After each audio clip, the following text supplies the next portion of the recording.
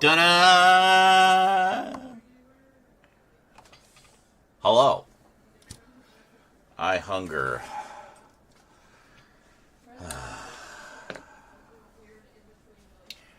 I made teriyaki chicken stir fry. Check it out. There's noodles underneath. Here, look at my food.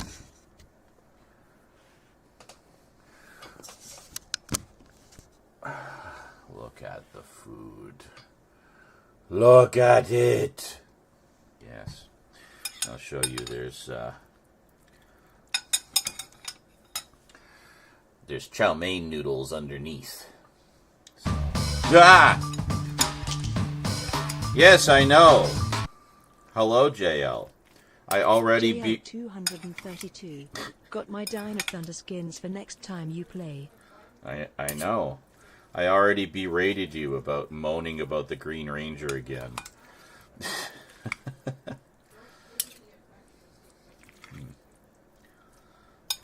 I may have put more noodles in here than I realized. That's alright. And welcome.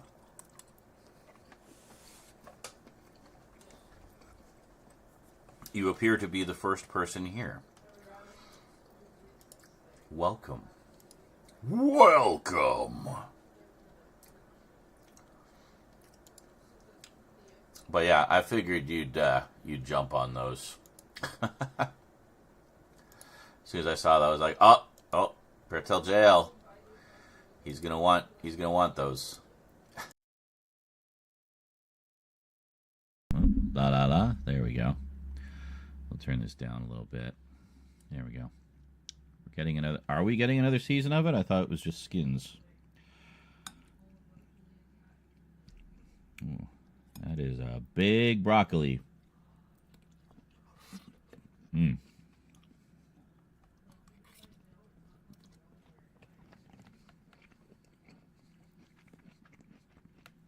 I gathered you've been posting a lot of clips of it. I assume that meant you were watching it.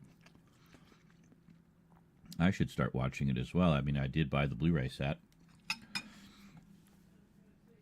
I say the remaster on that looks really good. They did an amazing job. That is like peak remastering job.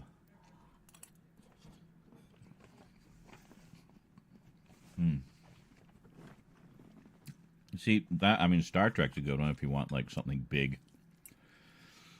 Because there's so many shows and movies and games and books and comics. I mean, it just goes on and on. It's huge. Brent Spiner. Oh, Brent Spiner's hilarious. I don't know if you've ever seen him on social media, but he's quite funny on there.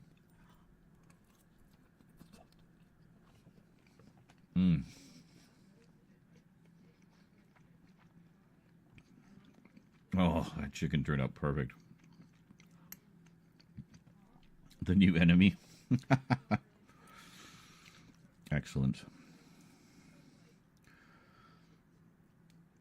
Following in the footsteps of evil Will Wheaton.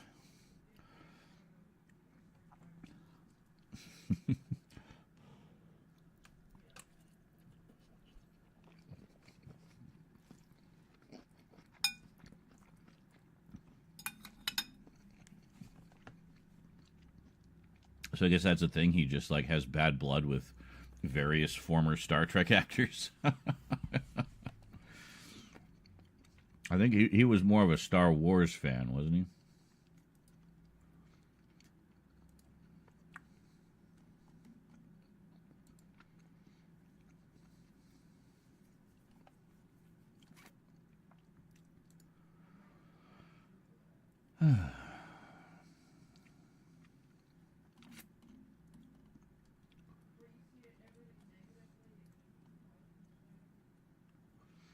Oh, there was a YouTube video. I don't know how reputable that person is, but hey, who knows?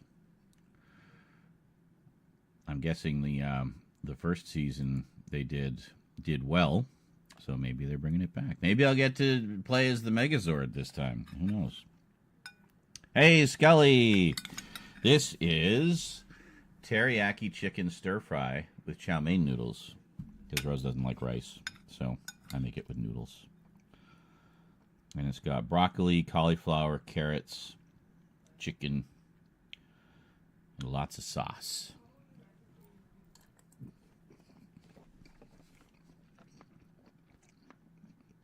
The Dino Thunder one.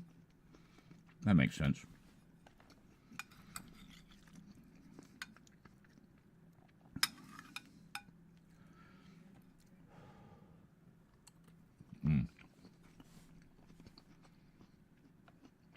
I don't know. I get the Ben's converted rice, which you don't have to rinse as much. But Rose says she doesn't like it because it doesn't get as soft as other rice. She says it's too crunchy. So. Can I have a hug? Of course. You can always have hugs.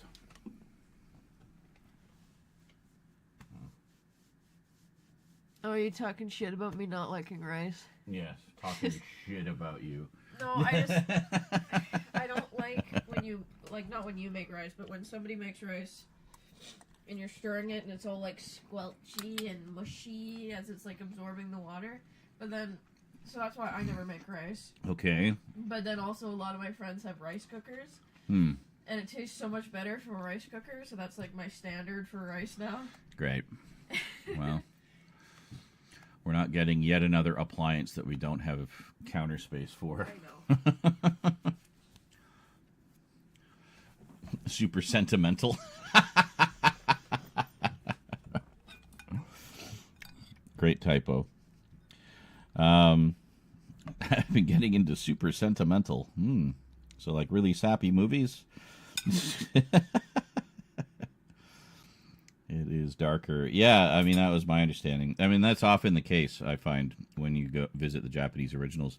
Like, you know, Voltron, which I've talked about ad nauseum.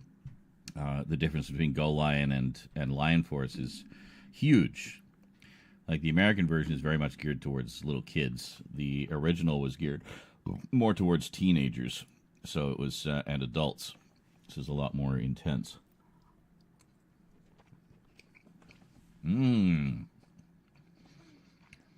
Beast Wars.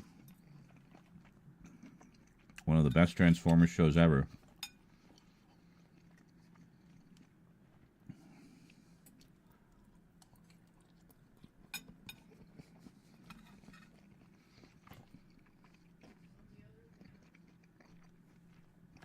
Primarily for the epic continuing storyline of it. It's really good. Oh, yeah? Apparently someone was saying a lot of Warner stuff is coming to Tubi. Like a lot of Warner stuff. And cartoons and whatnot.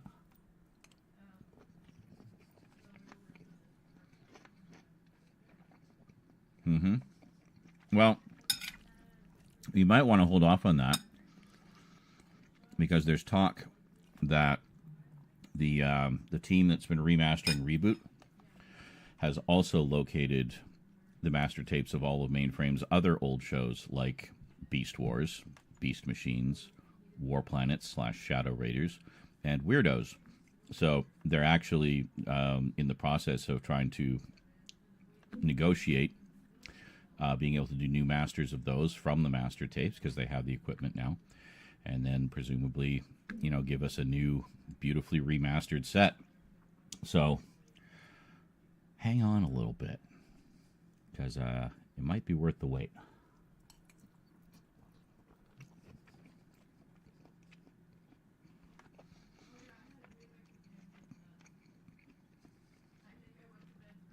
And I mean, seeing the Reboot episodes, holy shit.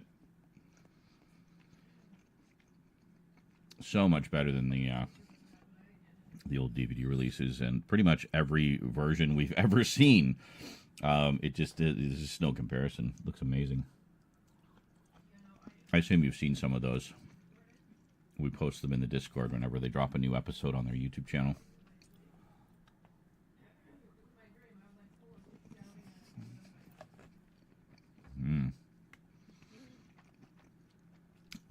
So, not doing the rum today, but I did pop some edibles right before eating, so.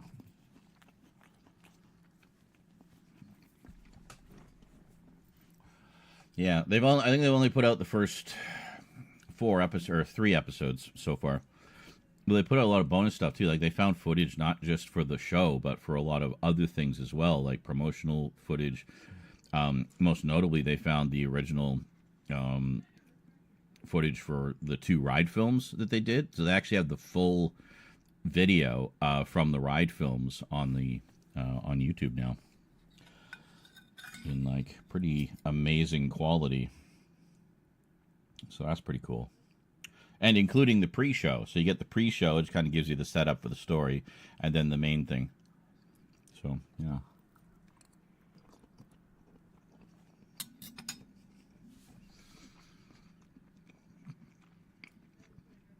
What have I been watching? I got caught up on Fallout on Amazon Prime. It was a great season. Rose and I watched The Max, the 90s miniseries based on the comic from MTV's Oddities. Very good. I hadn't seen it in a while. And then we've been watching Twisted Metal, based on the video game. And we just started season 2 of that. So enjoying that quite a bit. It's very fun. Very violent and very funny. And it's got some great lore behind it. What the hell else? I've been watching movies as well. I finally watched Monsters, Inc.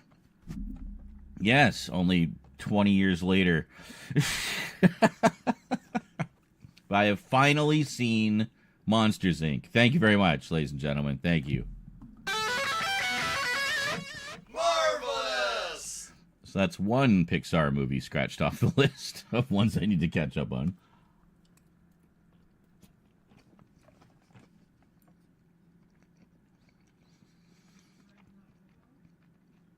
And I'll probably watch Monsters University soon as well.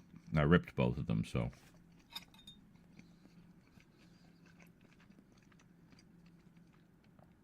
Oh, really? There's a show as well? Wow. Actually, it doesn't surprise me. Disney's often done that ever since the 90s.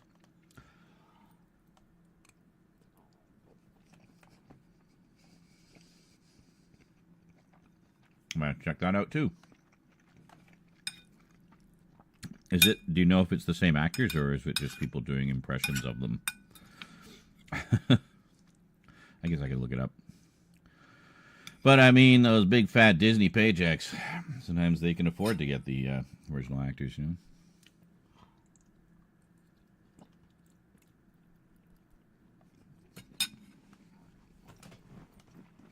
know? Was that a Disney Plus one? American Dragon?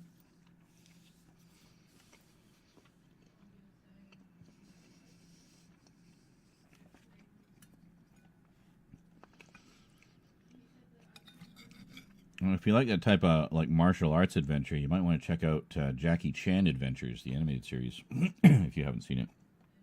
It might be right up your alley.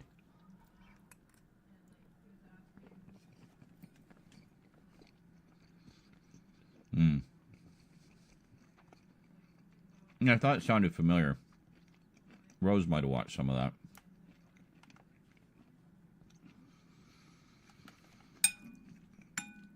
I know we used to watch Disney XD quite a bit when we had cable.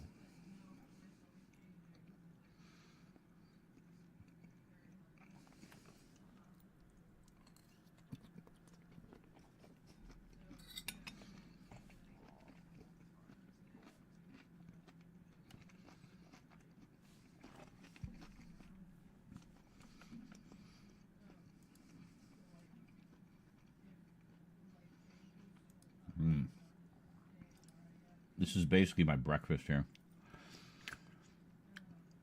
Greetings, Adrian James and Ron Paul. I do not have Green Acres. I've seen quite a bit of it, though. I used to watch it all the time. A couple times in my life, actually, when I was a kid. And it was just on in repeats. And then later on, when I lived in Selkirk, I would watch it on Bundy's Late Night Review, which was a weekly late night show, locally produced, that would show old sitcoms, and it also had like a call-in thing you could do. You could win prizes and stuff. But yeah, I used to watch Green Acres quite a bit on that in my young adult years. But yeah, I actually don't have it in the collection. I don't have a ton of like sitcoms. I have a few, but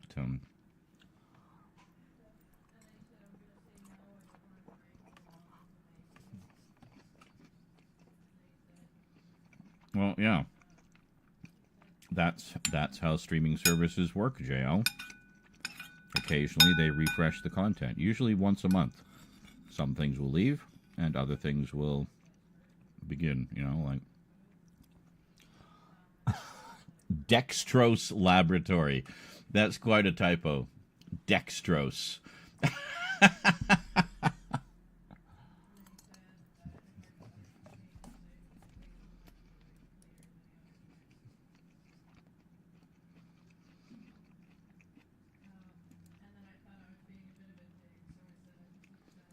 I have a few sitcoms. The ones I would most like to get are like the 70s ones, like All in the Family, The Jeffersons, Sanford and Son, stuff like that. Did I say the Jetsons? I meant the Jeffersons.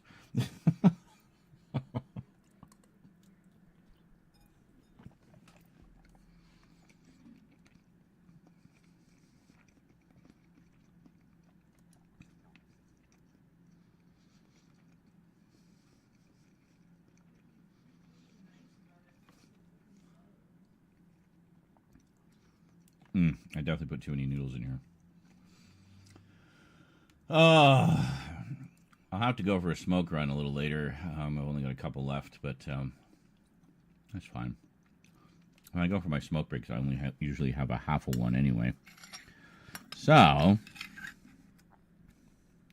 won't be for a little while. Might not even be until after the stream. I don't know. We'll see.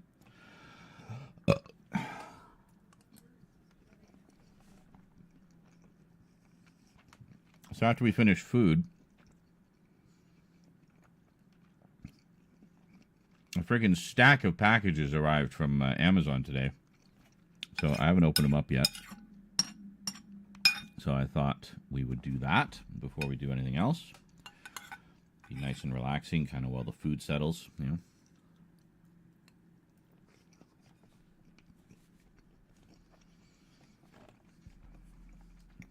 So they're quite hefty. SWAT Cats.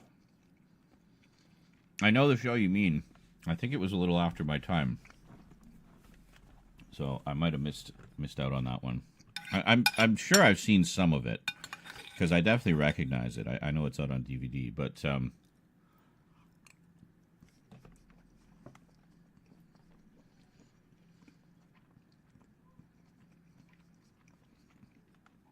yeah, I know a lot of people love that show.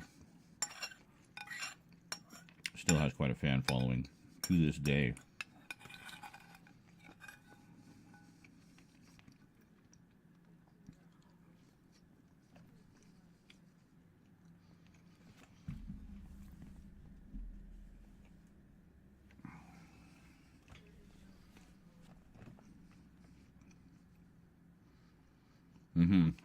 Yeah, I put out a shot of it a while ago.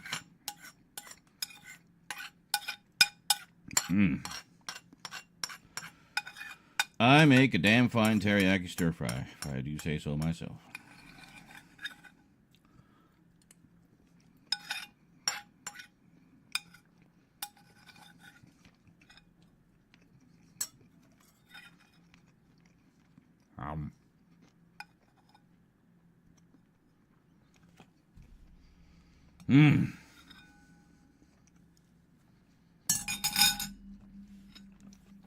Mighty Ducks.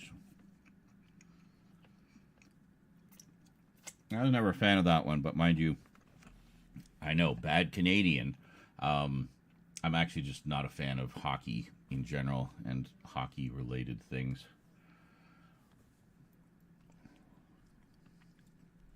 Biker Mice from Mars. That's another one that needs a release. I think I got one a while back.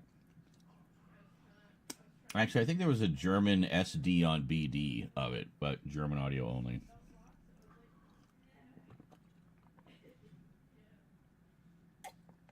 I thought I did get some kind of a release a while back. I don't remember.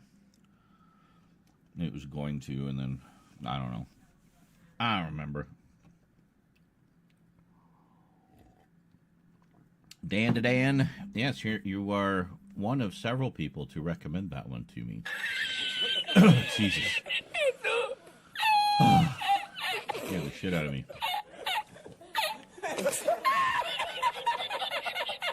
Jujutsu Kaisen, yeah. So something that arrived today, two things. First off, we got Sinbad. Come on, focus. Just focus. You don't need to zoom in. You don't need to see every nostril hair. Anyway, it's the DreamWorks Sinbad movie. As far as I can tell, this is the only Blu-ray release of it with this like goofy face cover. Anyway, one of Rose's favorites. We only had it on DVD, so I thought we'll upgrade that.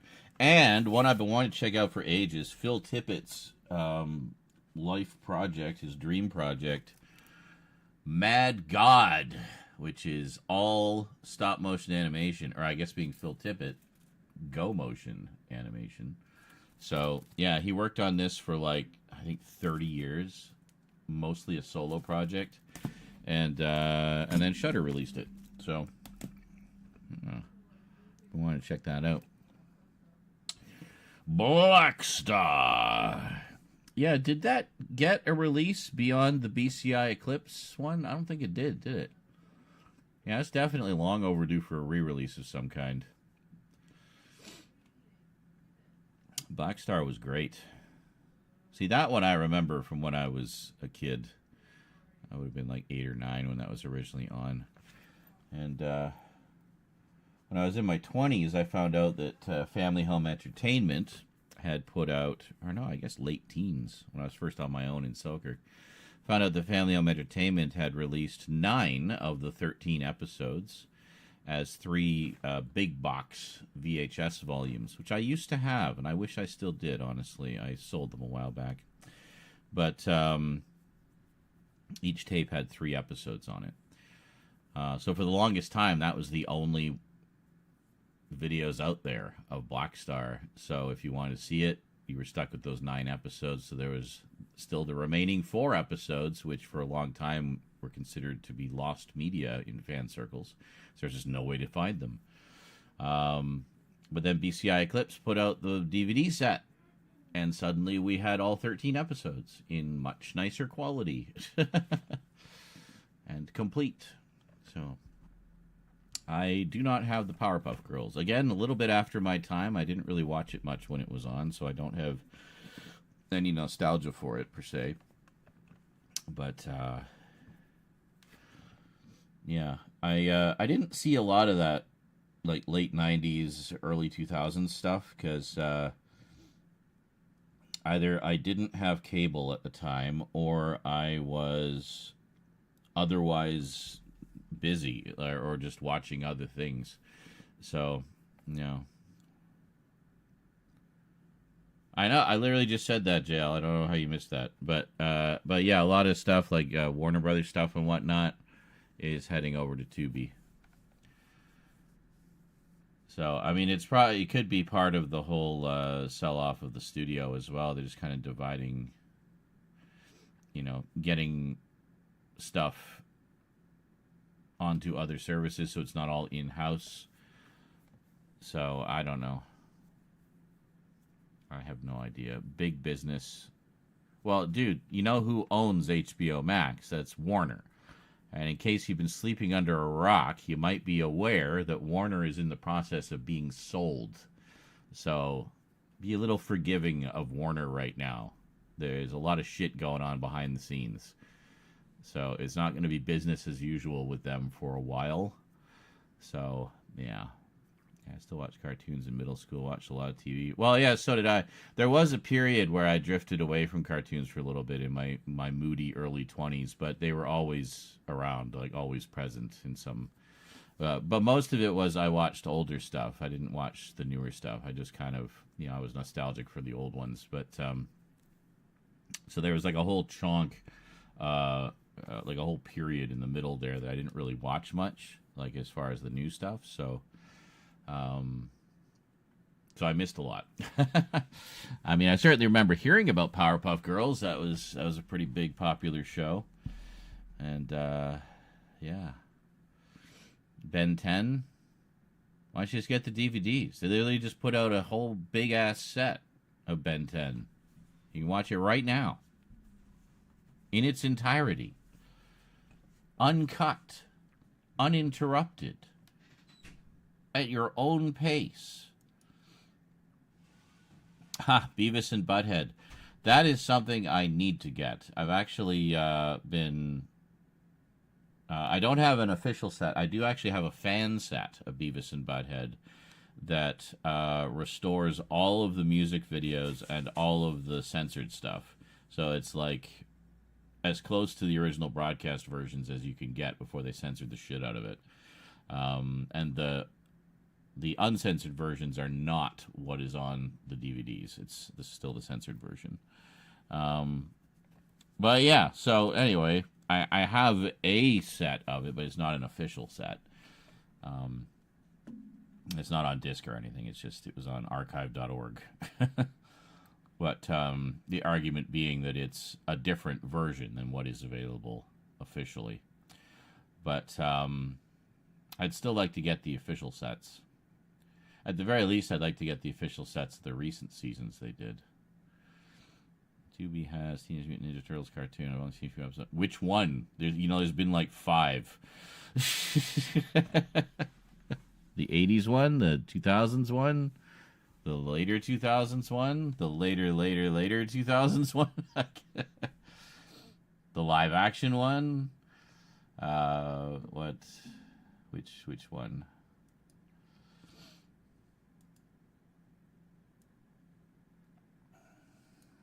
The 80s one, okay. Yeah, that was probably the most successful in terms of how long it ran. It ran for a solid 10 years, like 10 seasons. It's crazy.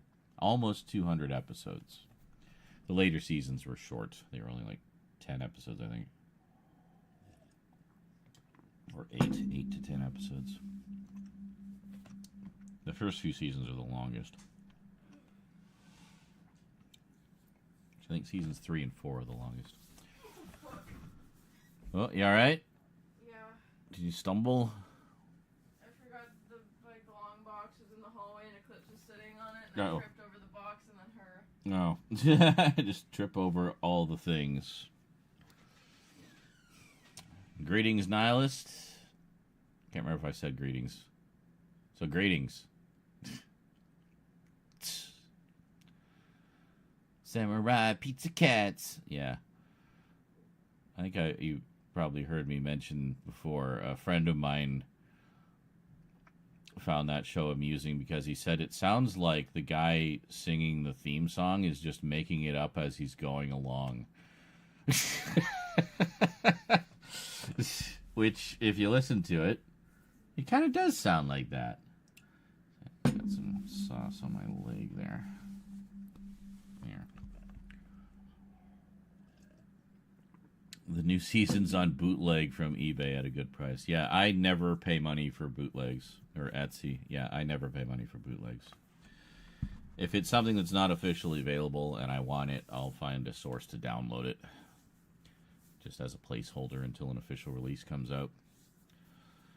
And that's that. But I never pay money for bootlegs. Ever hear of this anime, The Familiar of Zero? I can't say that I have. Does not ring a bell.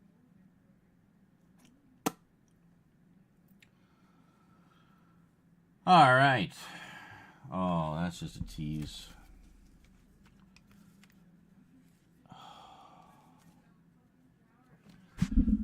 remnants of a bag of jerky. That's all that remains. Oh, mercy. Samurai Pizza Cats. Discotech recently put that out. At least they put out the original Japanese version. I don't know if they put out the English version as well. I know they've done that with a few releases. Like Sonic X. Got both versions of Sonic X. That one I can't find on streaming at all. The Familiar of Zero. Does it actually exist, or did you just make it up? I can't find this thing I dreamed about. You weren't planning on having a shower tonight, right? Why? Because I'll need to pick us up some shower hooks tomorrow. Oh no, what did you do? I just broke our shower curtain hooks. Oh my god, what happened? I was really pissed off. Oh. You did a rage thing. Well, punching the shower curtain wasn't enough, so I yanked on it and broke every single shower hook in one fell swoop. Well then. I'm too strong for my own good. Apparently. Well, also those were cheap, shitty dollar store ones anyway. They were cheap, but they were metal. Yeah. Those were not easy to put into the curtain. They were kind of nice, though. I liked how they had, like, the beads on them. Yeah, that was not easy to clean up. No, Oh, did they all go everywhere? Yeah. Oh, my God. No, they're just from the dollar store, so I can pick some up tomorrow. Okay. Nihilist says, I'm sure they had it coming. I want to fucking shower tonight, too. I've not seen Sisu. I've heard it's great, though. Another one is RRR. If you know that one, that's supposed to be really good, too. Both of those I've wanted to check out for a while. But, trailer in anime. Oh, I might check that out later. The Head, yes. Funny enough, I've actually been rewatching The Head for the first time in a long time. There is a DVD set they put out a while back. I don't know if it's still available. Same with the Max. I don't actually have the DVD set of the Max. I actually have the original VHS release, which was heavily edited, and then I have my own recording from television with the oddities, intros and outros, and everything. So it's pretty cool. Sisu is on Prime Video now. Okay, I might check that out.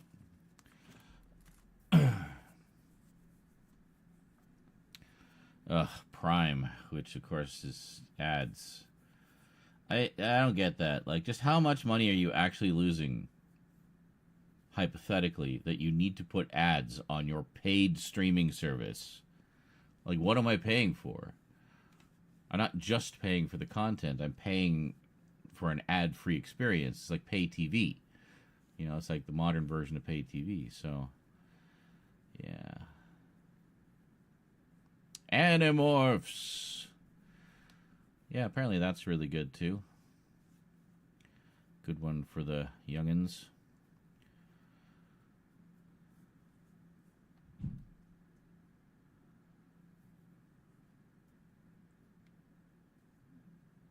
All right, well, I'm going to go have my smoke, and then let's open some Amazon packages, shall we?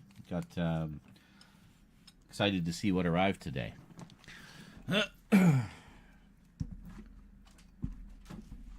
I was pissed when they asked for another $2.99 to be ad-free. It's already ad-free, you bastards. Was it $2.99? Is that literally the price difference? Is that annually or monthly, though? I pay annually. So, yeah, I did not upgrade. I stayed at the tier I was on because I didn't want to pay more money. It's like, fuck it. Like, for fuck's sake, Amazon, how much stuff do I buy from you on a regular basis? Like, it's not like I'm not actively supporting your business, you evil billionaire wannabe Bond villain. How funny is it that a wannabe Bond villain bought the James Bond franchise? The ultimate victory for a Bond villain. I own you, Bond. You also pay annually, and same.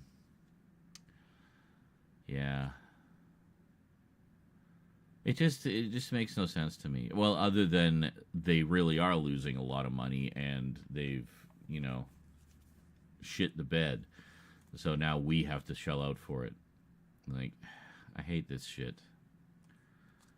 I hate that we always end up paying for the bad business decisions of billionaires. Why are we paying for that? That was your fuck up. I have the first 3 of the 5 volumes they put out of Garfield and Friends, and I have all the primetime specials.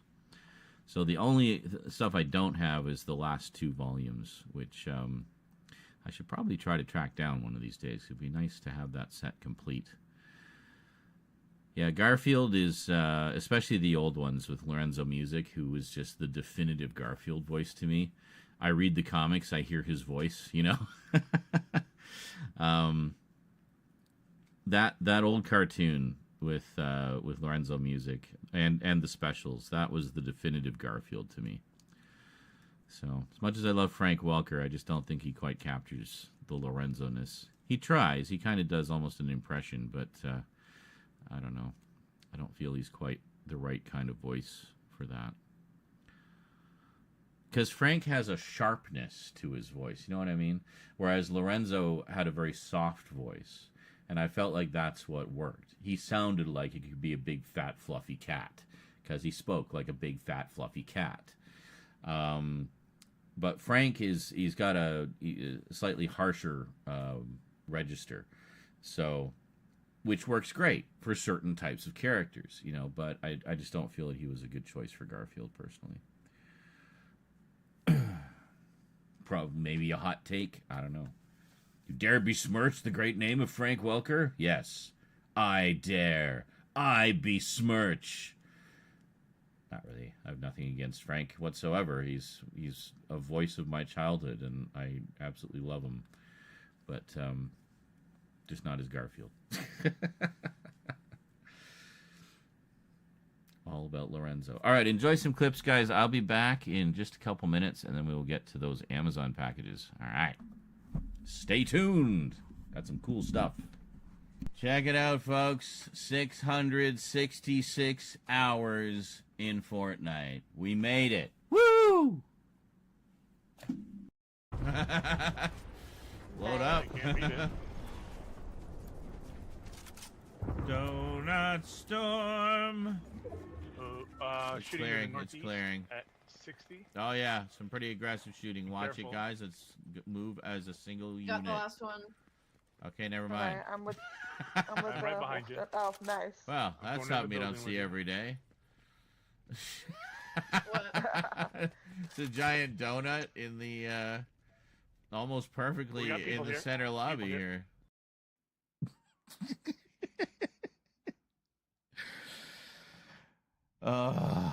Will I even?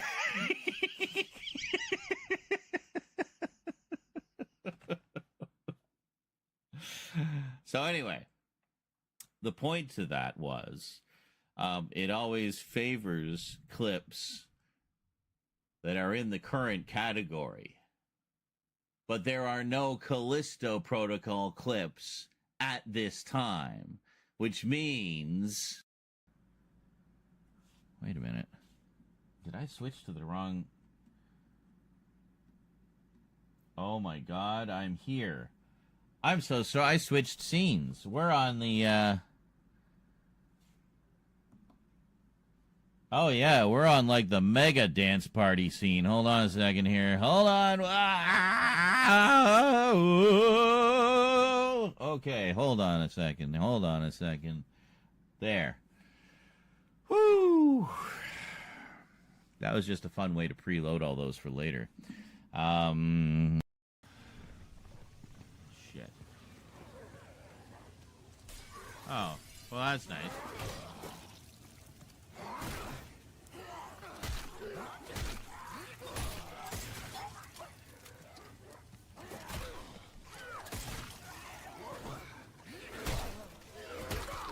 Ow. Oh my god.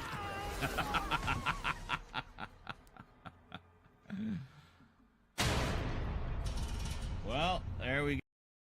I do like how I can aim independently of kind of where you're... Yeah, no, that's good. Oh, yeah, we got an X-Wing.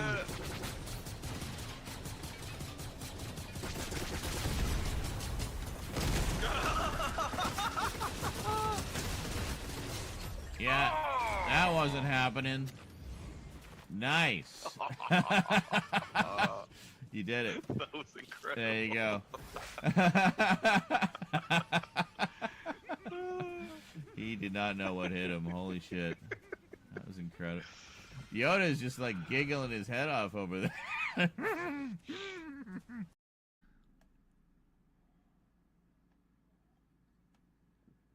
Philanthropist.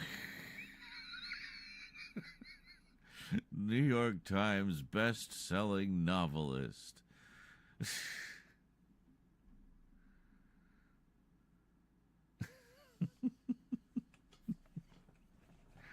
Ow. Anita Lord.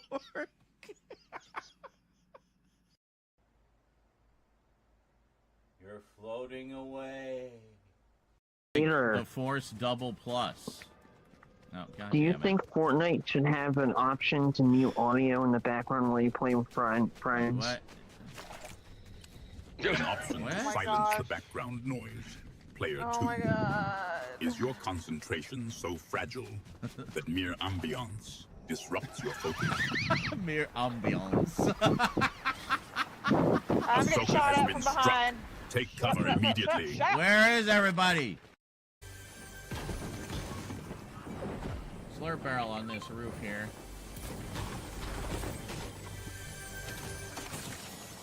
Really? Got it? Oh, yeah, I got it. You got it. Oh, this is cute. Just sitting there, listening to some records.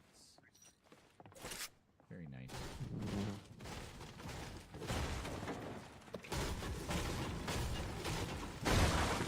Well, you could never laugh. Jerk.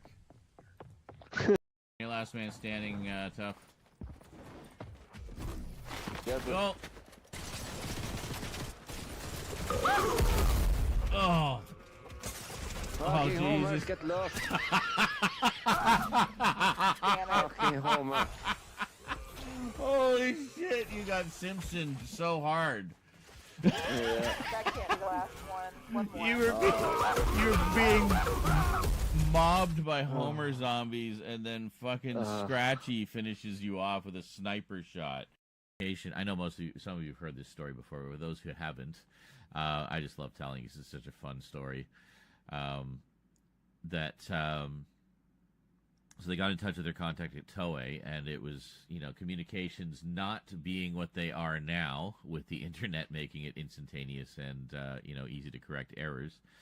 They basically just said, yeah, we like the one with the lion. Can you send us that one? It's like, okay, the one with the lion. Yes. So he goes off, and and they didn't know. It's like, it wants one with the lion. What? Go Lion? He wants that piece of shit? All right, yes, send him to Go Lion. Good. Good riddance. Because, of course, Go Lion bombed in Japan. In isolation. So Oh. I would have been like 13. Well, yeah, I have the stream of it somewhere. Like, I have the original video. Oh my god. I felt the bass from that one. Like, vibrated the floor. Went into the cat tree and just rippled along the floor.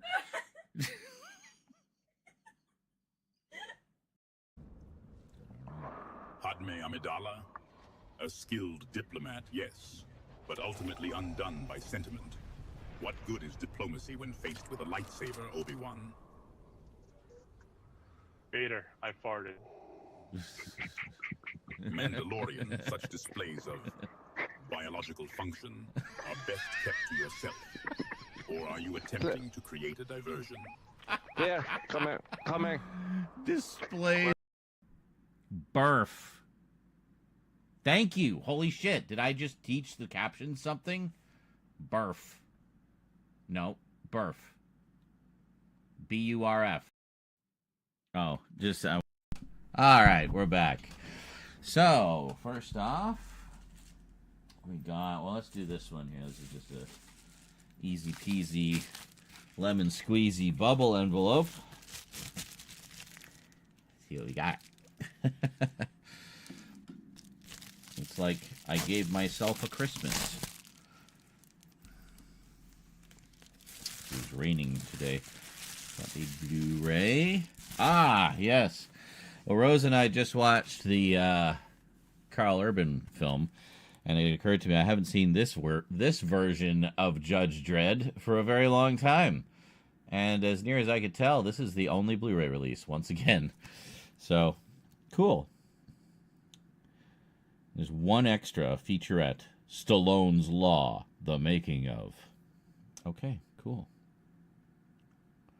Rated R for continuous violent action. Excellent. I love continuous violent action. And yes, Bill Murray was the best Garfield, totally. Another one. We got, looks like opens. Yeah, here. Oh, that's where those scissors went. Good. These are the better scissors. Church is driving Rose a little crazy tonight, sounds like. I don't know where our box cutter went. It's disappeared. I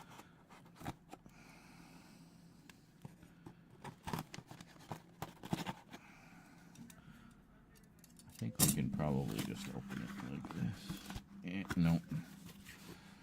We gotta do down the side here too.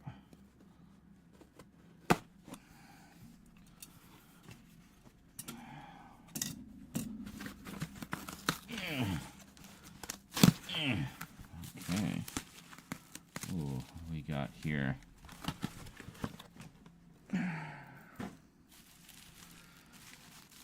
Something wrapped up. Not sure what this is.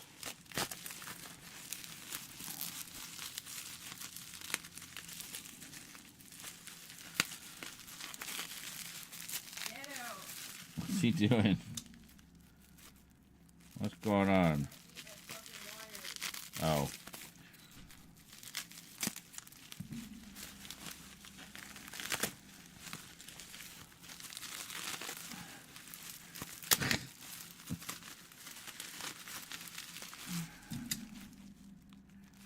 I'm not entirely sure what it is, so I'm going to be careful, right?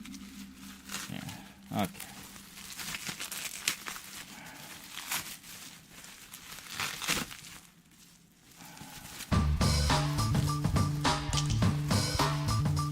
Oh, I know what this is. We were talking about this the other day. Samuelson03.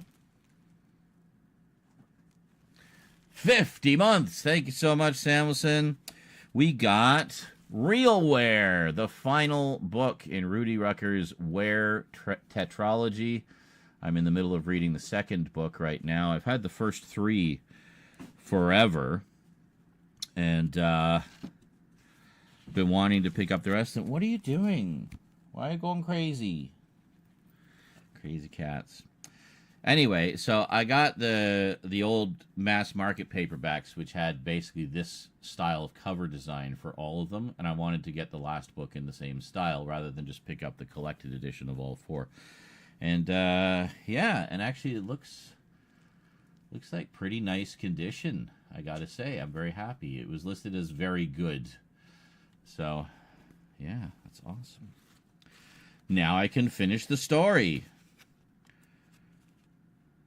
Yeah, software, wetware, freeware, and realware.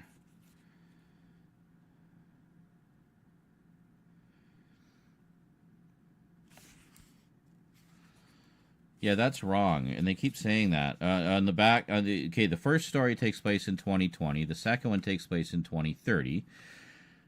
The third one takes place in 2053, but for some reason on the back of the book, and I see printed in the ad for the books here, they list it as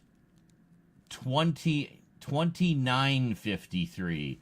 No, it's not 1,000 years in the future. It's only like 23 years after the original or the previous one. And then the last one takes place in 2054, I guess. So I mean, if you were to go by the ads, you'd think, what? So we jump 1,000 years into the future and then we go back into the past again? No, it's a typo that they just seem to keep making constantly. It drives me nuts. Well, this was really nice. That's not my address. Address on the back here. Very nicely packaged. I'm actually quite impressed by that. Let's put all that back in here. And I think that was that an eBay? I think it was an eBay. So I'll be sure to leave that guy some glowing feedback. That arrived really fast, well packaged, A triple plus. Would buy from again. All right, next up. Oh, this one has some heft to it. Okay.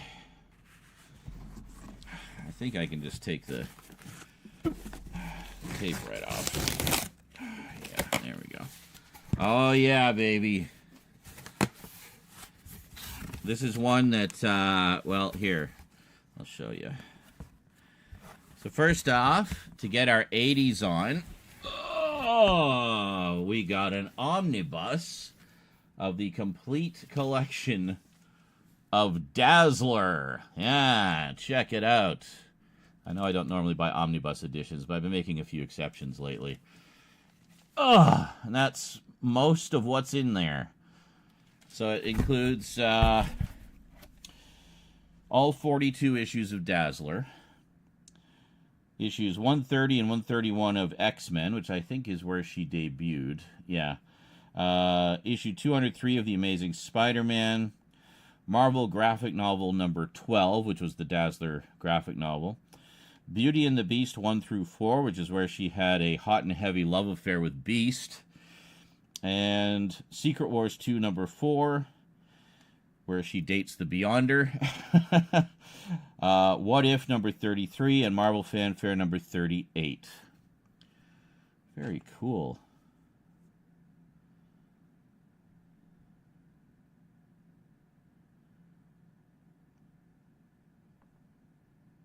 Yeah, very nice.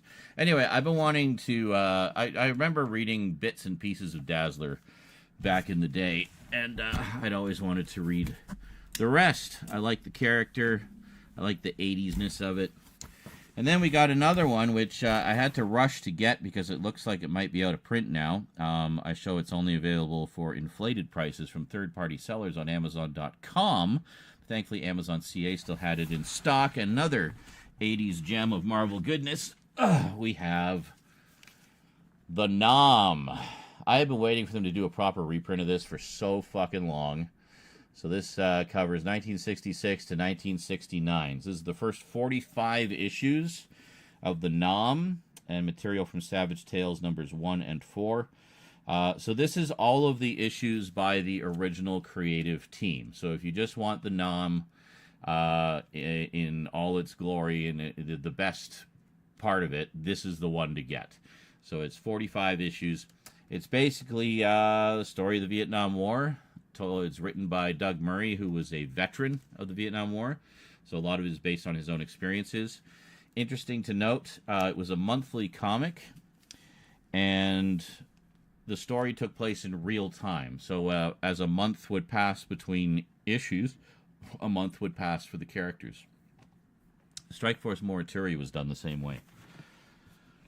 So, as a result, you know, in the case of Vietnam, most soldiers would only get a tour of duty of about a year. So that meant that the characters were in constant rotation, just like they would have been in real life. And it was the same thing with Strike Force Morituri, where Strike Force Morituri, they would undergo the Morituri process to get superpowers to fight aliens, and their metabolism would burn up after a year and they would die. So a year maximum, by the way. Some wouldn't last a year. Some would burn up earlier if they were like really powerful or something. But yeah, very cool. And they just put out an omnibus of that as well. So if you don't have that one and you've been curious about it, maybe for me or others. Check it out. And then we got this big beast of a box here. Let's see. Looks like there might be a couple of things in there.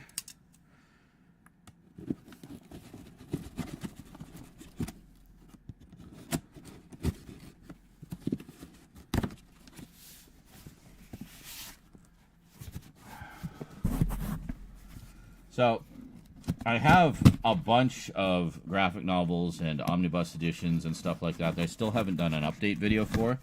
So I think we're probably going to do what I did with the horror collection and just do like a massive freaking update of Doom, you know? So,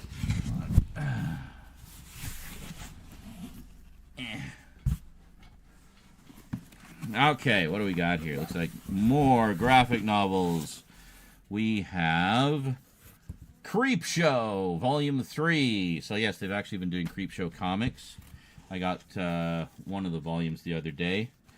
And then we got Volume 2. And this is not cool. We have one book smushed into the other book. All right, hold on. And then we have my all-time favorite version of Green Arrow, the Mike Grell one, in this new collection from the DC Finest line that includes not just the Mike Grell stories, but all of the side stories and crossovers and everything else. So you got stuff from Action Comics in here. You got issues of The Question. You got annuals. And it's awesome. So anyway, this is the first 2 volumes. And these are good meaty volumes, too. Each one's about 600 pages.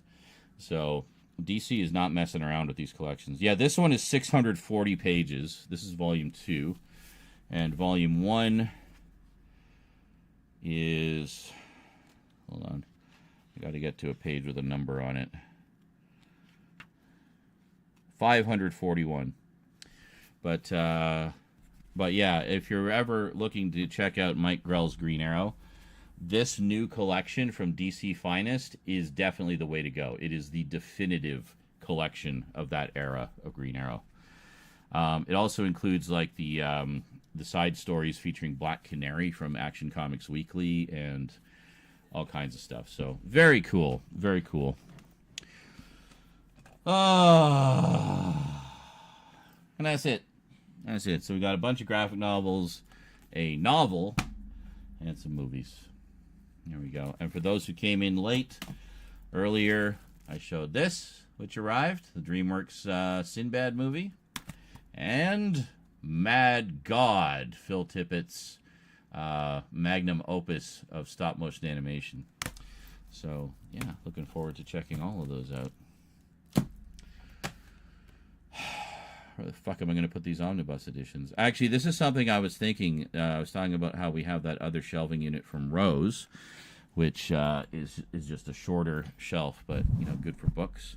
I thought it might be good for my omnibuses. Put them along the bottom where it's nice and, you know, sturdy. And that might allow me to clear out a bit more space in the bedroom for other graphic novels. And yes, I do read all of these, for anyone wondering. Sometimes it takes me a while to get around to them, but I absolutely do read everything. I'm more behind in novels than I am in comics, because comics, I mean, let's face it, are a much lighter, faster, easier read. So I'm mostly up to date on my comics. I've read most of them. And but I've been trying to make a dent in my novels as of late. Well, hence, you know, getting that and looking forward to reading the rest of the story. Mad God, have you seen that one, Brian? Yeah. I remember I saw the trailer for it a while back. I remember hearing about it, obviously, that it was this big thing for Phil Tippett. And I've been a fan of Phil's work forever. I mean, he's the guy who did Vermithrax in Dragon Slayer. He did Ed 209 in RoboCop. He did all the stop-motion dinosaurs in Jurassic Park. You know, the guy's got an impressive resume.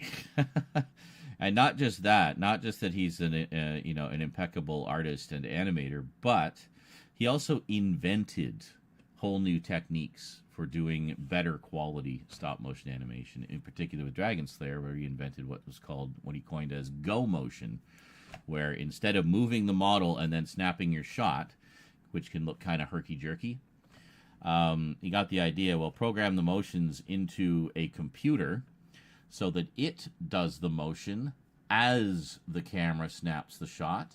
So you get that little bit of motion blur. And just that little bit of motion blur, collectively, is enough to make it look so much more realistic the way it moves. You go and watch Dragon Slayer, 1981, and see how good those effects still hold up today. I mean, you can tell when it's the giant full-size dragon head and when it's the stop motion. But the stop motion looks so good. Like, you don't even... It doesn't have the same sort of tells that regular stop motion does. So with go motion, it looks more natural. So even though in your mind, logically, you know that that's, an animated thing, it just looks so good and it moves so well. Like, it's crazy. The effort put in alone. Yeah, well, isn't it basically a solo project for the most part? He just kind of did it, produced and co-produced, created and directed by, yeah. Well, there's quite a lot of extras on this as well. There's commentary. I'm definitely going to listen to this. There's commentary with Phil Tippett and Guillermo del Toro. How cool is that? That's going to be an interesting conversation. You got a second commentary with cast and crew, an interview with Phil, various featurette about his influences and inspirations for it. Maya Tippett, is that his wife or daughter? I don't know. Anyway, Maya Tippett's The Making of Mad God, and then Maya Tippett's Worse Than the Demon. Academy of Art and Art University and Mad God, a behind-the-scenes montage, and a behind-the-scenes photo gallery. So quite a loaded edition, all things considered. You can see it's just a straight-up, just a Shutter Blu-ray. But very cool. Yeah, I'm looking forward to it. I'll probably watch that one fairly soon. I'm looking forward to that. Also, really looking forward to these Omni-Buy. Oh, beautiful. I do like that they send them shrink wrap. Yeah, check this out. I was looking at the Dazzler. Yeah, check it. Oh, this is 1,300 pages. Yeah, check it out. It's I like the cover. Gorgeous cover, yeah. Could you weights with this? You could. You literally could. Ugh. That's the aforementioned gorgeous cover.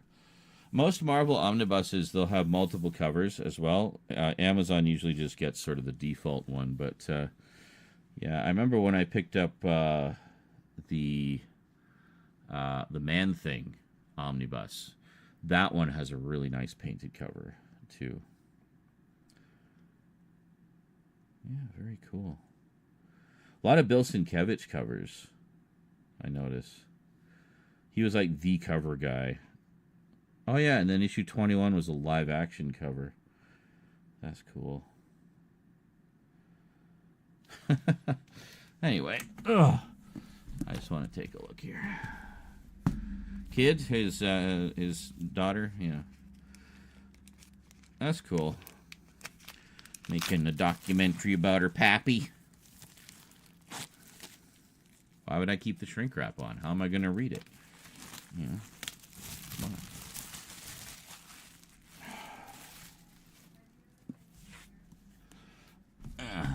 Here, if I put it here and do this, you guys can see a little bit of it. Upside down, but hey. What's the, okay. So under the under the dust jacket. So if we go back a ways here.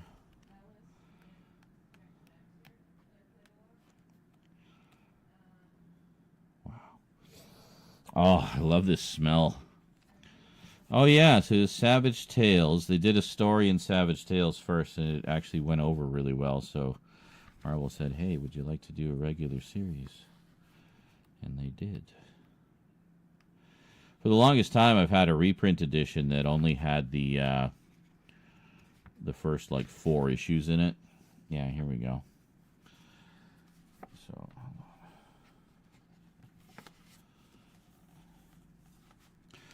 But the whole idea with this was that it was meant to be a more realistic, as much as the Comics Code Authority would allow, but a more realistic look at the Vietnam War. And the artwork is by Michael Golden, who did a lot of G.I. Joe comics, actually. The thing that's great about his artwork is he's really good at doing, like, very distinctive faces and facial expressions. So there's a scene here where it's not this one. There's another one where they're all kind of lined up. And if you look at all the different faces, they are all very distinctly different. Just look at this. It's beautiful. Yeah, so this I've read the first few issues of this, and I was always really impressed by it. It's very well done. You're very warm. Yeah, I know. And all the green. Look at that. And then when they're at night, it's all like in shadow and stuff. Such an amazing comic. Yeah, and I love this where it's just at night. And then he's, like, startled by the explosion and then realizes that's just the way things are out there, Like, like, that's heavy shit for a comic circa 1986. That's when this came out, 1986. Same year that Platoon came out. I remember when Platoon came out, everybody went kind of Vietnam crazy. And, like, it seemed like everybody and their dog was doing Vietnam War movies and memorials, and we had the comic, and, there was a lot of Vietnam stuff. So I was too young to really kind of get it. So I think the comic, was kind of, one of the things that made me appreciate what went on during that conflict, beyond what I had known before. That, and we had TV shows like Tour of Duty and China Beach, and just a lot. It was just Vietnam everything for like 10 years, I swear, through most of the mid to late 80s. But I guess that's 5 years. But anyway, you know what I mean. So I don't know if they're gonna do a second volume with the second half of the series. 6, 7, 8, 9. Yes, they did 4 years. 4 years. A little under 4 years.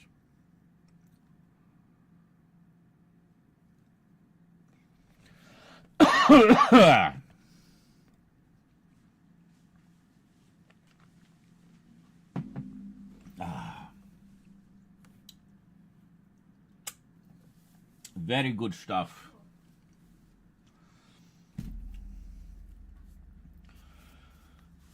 But yeah, that's something I've been doing, is not just getting movies, but also comics and books.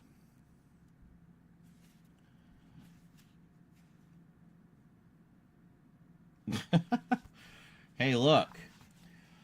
It's evil Marty McFly. Sadly, in Vietnam, GIs were getting heroin for pennies on the dollar from the source countries, and way too many came home addicted. Oh, only one of many things that, the soldiers, the GIs, and everybody had to go through. And then also, you know, just the whole thing about the homecoming. There was a lot of movies about this as well. Like, was it Born on the 4th of July? The original Rambo, like First Blood, was about how the GIs were treated when they came home. They were expecting a hero's parade, much like their parents got in World War II, but they didn't. They were shunned, and a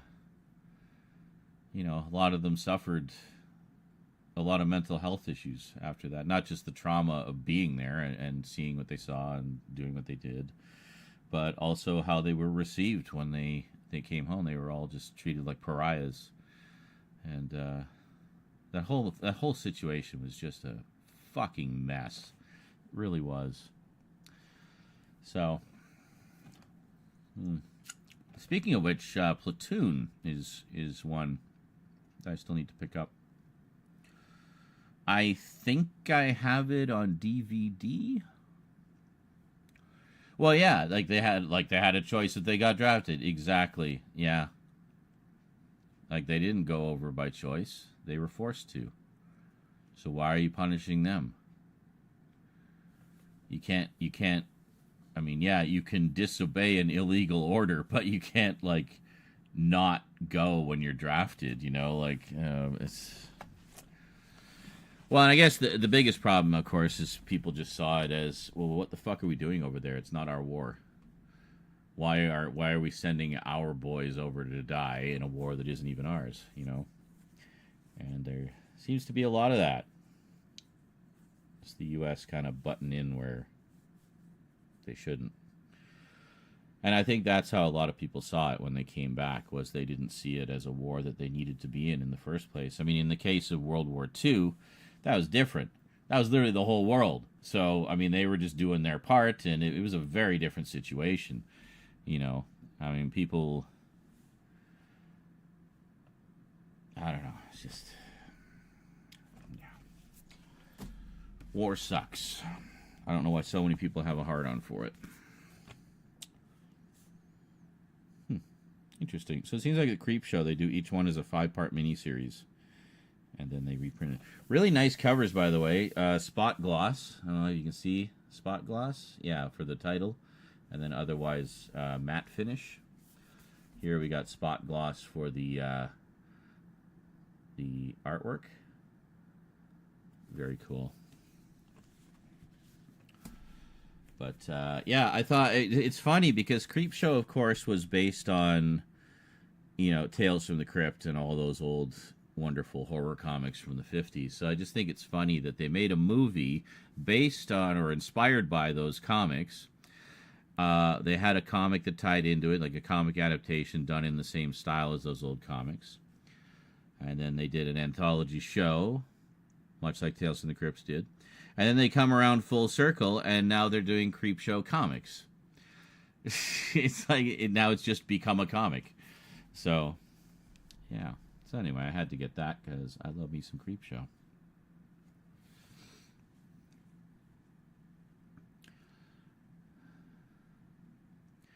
I have a rough time reading comics, but I enjoy the extra effort. It's like a workout for my eyes. I know that sounds stupid, but in what way, though? Like, I would think that comics would be easier because you have all the visual references, so that gives you a lot more contextual information beyond simply the words to understand what's going on or what have you. This is great.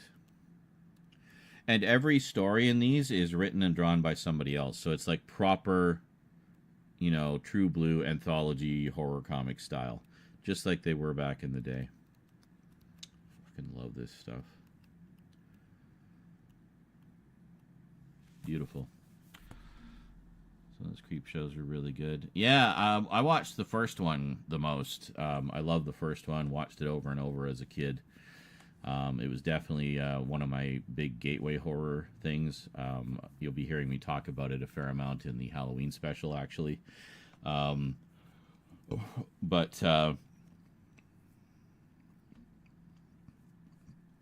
yeah, I loved it. And the thing that stuck with me was this, which was the tagline for the movie. The most fun you'll ever have being scared. Now, for me as a kid, that seemed like an oxymoron. It's like, wait a minute, fun? Being scared is fun? So that kind of opened my mind to that concept of, the fun part of being scared. And Creepshow was kind of the beginning of that. So when I saw the movie a couple years later, it all kind of clicked. Like, I got it, because it was, it was both, it was scary, it was gory, but it was also very funny. There was a lot of tongue-in-cheek. I think it was also kind of my introduction to dark humor. So, yeah, it definitely made an impression.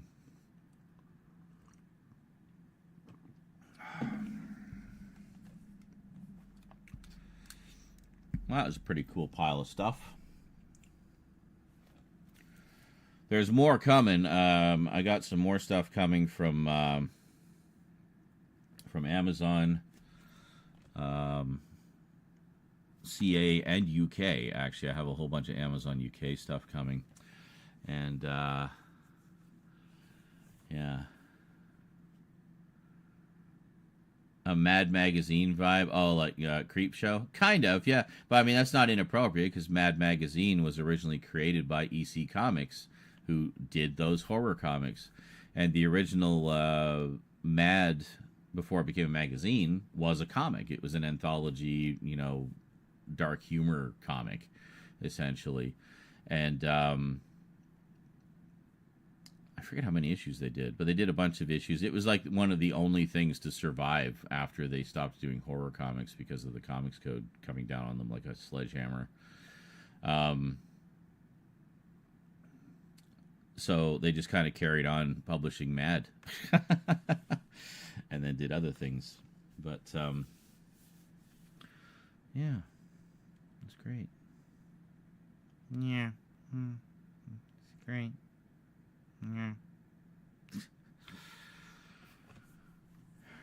Some crossover writers and cartoon. Oh, absolutely. Well, I mean, they had, like any comic company, they had their sort of stable of artists and writers.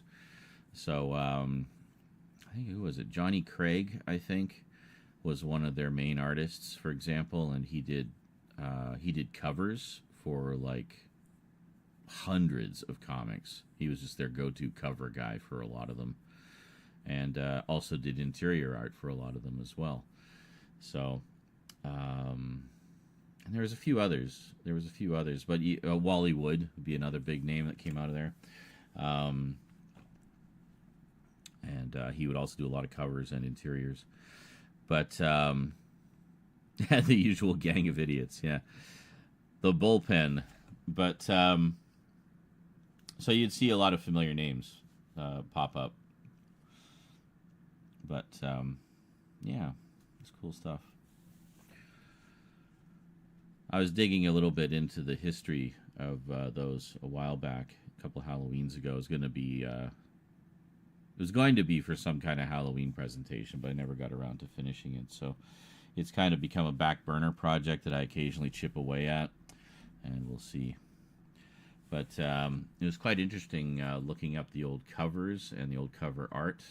In a lot of cases, I found scans of the original art, sometimes the original line art, and stuff like that. Thank you, Heritage Auctions.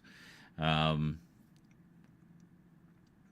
it was interesting seeing kind of how things evolved and diving into the history of it, and just horror anthology comics in general, because they had been around for a while. And it was interesting, like when EC Comics was exploding and having great success with their horror comics, a lot of other smaller studios jumped on the bandwagon and did their own horror comics. So there's a whole slew of them from that era.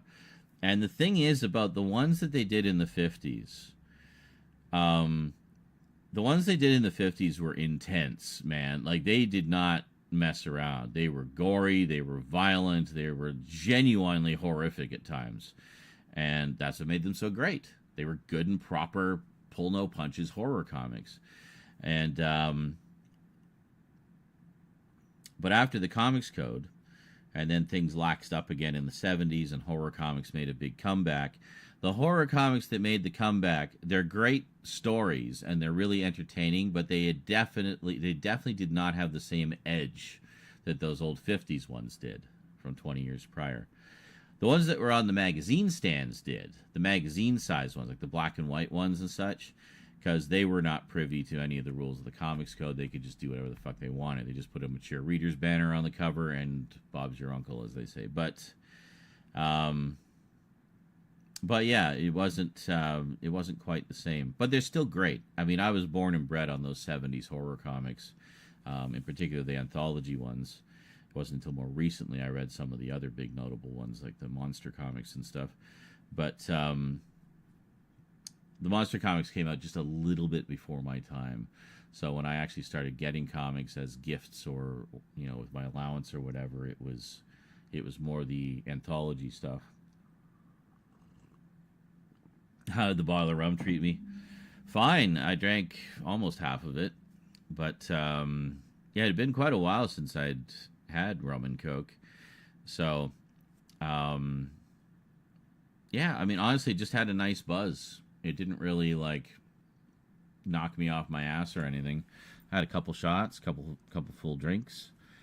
By the time I went to bed, I was pretty much sobered up anyway. I just basically... What did I even do last night? I think I was just watching YouTube. So I just kind of putzed about for an hour or so after the stream. Drank some water, and then went to bed. I had had trouble getting to sleep for some reason. I was just very restless.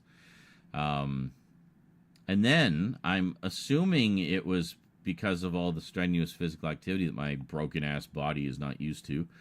My arms in the middle of the night just started, they were just like screaming with agony, like just so stiff and sore and achy. And I was like, what's up with my arms? So, so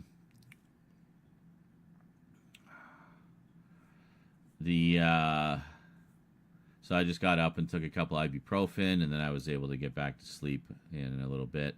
And then I was fine. I'm feeling fine now. So I might have been sleeping on them weird, or I think it was partly due to just all the activity yesterday. A little more of the shelves. I got the shelves built fully, completely. I just had to put the actual shelves in, but that's part of the organization process, right? So you have to put some thought into that part. I had the Ricky special. So yeah, I don't know. That's I forgot what we were talking about. My edibles might be starting to kick in.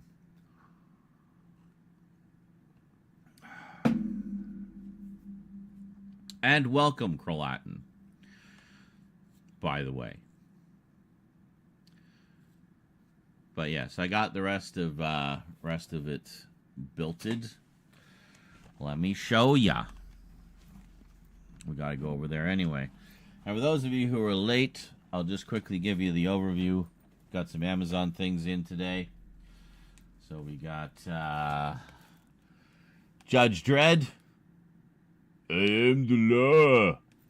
With Sylvester Stallone. Sinbad, DreamWorks version.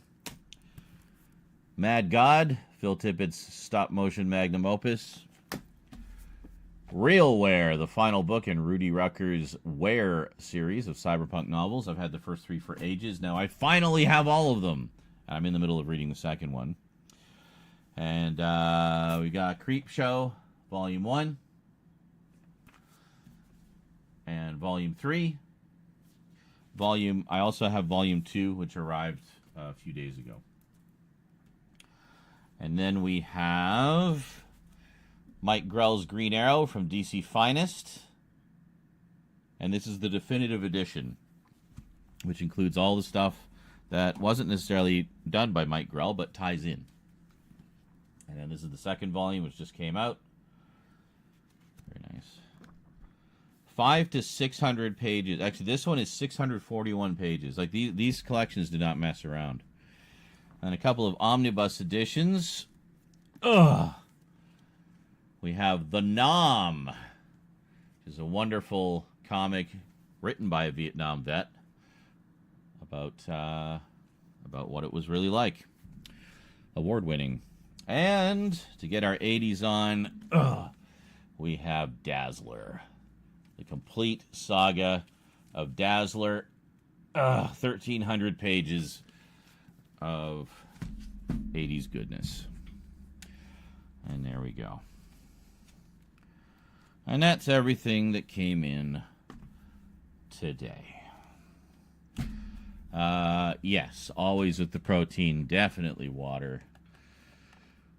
Yeah, I had, well, what did I have yesterday? It was the chicken cordon bleu, the frozen chicken cordon bleu. So I had the last couple nibbles of that before I went to bed. And, of course, drank lots of water.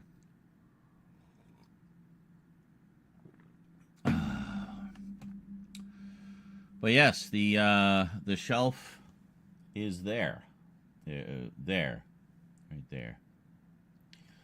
So we need to figure out where its forever home is going to be, because where it is right now is not entirely correct. Might have to do a closer look with a couple of those, like with the omnibus editions. Yeah, possibly. I was thinking about it.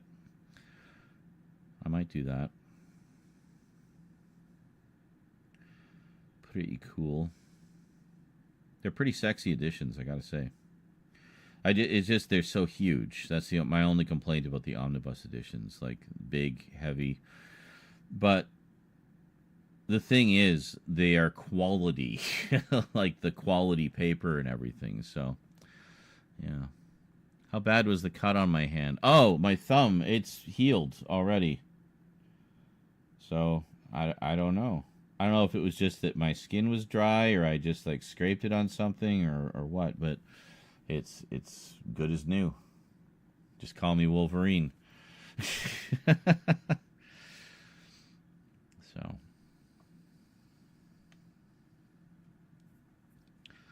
Let's see the shelves outline. Huh? What? Outline. I'm confused. Nice. You made it. Yes, I made a blood sacrifice to the shelves. They'll present very nicely on your new shelving. Yes. Yes, they will. And I've got other omnibus editions in the bedroom that I think I might move out here, because, I mean, you talk about having coffee table books and stuff, right? So you bring your big books out to the living room because there's nowhere else they'll fit. But they make for nice display pieces. That's kind of what these omnibus editions are like. You know, they'll look cool on a bookshelf in the background behind me. But, oh, I see. You said you got them built but didn't put the actual shelves in. Correct. Yes. Other than the ones that are built in, obviously. But I'm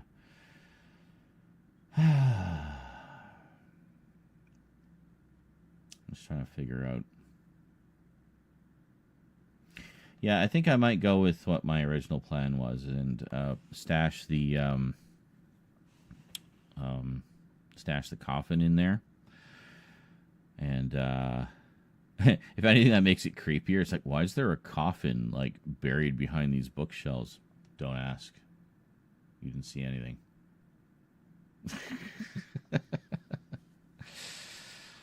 And then it gets it out of the way, which is important. I was thinking of throwing Bob in there too, but I feel like now we want to keep Bob around. Bob around. Keep Bob around. Keep Bob around. Bob around.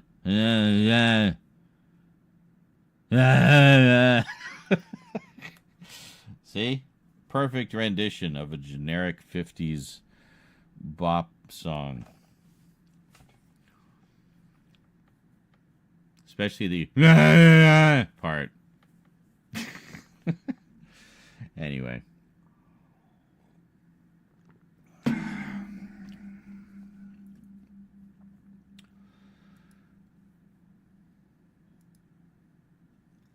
Why wouldn't there be a coffin, especially in the horror section? Well, exactly. I mean, it is an appropriate place for it. It's funny. You will see the coffin in the Halloween special in one scene. And those shots of the coffin that you see in that one scene took an entire day to film.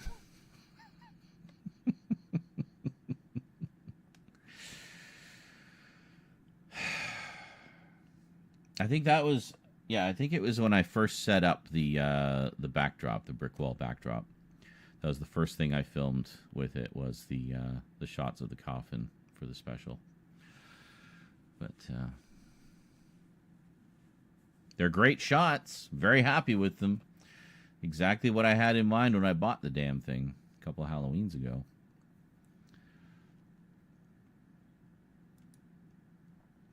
Yeah, we'll keep Bob out. The main thing is I've got that table in in that area that is just kind of in the way. So I don't know. I might bring it out to the living room. Actually, that table might be good for doing board games. It's big enough. Like finding a singular frame in the Lord of the Rings extended cut to find the one scene with the coffin. Well, not really. It's not like hard to spot or anything. It's very obvious when the coffin is on screen.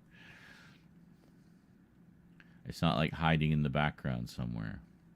Now it will be going forward, but no, those scenes are very obvious.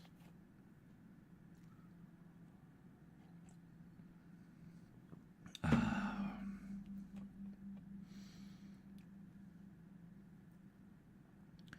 mean, like scrubbing the player, trying to find a game. Oh, I see. Gotcha.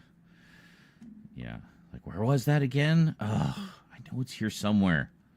Where was it?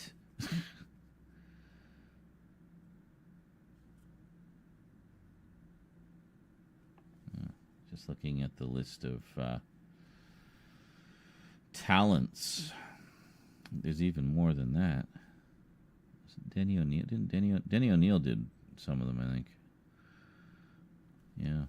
But the great thing about this Green Arrow collection, as I said, is it includes all the side stories. The previous one I got only included the main series, and only specifically the things written and or drawn by Mike Grell. This includes everything. It's everything from that era. So, which makes more sense, because it's more complete, and it's more how people would have experienced those stories back in the day. So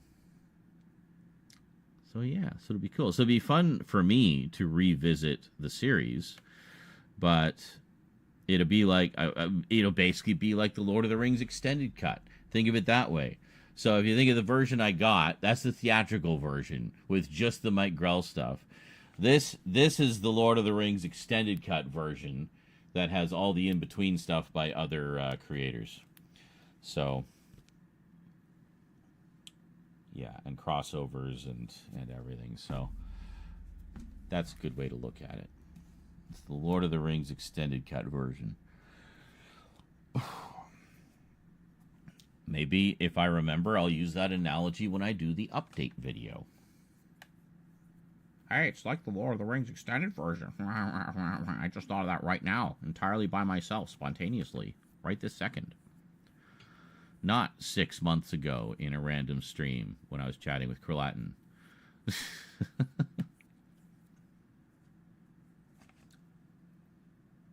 Despite there being evidence on video.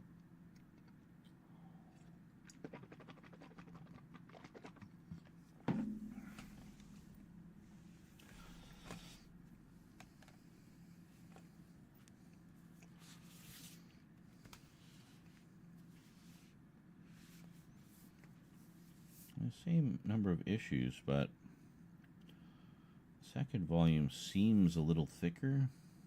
No, they just put a little more glue on the spine, I think, so it seems a little thicker. Tales of suspense and horror. We like suspense and horror around here. Horror.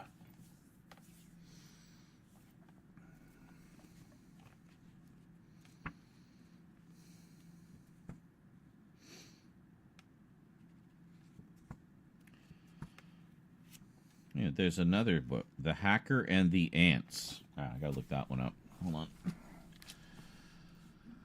So you do another several massive hauls and we'll be getting dozens more things in the coming weeks. Yes, nowhere near on the same scale as before, but I did pick up quite a few things. I actually do have a box over there from Severin Films. I was going to do an unboxing package opening video for that because it's kind of, it's a big one.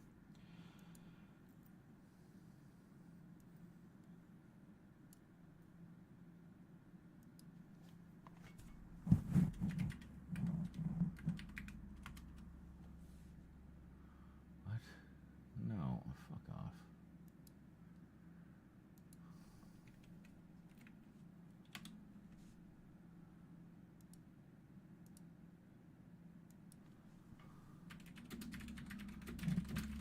The Hacker and the Ants by Rudy Rucker. Version 2.0.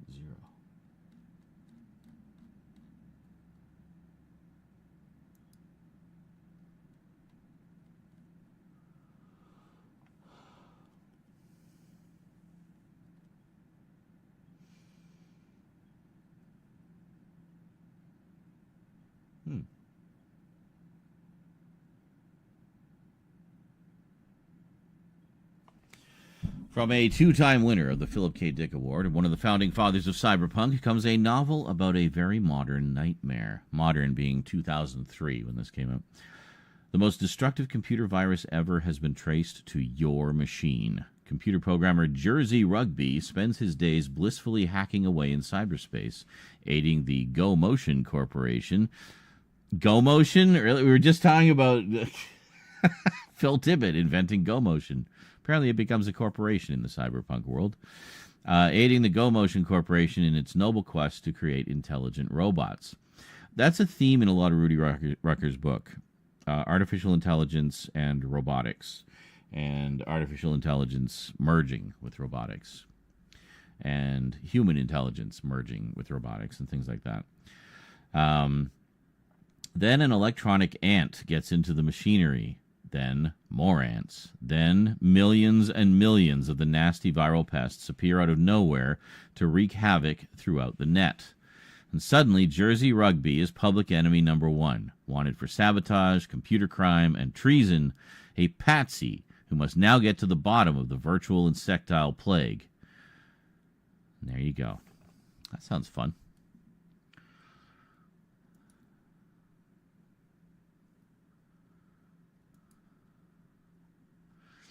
Cool. Well, definitely one that's on my radar. I'm not going to get it right now, but I'll just throw it into my safe for later.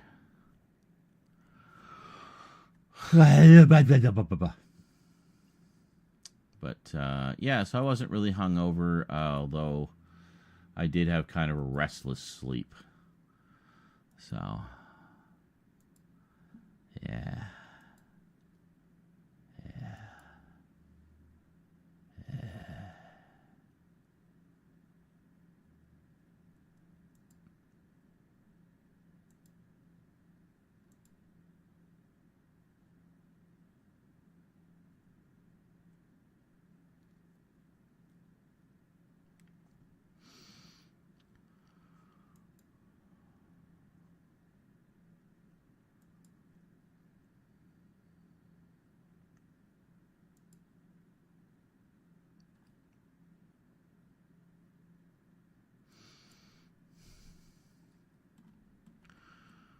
Oh, speaking of comics, Thundercats and Silverhawks crossover coming out from Dynamite. Very cool.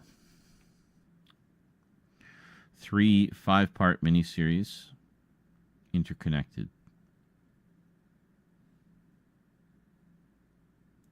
So 15 issues. Everything Cyborg, yes. Yes, indeed.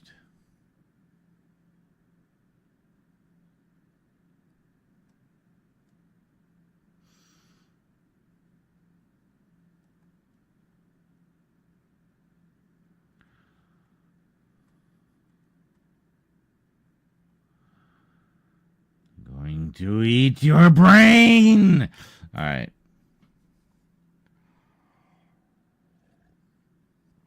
Well, I think I will go have a smoke.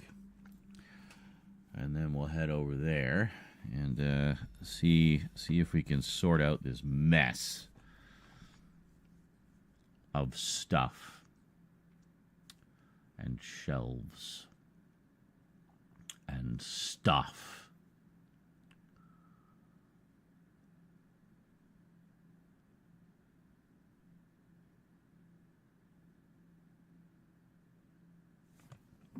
I have water right here.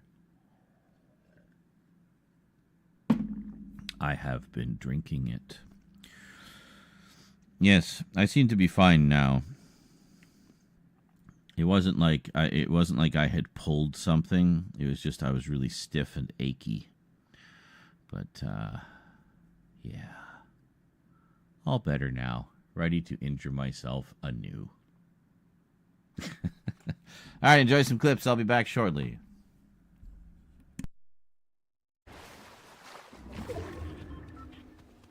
Oh my god.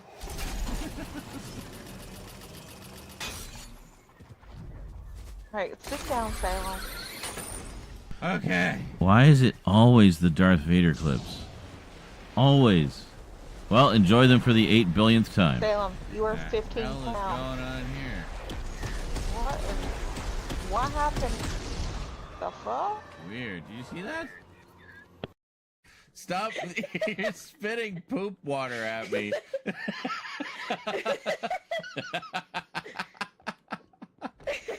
Oh my god.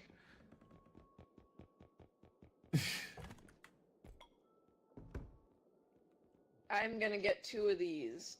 Why am I small? I don't know why I became small. Oh, You is just face planted out of the door. I don't know what. It's the bit of a suntan from it. It's 2,800 lumens, by the way.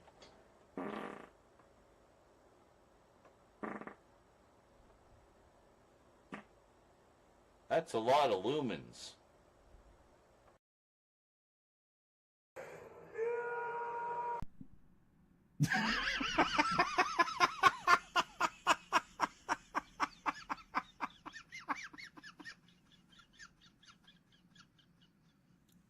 It's like he was screaming from the far. So yeah, we did the first 5 episodes last week. It was really awesome. I hope more people come to more of the screenings.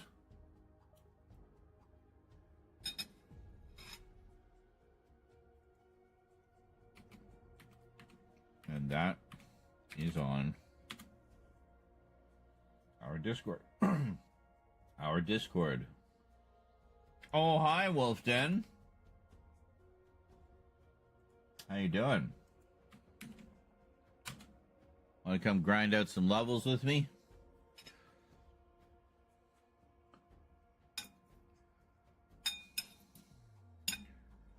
Unless you're trying to keep your kid from spitting in your taco again.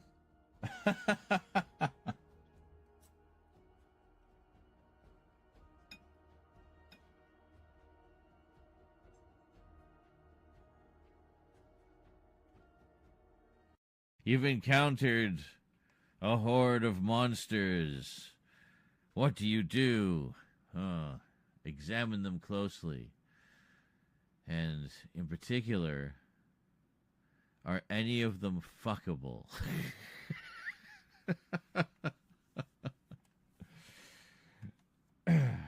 Yes.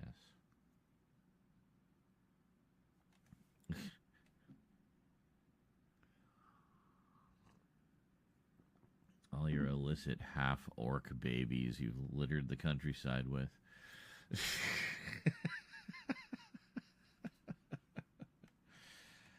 Can't help it. Those orc muscle mommies are just something else.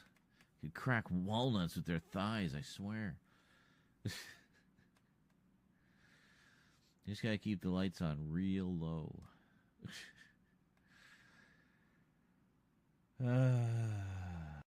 Finally. Okay. What do we got down there? I mean, it sounds like lava. But I don't think it's really anything. So this is jump. Alright, so here we go. We're gonna try to jump it. And a little over here so we don't hit our heads on that. I just overrode the controls for the bridge, Parker. Oh. Hurry across.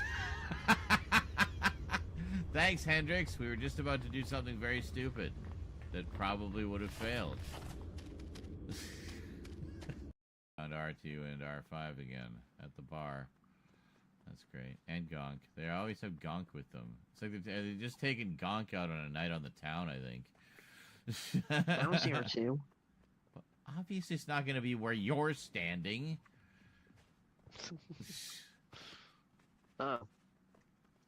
You got R2, R5, and Gonk. Oh, and R5, watch out. and a trio of Gonks down here having a mysterious meeting in the back.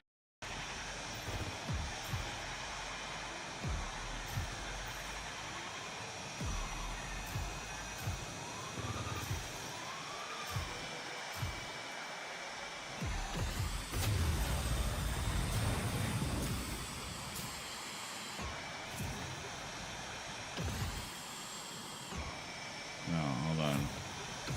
No, hold on.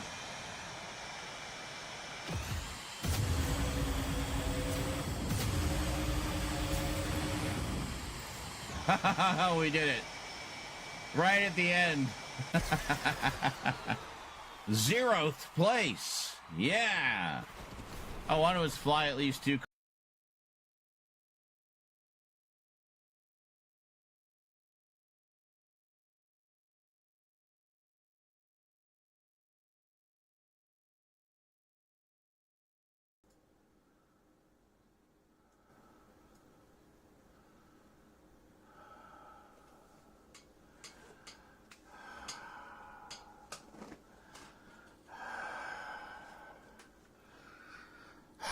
Ow! Fuck. Ah! Why? Oh.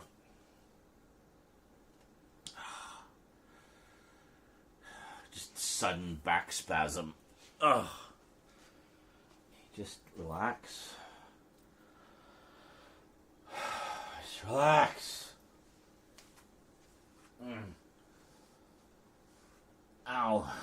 Alright. So, where do we want to put you guys? Let me put you.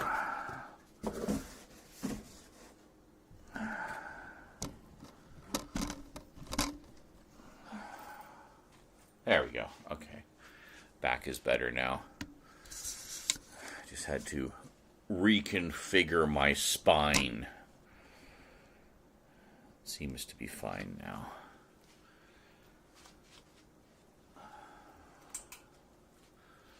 Yeah, that made a big difference. Fuck. Nope. Ow.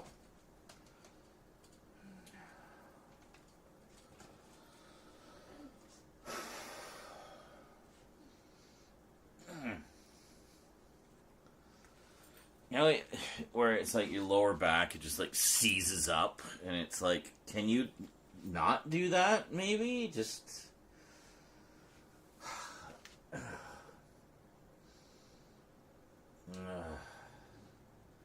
Maybe we won't be doing shows. I'm too broken from yesterday. Okay,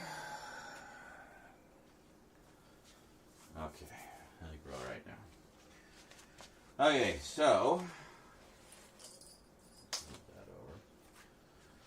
We need to move this out again. After I just had, I'm having back problems. Let's do some heavy lifting. Perfect. Ow. Ow. Fuck.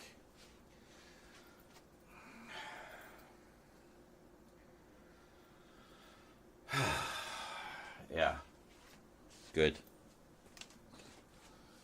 Just 4 more shelves. toe stretches. Yeah, like I could do that.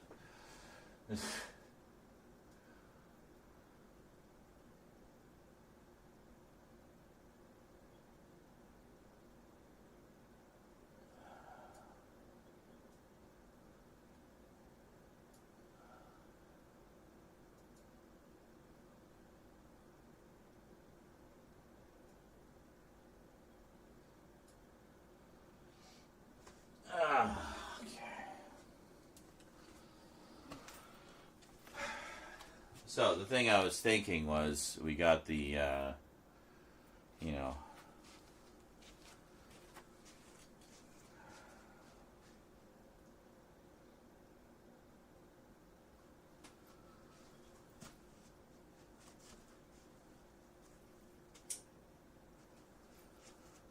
there. That made a big difference.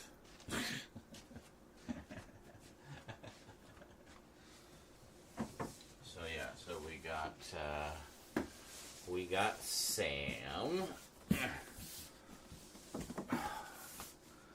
Sam. He sits with the glowing pumpkin. We'll just put him over here for now.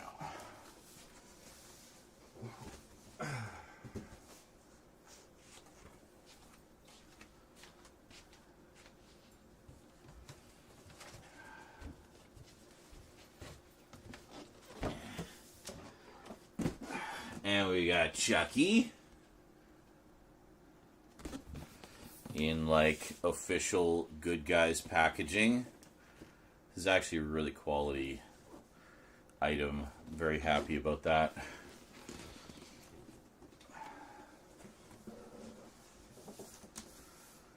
We'll bring Chucky out to play another time.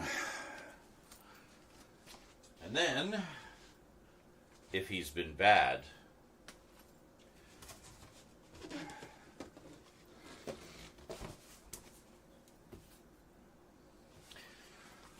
we have Tied Up Chucky. There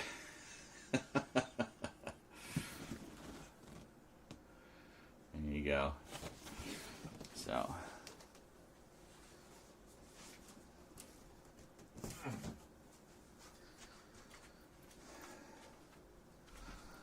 What is that? Where's the floodlight when you need it? Yeah, I know. Well, part of the problem also is now we've got more things around obstructing the light path, so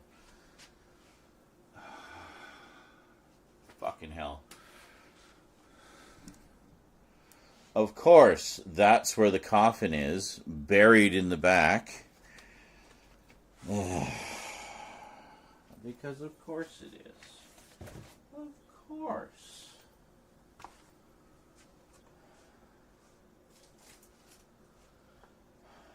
Spasms should be taken seriously. Well, yeah, if they were happening frequently, but that's like a once in a blue moon thing for me.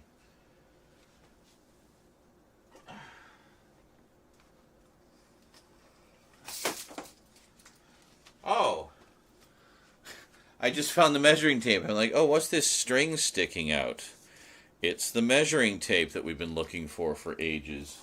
Excellent. Good. Well, that will be useful. Alright, so just give me a sec here.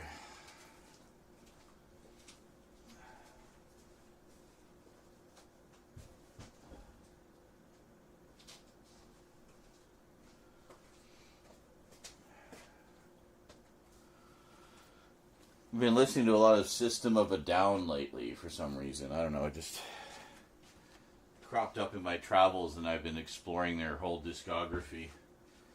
Great band.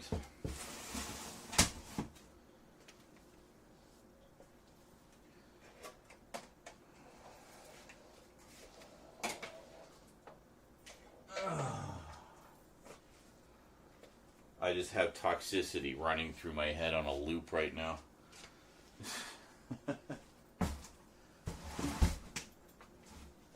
If you know the song, you know the song. If you don't, you don't.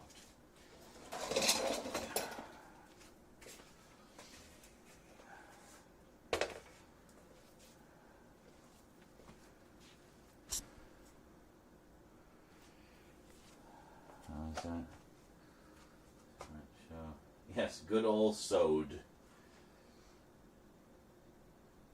Sam and Chucky. No, those ones are not animatronic. They're just dolls. Last Halloween,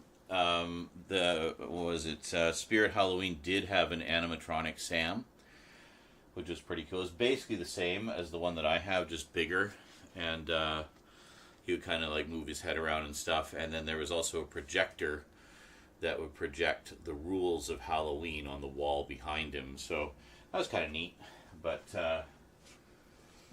it was also about as expensive as Emily. And I was like, I don't know. Like, Emily, I feel, is worth it because she has so many different moves that she does. And it's just, a quality animatronic. But I find a lot of the other Spirit Halloween ones are just kind of one-trick ponies. They don't really do a lot. They're more about, like, a jump scare or whatever. So I just wanted a nice Sam that I could put, like, on the table or in the background or something.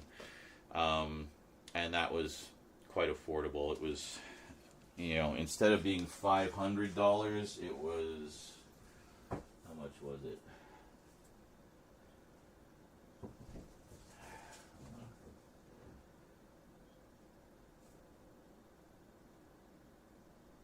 Oh, yeah. Yeah, so instead of being $500 like the animatronic, to have it move its head around a little bit, that one was $30. So I'm surprised it was that cheap. Is that right? Did I read that right? That seems abnormally affordable. Oh, no, sorry. Yeah, I didn't think that was right. It was $129, not $29. Yeah, that makes a little more sense.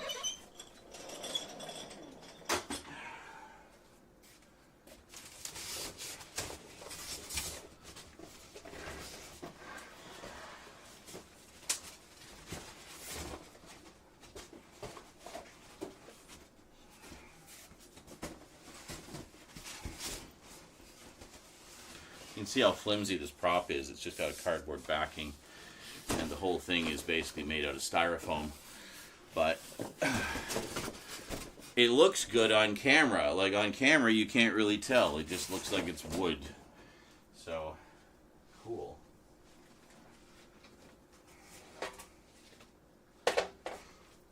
Sliding block puzzle here. Oh, ow, right over my foot.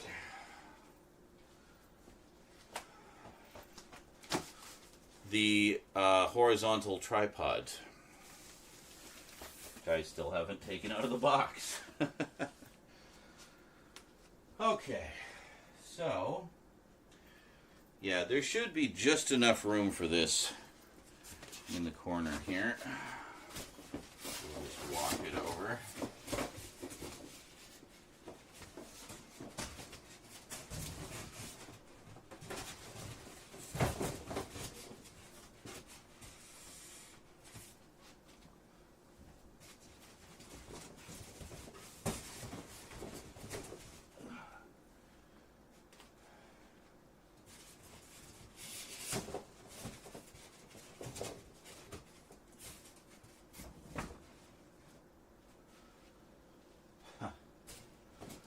Sticking out a little bit. Yeah. It actually kind of works. Like, it's this thing in the corner,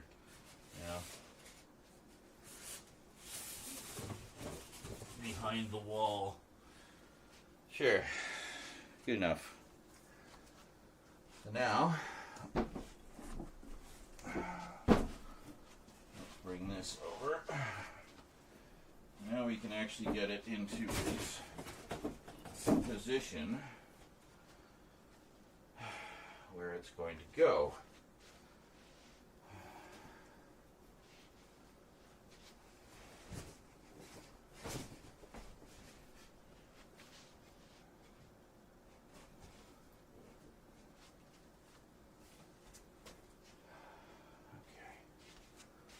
Okay. Good.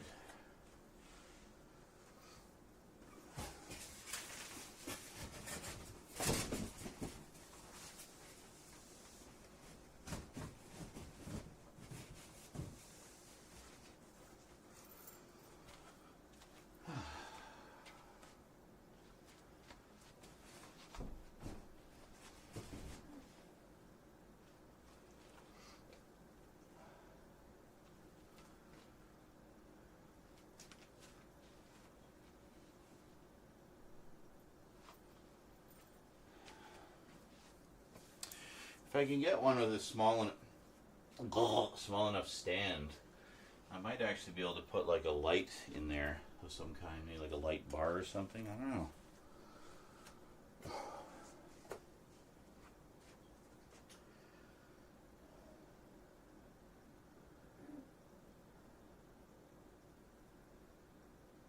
creator that contacts those Spirit Halloween displays and talks about them, or collects them, and talks about them. Oh, you're talking about the like the big interactive showcase displays they do every year, right? Yeah, like the last one they did was I think it was like in a subway station, and I remember seeing something online about some guy who was collecting them. Where the hell would you put, like, how big a place do you have? You just own a warehouse that you can put all this stuff in? So, yes. And greetings, Nick B3816, Reap 25, and Horizons. Good evening.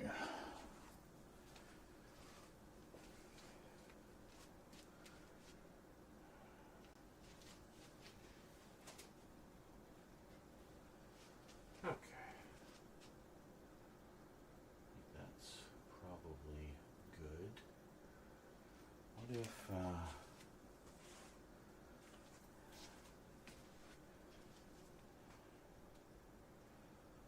yeah. So I have the corner of the foot here touching the corner of the foot there. Just sort of trying to get it as perfectly aligned as possible because we're not going to be able to get in there anymore. Alright. So we have our depth for this. So this goes out to here. I don't know how well you can see, but there is about 6 inches of clearance between this and the end of the Doctor Who shelf. So what I would like to do, and there's also some space in between. So we originally eyeballed. Oh, that's why this was over there, because we were measuring this, weren't we? That makes sense now. Anyway, when we originally measured it, we measured it under the assumption I would be getting another one of these. So this was positioned here to make room for another one of these. However, I opted for one of these instead, which quite frankly can hold more, I think. Yeah, you can actually hold a lot more because there's way more shelves. So that means we're going to have to pull everything off the Doctor Who shelf again.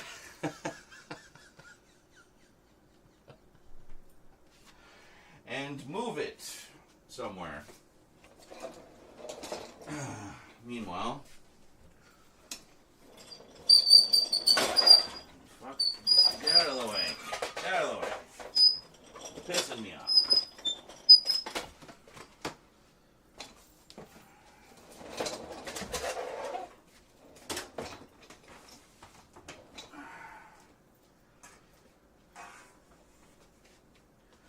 Sacred silence and sleep. Sorry. Sacred silence and sleep. Like, I mean, that's what I try to get every night. Holy shit, it's vermin art.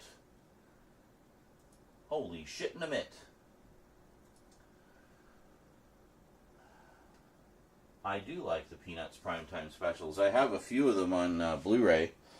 I understand there's like a big definitive collection of those coming out, speaking of which. Finally, actually, I think for the first time, collecting them all together. So, needless to say, I want that. Alright, Emily, we're going to have to move you out of the way here. Try to be careful. Oh, your dress is caught. Hold on.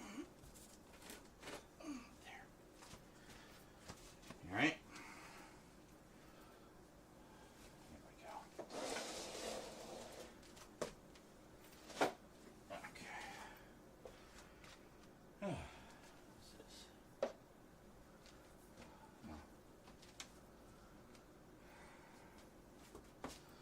So anyway, vermin. Rose was requesting that perhaps tomorrow, if I get all this sorted out here, we do the Christmas package. Eh? Eh? Eh? Let me show you what I got. I got the last book, Realware. Yeah. And this one you're going to really appreciate, I think.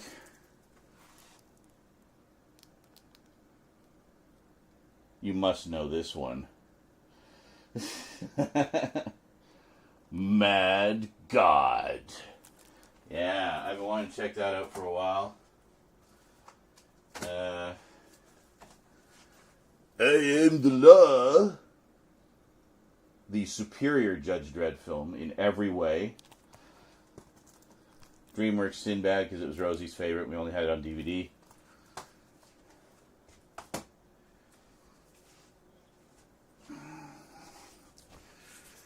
Creepshow, volumes 1 and 3. I got volume 5.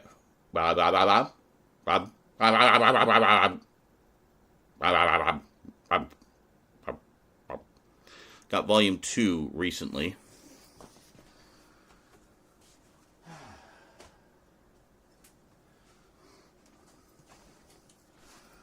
Oh, both volumes to date of the DC Finest Green Arrow collection, which is the definitive presentation of Mike Grell's run, because it doesn't just include the Mike Grell stories, it also includes all of the other stories by other artists and writers that were published around the same time and tie into the overall story. So, very cool. It's like the director's cut of the story, I've been saying. And then we got the Nom Big Omnibus Edition. This is the first 45 issues, which is all of the issues done by, written by Doug Murray, illustrated primarily by Michael Golden, and also Wayne Besant. So very cool. So that's all of the issues with the original creative team, the good ones, basically. And then finally, wanted to get my 80s on, picked up this new omnibus that just came out of Dazzler, the complete 80s Dazzler collection. Has her entire original series, the graphic novel, her first appearances in X-Men and Spider-Man, and a whole bunch of other stuff. Beauty and the Beast miniseries, where she made out with Beast for 4 issues. The Secret Wars 2 issue, where she dated the Beyonder briefly. Yeah. Everything 80s Dazzler you could ever possibly want in one compendium. A Nom Annual. Oh, okay. Yeah, the with the Nom, I have an old reprint that just a trade paperback reprint that just reprinted the first 4 issues, and I loved it. I thought it was amazing, and I always wanted to read more. But they just once in a while they'd collect some of them. There was another set where they did 2 volumes of 10 issues apiece, but those are long out of print. You know, so it just seemed like, are we ever going to get a collected edition? As soon as I saw they put that omnibus out, I was like, bam, need. I've been wanting to read that whole series for so long. So, yeah, it's really good. One of the best, if not the best, comic about the Vietnam War ever done.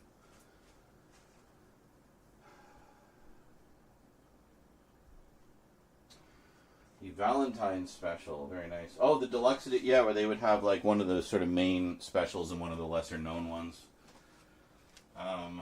Yeah, I think I have a few of those, like just the individual ones.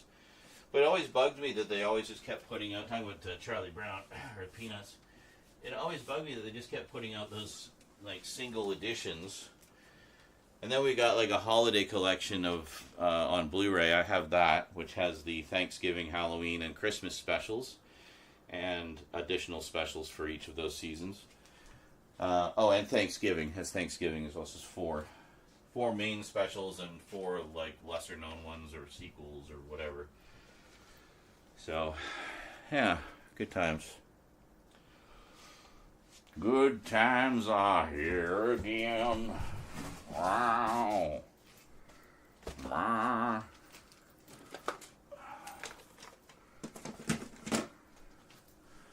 Can I get you guys any closer?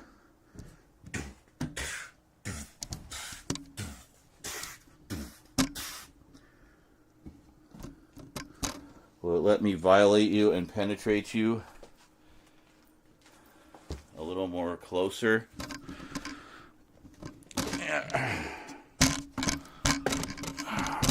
No. That is as close as it's going to get. And it won't even... Fuck's sake.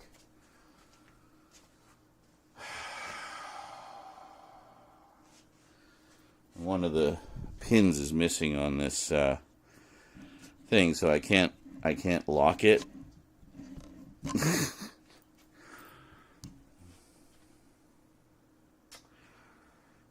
It's an awkward position. I can't really put you guys in here. I'll have to... Sorry about the audio sync, too. I'll fix that in a sec here. Anyway. We'll just kind of wing it, I guess. Well, you won't really be able to see what I'm doing because it's facing this way, but, I mean, you'll get the gist of it. Why is the fan in the kitchen? Because I needed to move things. Oh, I got up too fast. I put the coffin in the cubby. You just fart. Yeah. Oh, you're wearing your horseshoe. I've been wearing it for the past 3 days. Nice. I got an Alice Madness Returns cosplay. Show the pendant. So it's the Omega symbol. I keep jokingly calling it the horseshoe. I mean, it's kind of a horseshoe as well. Your lucky horseshoe.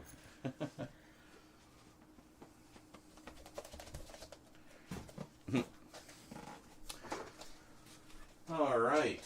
So, how do we want to tackle this first? Well, I think we want to put things on the shelves to kind of determine how high they need to be, and go from there.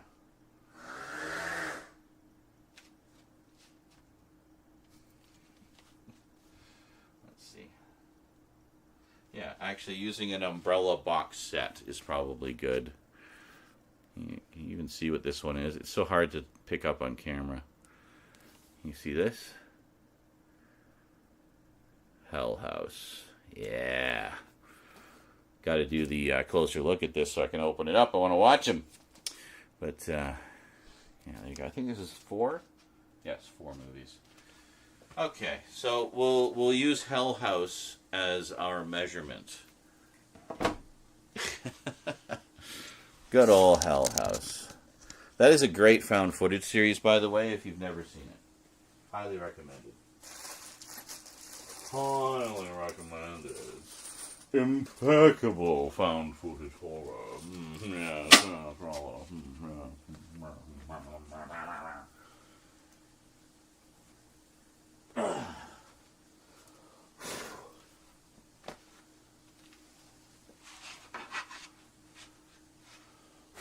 Why do these all have little holes in them? These all have little holes in them. Can you see that? There. Little holes. All of them. I don't know why. Is that something to do with... Oh wow, these are like just barely gonna fit. Okay, hold on. Is there holes on this? Oh, there is. I see. Hold on, I'll take one out and I'll show you. I was wondering because the with the pre-pack ones, you just use standard shelf pins, right? And the shelves themselves have notches underneath, so it just kind of locks in. But this one is different. So normally you'd think it would go like this, and the shelf would like rest on the L, right? But it doesn't. It goes like this. So it penetrates the shelf. Very nice. Okay. Let me just try to fix that audio sync.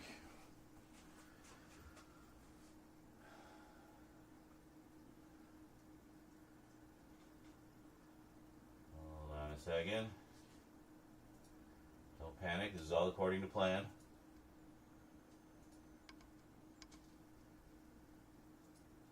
There we go.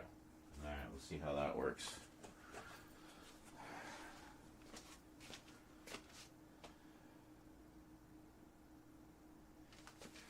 If I sit down, will you be able to see me?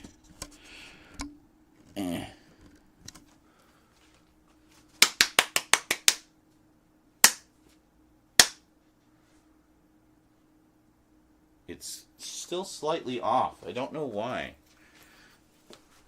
But it's pissing me off.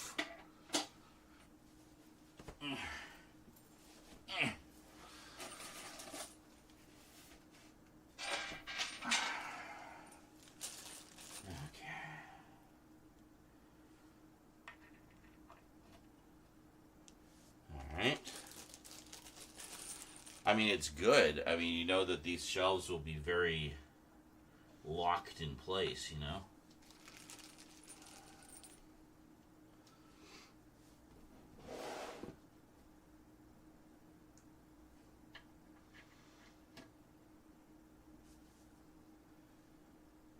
See, there's still going to be some space there. Let me see. Can I put it like right down? Yes. That's well, hold on, let me just grab like a regular. Oh yeah, no, that'll be fine. Alright, well, we're gonna switch of plans. Rather than using the box set, which is a little oversized, we're gonna just use a regular keep case. We'll be going with Fangs of the Living Dead as our standard unit of measurement. So it is precisely 1 Fangs of the Living Dead in height.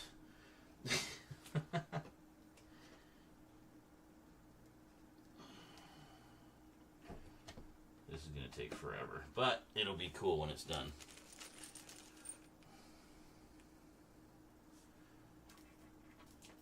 I think I might need more weed. I'll get some weed in a moment.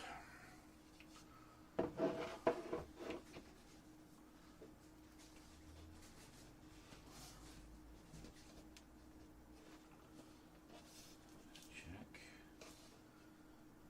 Yep, we're golden. Excellent. It just means it'll be a bit of more of a process to readjust the shelves later, you know. That's all right. Nice thing is also, though, once all these shelves are in, it just adds to the structural stability, you know, so, and then the weight will help to keep it in place.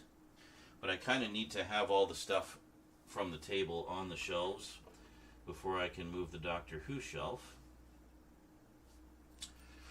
because well, what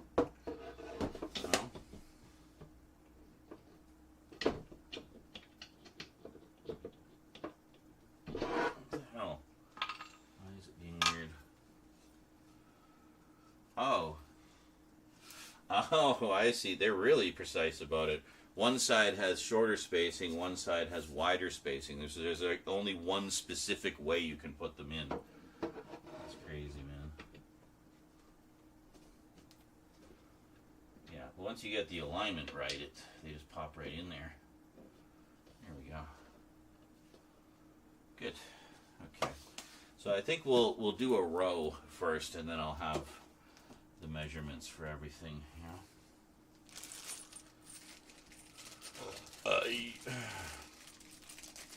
Hello, Ms. Kitty. How you doing? Hey. Hey. Hi, Eclipse. Hi. How you doing?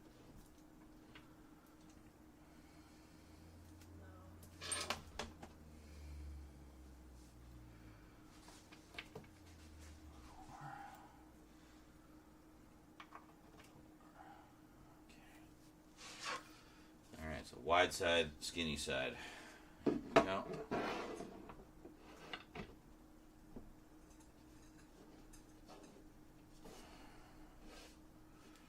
Good.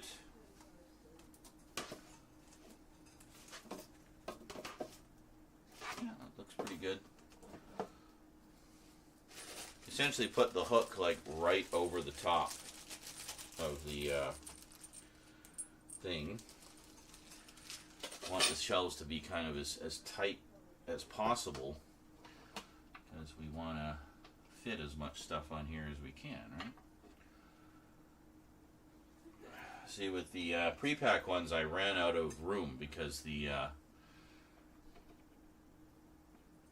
there were some shelves where I was putting DVDs, so they were slightly taller, and it ended up encroaching on the Blu-ray space a little bit. So one of the things I'm planning to do, once we get everything organized, I've already started on this, actually, when I put up the other shelves, the ones from Mum, is put all the DVDs on those shelves and keep these shelves strictly for Blu-rays.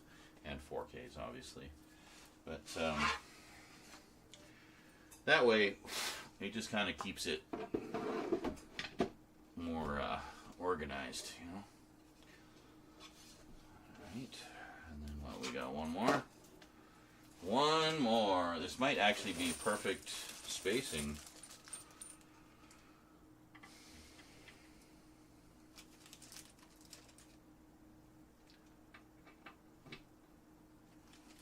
Flawless spacing.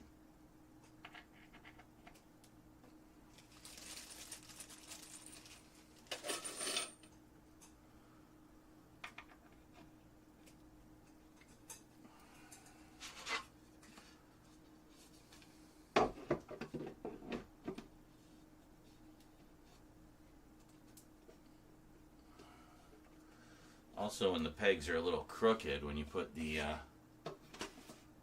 that is perfect. So I got, what is it, 1, 2, 3, 4, 5. So 5 rows that are all the perfect height for Blu-rays. Excellent. Excellent. Now we basically just do the same thing for the next rows.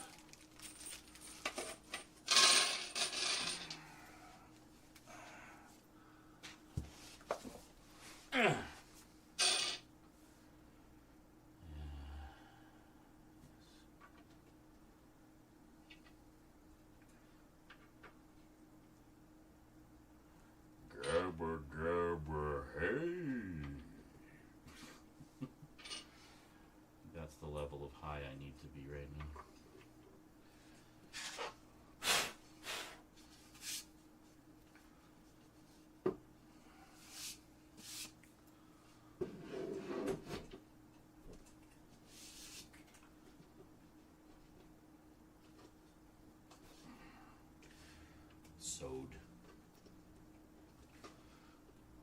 Sewed the wet sprocket. Oh.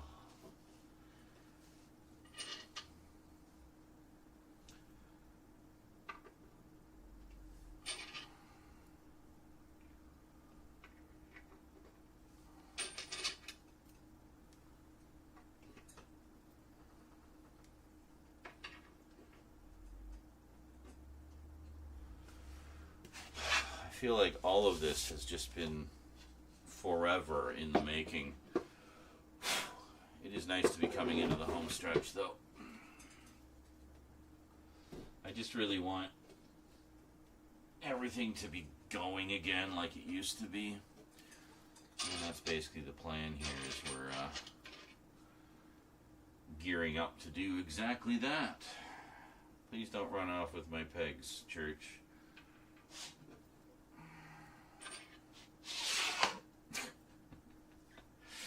He slid on the shelves there. Silly kitty. So silly.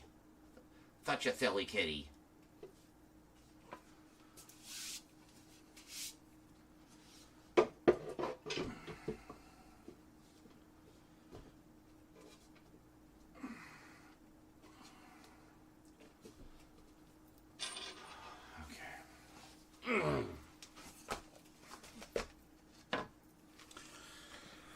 Um,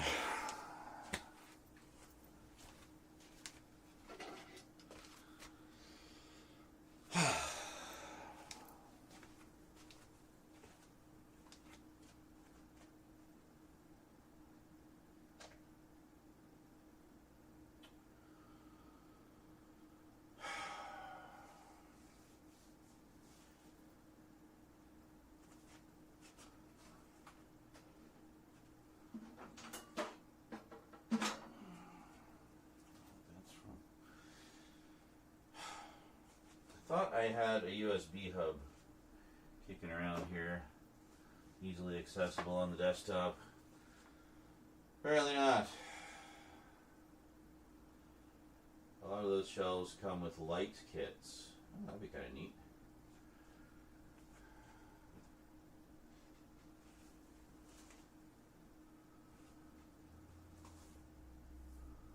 It's for lights. Wait a minute, what's for lights?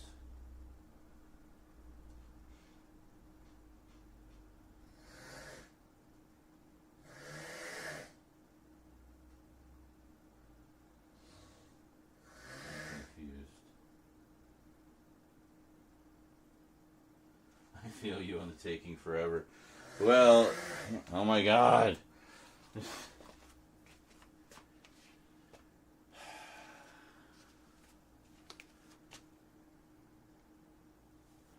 wonder, maybe if I plug you guys in the back instead of the front, that'll give me just enough reach to bring you around the corner a little bit. Let me see here. Let me see. I just need a singular... Yeah, that'll do. Hold on.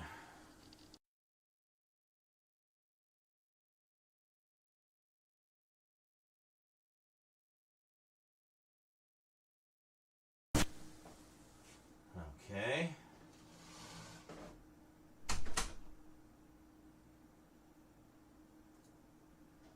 Hang on a sec. There. See? Completely different angle.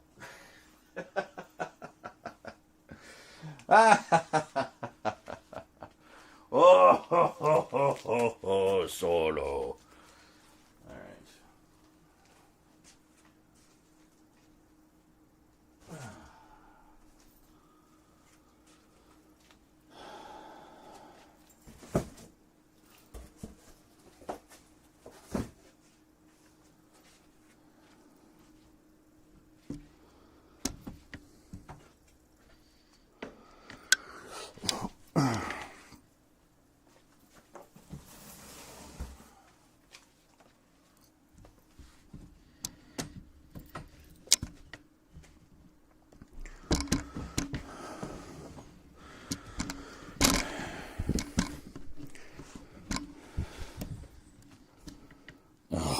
Sake. I need, hold on, I need a tripod I can properly walk.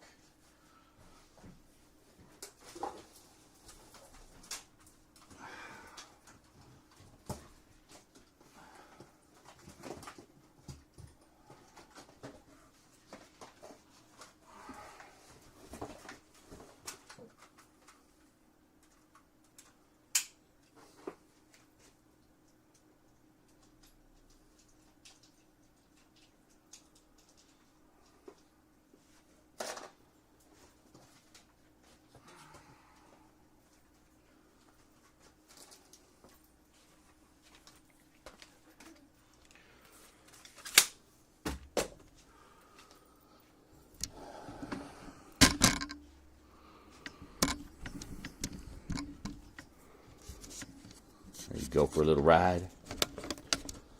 Can you fly, Bobby?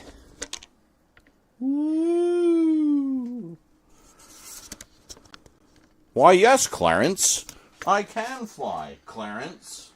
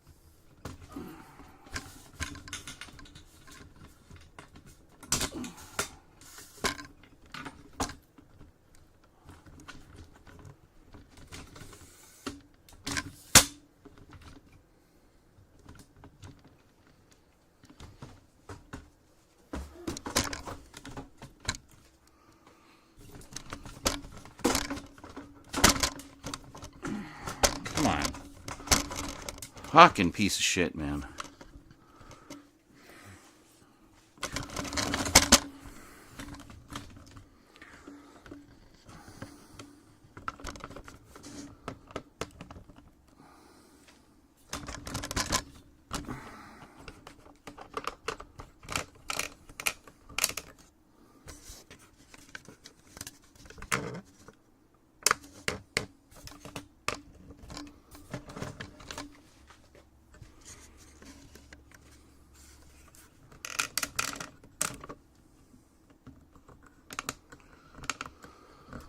There.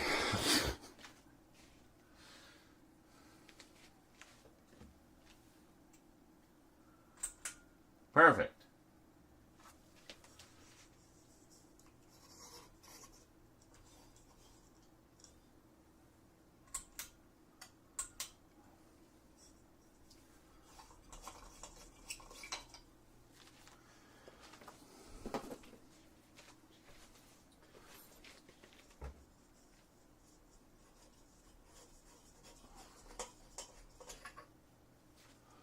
Ow!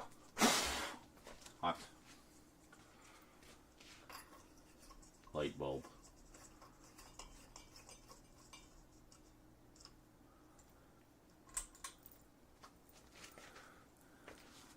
Hey, there we go. Just change the direction. I'm just going to adjust the camera again because I have a feeling all the fidgeting fucked with the audio sync quite a bit.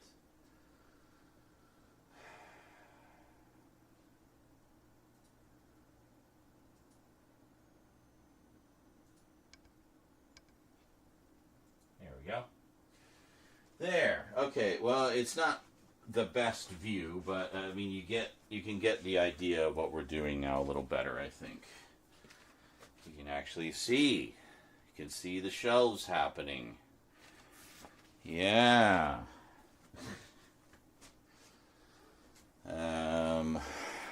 Let's see. I'm gonna move the fan.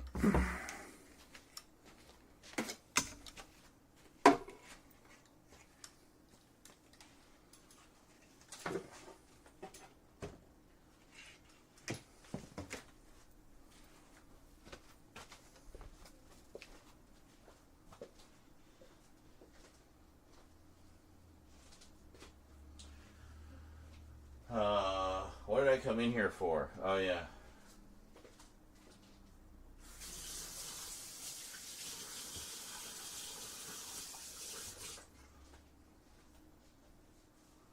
Wow.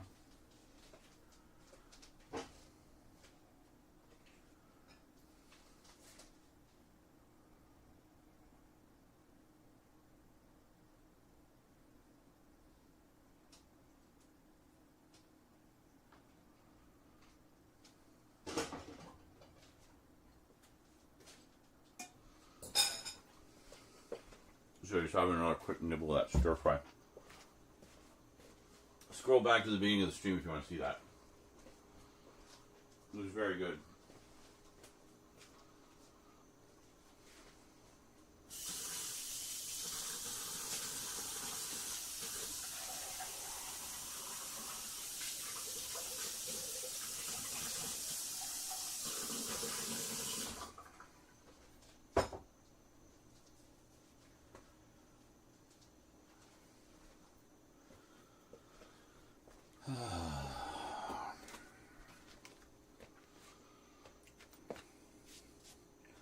So basically, we will be limited to standard-sized Blu-rays from the looks of it on this one. That's okay, though. I have several collections that can fit that criteria. And sections of the collection. Oh yeah, I was getting not a rum and coke, but a coke and weed.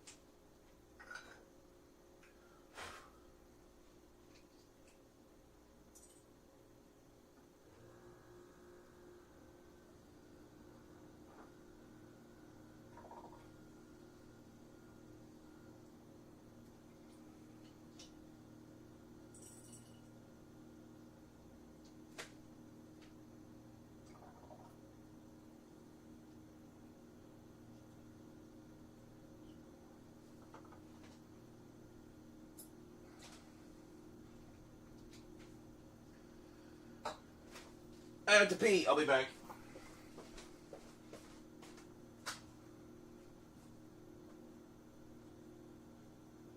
What you watching?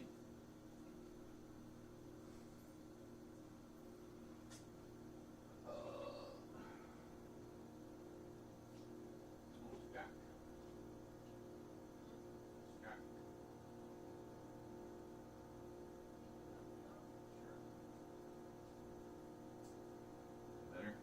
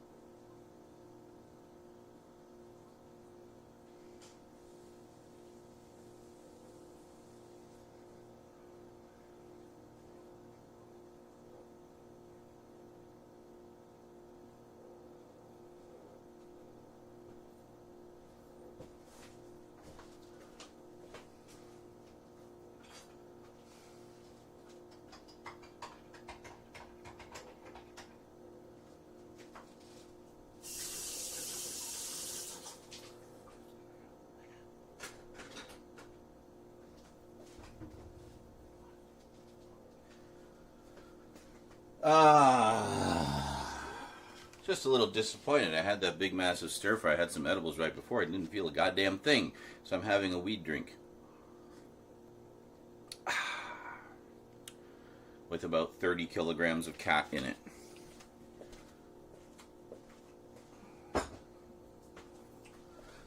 My measuring thing is to measures in kilograms of cat. Or pounds maybe. I don't know. Anyway, something like that.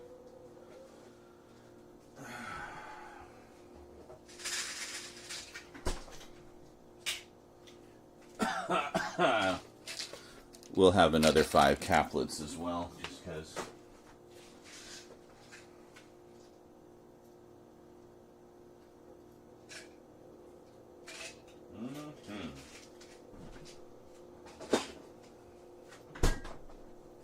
And wash them down with the weed drink.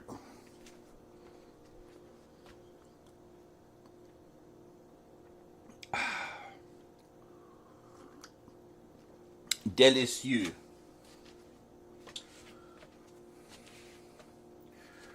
Where did I put my glasses?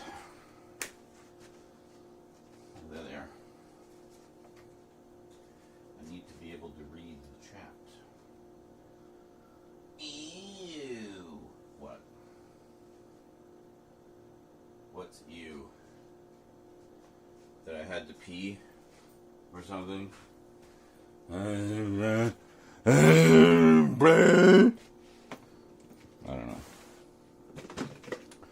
I don't know, man. I don't know. Okay. Shall we construct some more shelves? Alright.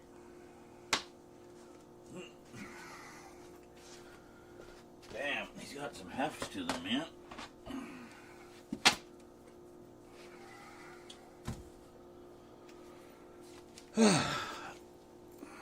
I cannot read the chat from here. Sure, move your butt.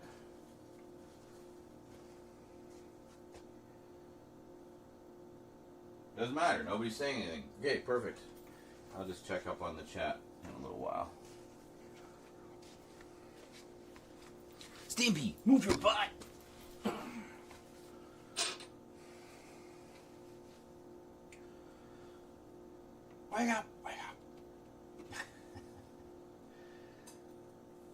Because you wanted to. Because you wanted to.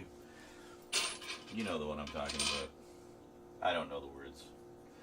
I'm sure some of you do.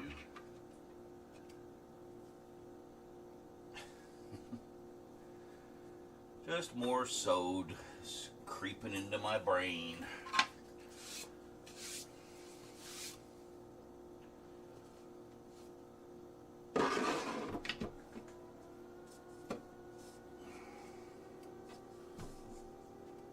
Have to check each one, make sure it is properly inserted into the hole.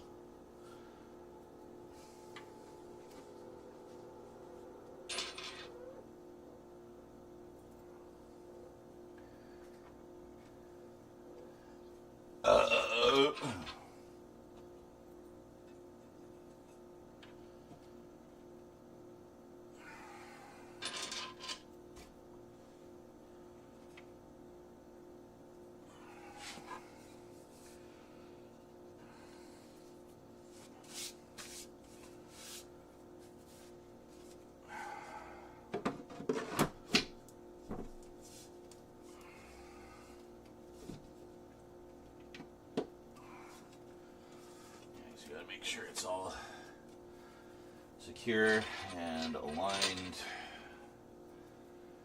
What is that?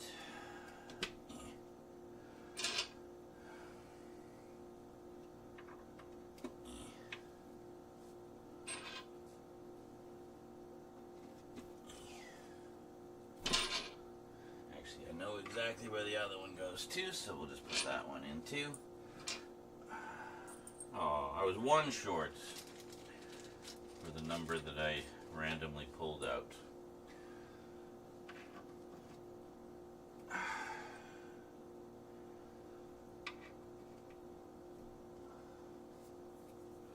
When this table isn't in the way, this will be much nicer, and we can properly browse it library style, you know.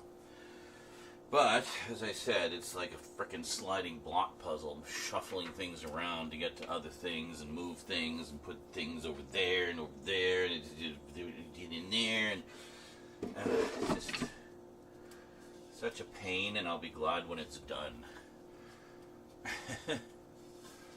But it's all part of the process.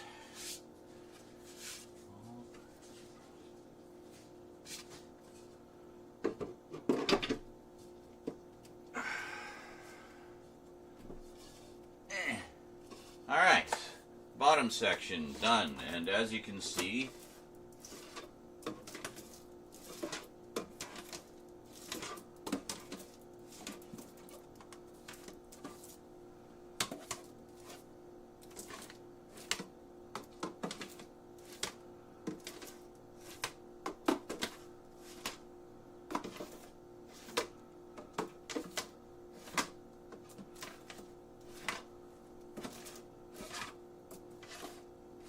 yes, I did have to demonstrate every single shelf.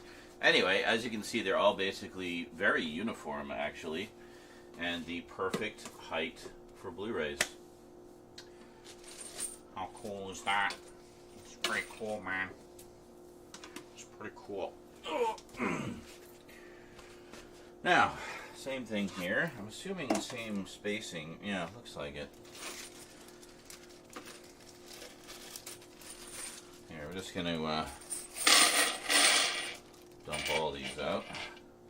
This time we're going to put all the pegs in first, because I'm feeling ambitious. We go up 3 and go here.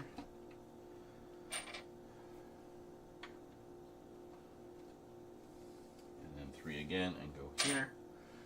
And then that is it. They should all be uniform.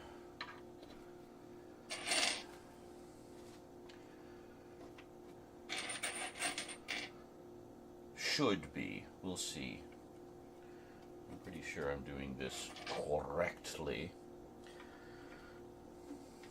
It is, once you get the sense of the spacing of your shelves, you can kind of figure it out.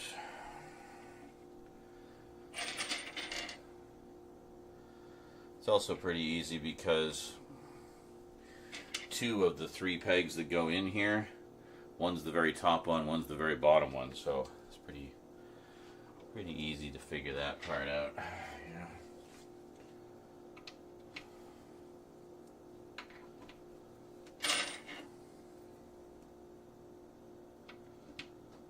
And then there's 3 in between.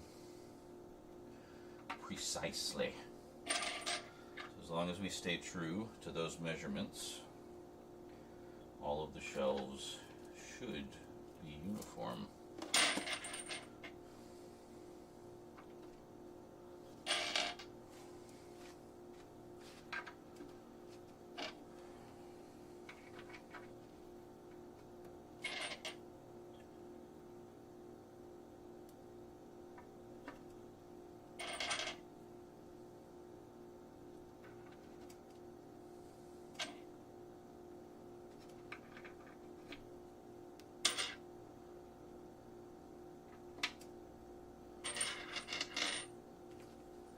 I watched a kids react to System of a Down video, and of the songs they selected, I was actually really surprised they didn't pick Chop Suey, because I thought that would be a great one to get reactions from, you know, especially the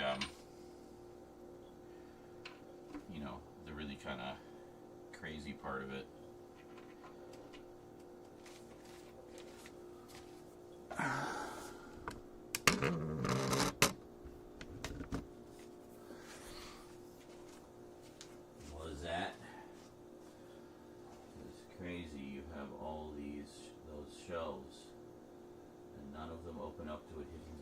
No, well, I mean, the closest thing we have is the hidden coffin in the nook in here, because I can't put it all flush to the wall. Because of the feet at the bottom, they just get in the way. The most I could do would be basically to move it in so there'd be less of a space there, but there's not enough clearance with the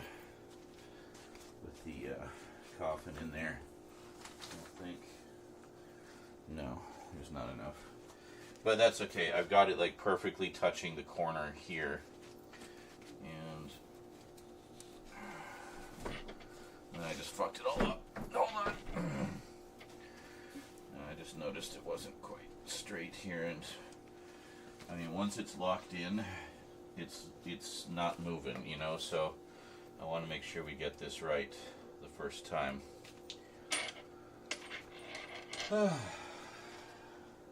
I would love that, though, to have like a place with like secret rooms and stuff. Have my secret man cave behind a TARDIS on the wall or something. Or just behind a bookcase, you know, you go with the classic. Hi. Wow. How's it going? Are you drunk? No. Okay. I wasn't sure if you were double drunk building the shelves. No, I'm just weeding. I see. Well, it's looking good so far. Thank you. Are we packaging tomorrow? Possibly. That's why I'm trying to get all this done, so we can move on to the next phase, which is packages. Look at her. What is it called? The packages and Look at her in the camera. Hi. How you doing, Eclipse? Look at the camera. Look at the camera. Say hi, people. Oh. Hi. She's like, ah, me.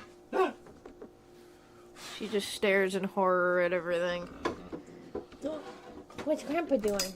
What's Grandpa doing? He's Well, building. the world is full of horror. Horror? Well, that too. She's watching you. The night is dark and full of terrors. She's watching you. Hi, sweetie. What's Grandpa doing? Trying to figure out, I wonder if I can climb on all of the shelves. What? What'd you do? That cat hurt my mouth. Oh. You're not supposed to groom them.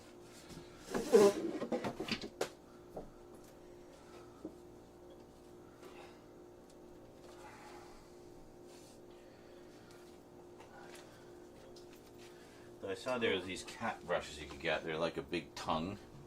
Yeah, you stick it in your mouth and lick them. Yeah. Really weird. Supposed to be a way of bonding more with your cat. No, it's just called look after your cat. By licking them. You'll be fine. See, I'm licking you. I'm a cat too. Do you want to try some of my iced tea?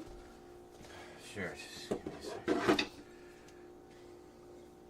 It's lemon pure leaf. It's good. It tastes very tea. Yes. They don't put it. Well, actually, there's a decent amount. There's caffeine in it. Yeah, most teas do. But there's not a ton of sugar. I see.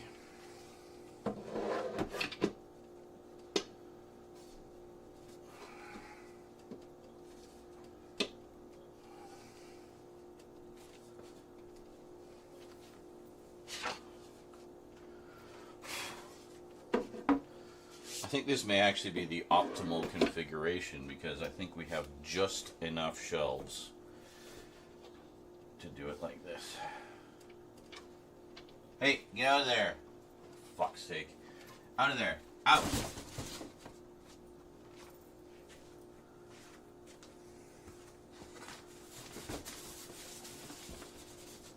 I don't know if there actually was a cat in there, but I might have just yelled. Might have just cussed out a ghost.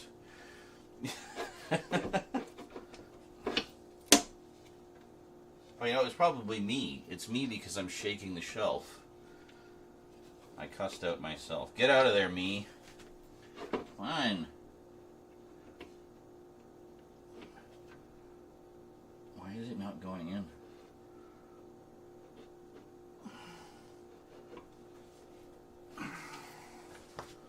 Do you want to hear a sleep recording from last night? Sure. Just give me a second. Oh, her hair is going all curly. No, probably from the humidity.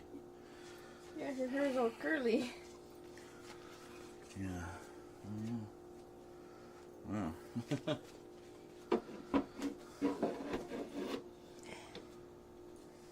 Okay.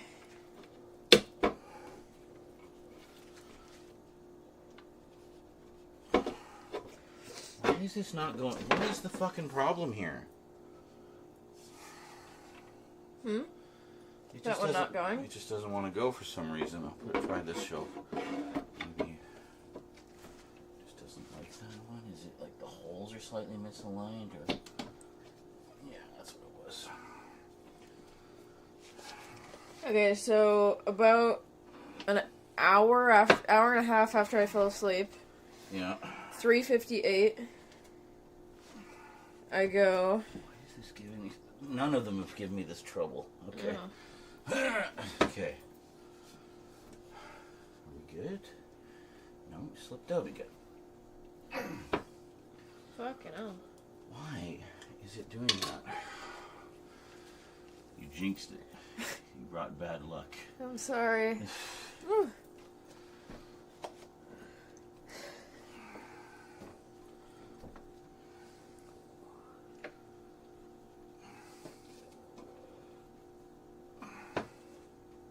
Try a different shelf, maybe? It's really fucking annoying.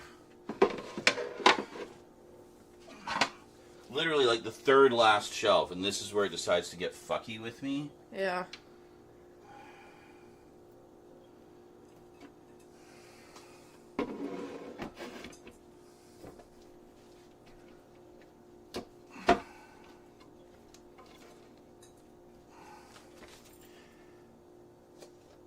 What the fuck is it? Is it where the holes are?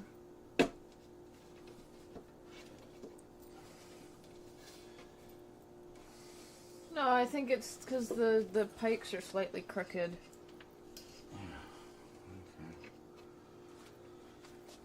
I don't know. Anyways, this is what I said in my sleep. Yes. Oh, God, what the fuck is that?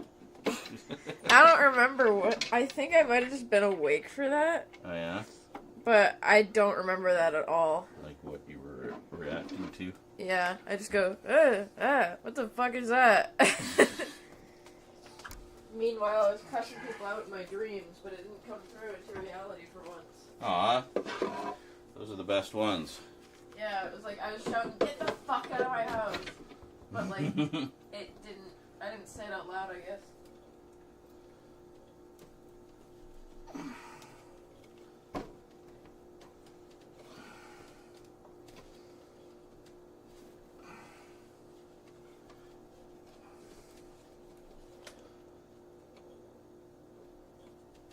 Okay.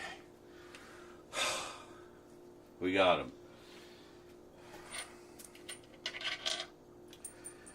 With 3 spare pegs.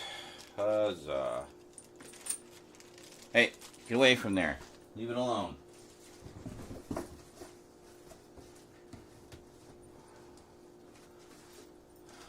Pawing at Chucky. I was like, no, I don't want you ripping my collector's box to shreds. The doll I paid $130 for. Cat. Ugh.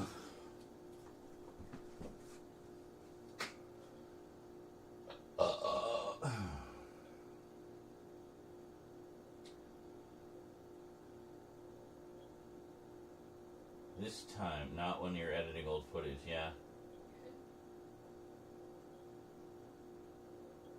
The fuck is packaging? Like opening packages? Huh? Yes.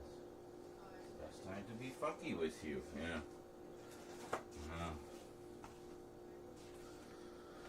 The thing is like, I hate... It's like they have no long-term memory or something. It's like... Those dolls have been in your presence for months. Some of them, like, over a year. Why are you suddenly taking an intense interest in them? You know, like, just fuck off. You've seen them before. There's nothing new. There's nothing new to sniff. Nothing to claw at. Or nothing that I want you clawing at.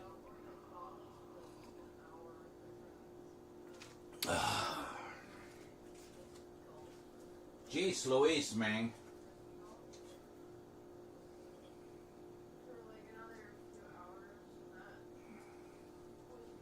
Ooh, nice perspective shot on the shelves there, though. Look at that.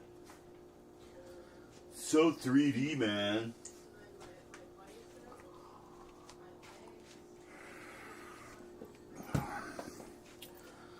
Well, those ones I can't do because they are DVD. DVDs will not fit.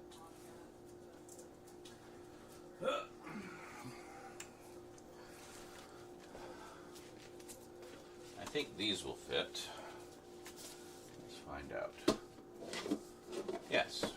Good. We're just going to get things on the shelves for the moment so that I can get them off the table, basically. By the way, every time I see this cover, I think I think of Molly Moon. I give it a solid 2.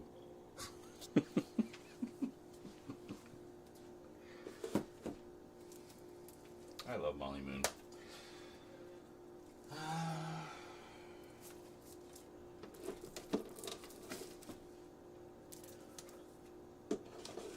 Okay, we can fit steel books. It's good to know. Yeah, so I'm just going to put a bunch of stuff in here. Again, just to kind of get it out of the way, and then we'll shuffle things around later.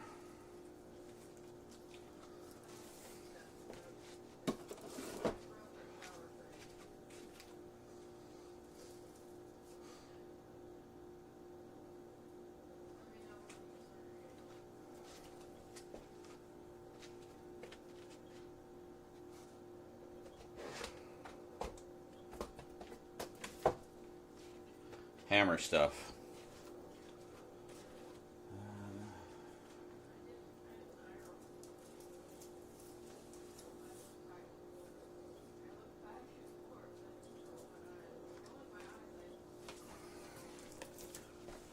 Don't think this one will fit.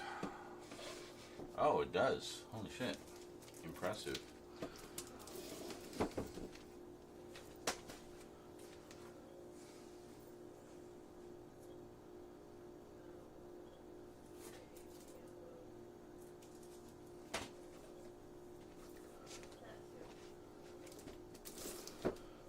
Mostly gothic horror there.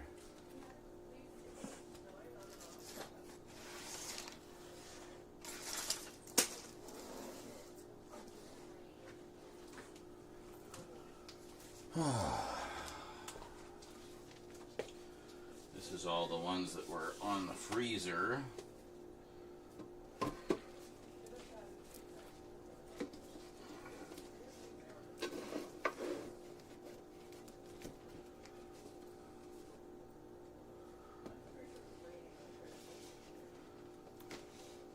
That is like literally touching the thing. We'll just set that one aside.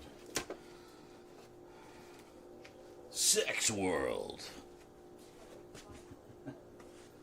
Sex World. Party time, excellent. Sex World. Actually, it does have a very disco-y theme song to it, which is kind of funny. Very bounce bow wow.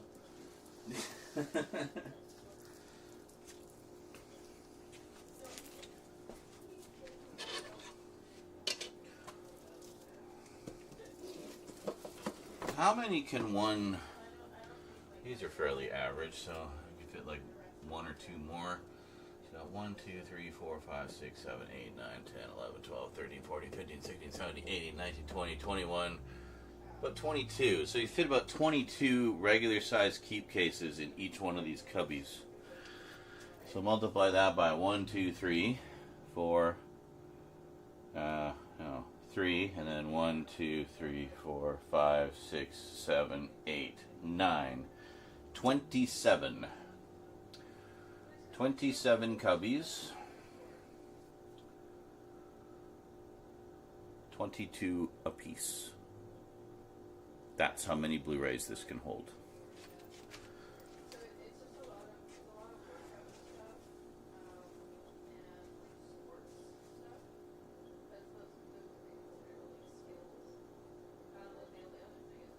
Hey, Wolfden! I remember I had a dream where I asked to have my sandwich put into a plastic box. Turns out I said it out loud, and my mom didn't know what box I was talking about. To this day, I don't know what I was referring to in that dream. I thought you were going to say the next day you opened up your lunch and your sandwich was in a plastic box. You're like, what? How?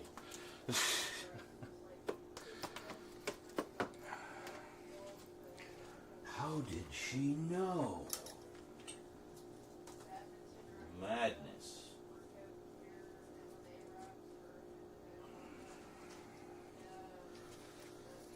But yeah, as you said, that's the nature of organizing. Put things in temporary places while you move other things around and just slowly go mad during the entire process.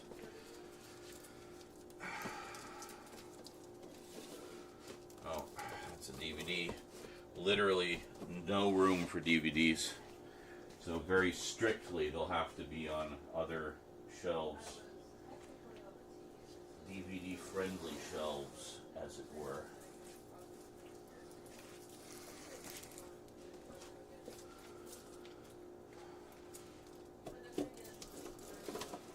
Argento and Romero in that little batch there. Very nice.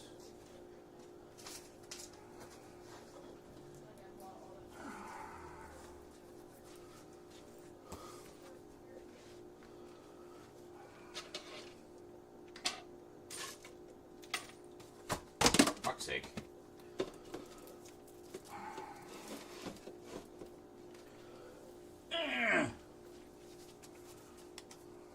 Did I just smash the slipcover? I think I did. I don't think it was like that before. Fuck's sake. Well, that's it. It's trash now. There's a slight bend in the slipcover. Garbage.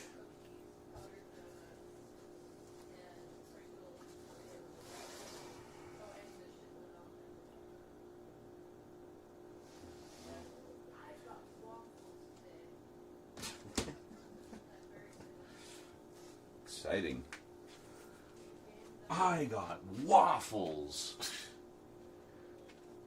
Flashback to that episode of Invader Zim. See? Creep show. Creep show.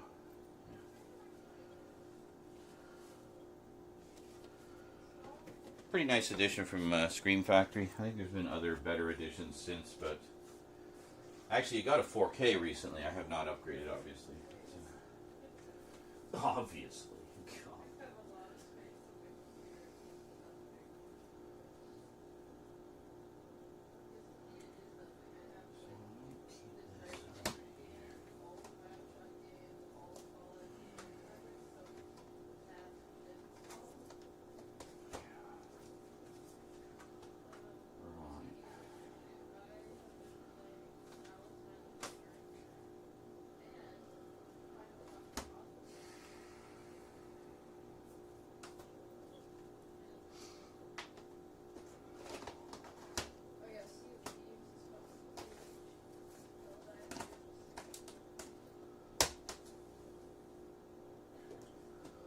Ah, fuck.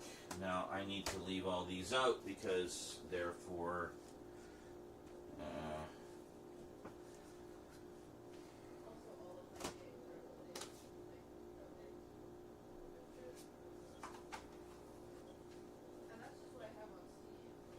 I'll put these away.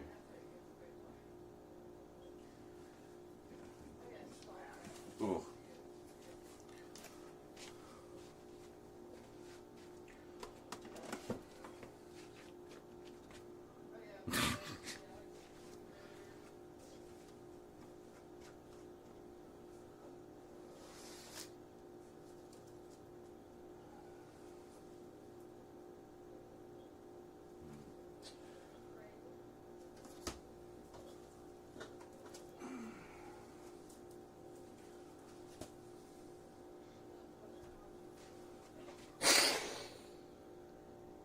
Satan wants you.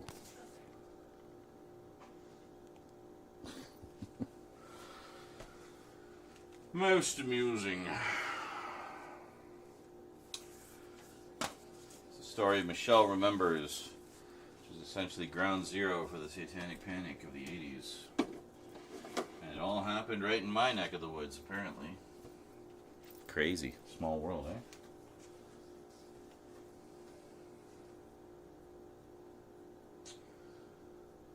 Okay.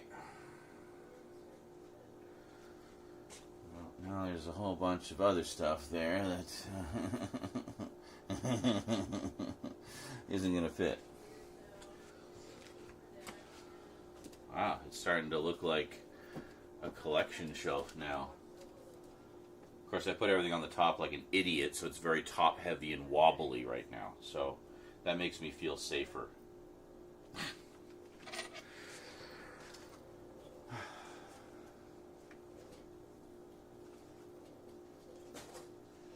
I'm making toast! Yes. So now these mini compartments you are creating with these shelf angles, my dream of you having a backrooms level of collection is making more sense. Oh my god, yes. And it's like this, where it's not just bookshelves along the wall. It's bookshelves sticking out of the wall and creating other passages of bookshelves. You just end up in this endless labyrinth of movies and books and stuff.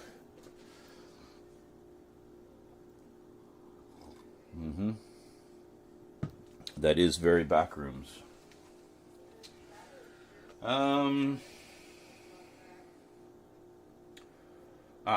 Oh, well, see, I have a whole bunch of box sets. The plan was originally to put them on the shelves here, but I don't think there's room. So,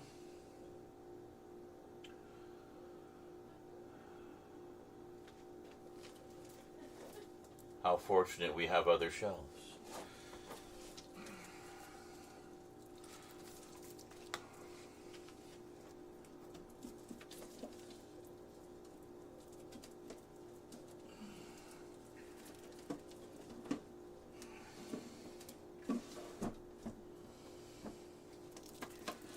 No, no, no. We cannot separate the two Megans. That is improper. We put the substance next to imaginary. Perfect. Killer teddy bear needs to lose weight.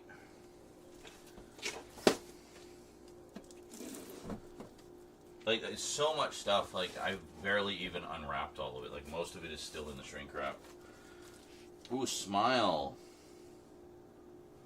That's something I gotta double bill. The two Smile movies.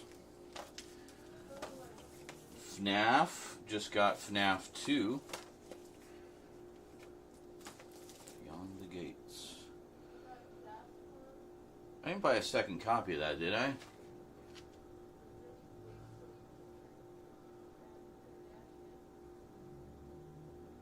No. I don't think so. I didn't. It's fine. Shut up.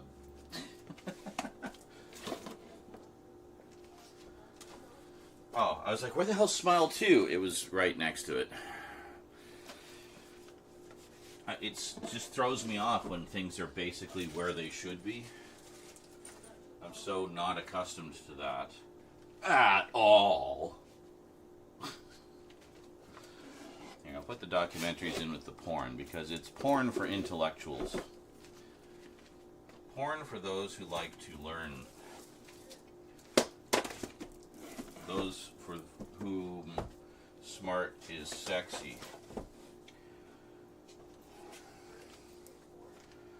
All the Godzilla movies I need to catch up on. Godzilla X Kong, Godzilla -1. And there's the other one, Godzilla vs. Kong, which I still haven't watched. It's here.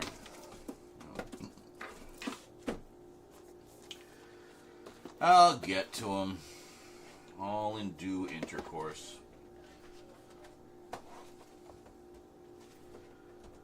Now, this is Hammer, isn't it?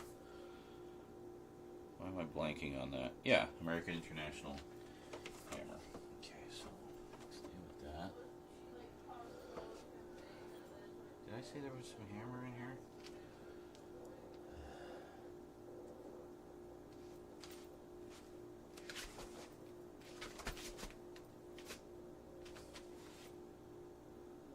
No. Okay.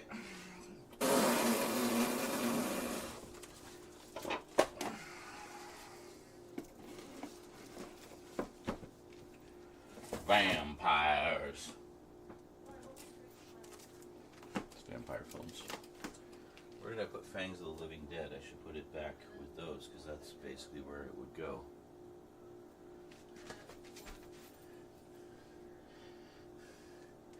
Did I not put it anywhere?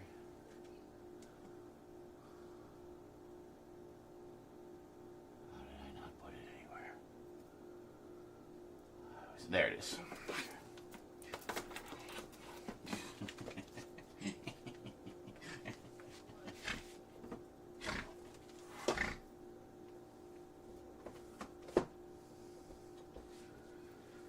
Demons of the mind.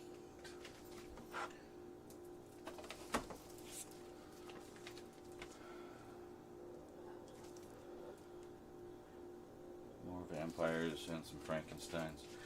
See Lady Frankenstein here. We'll put that.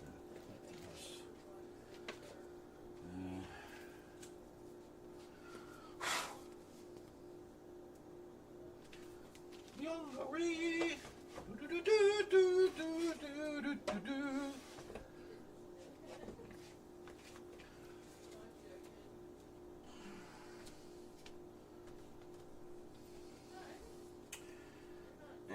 No, I don't want to take the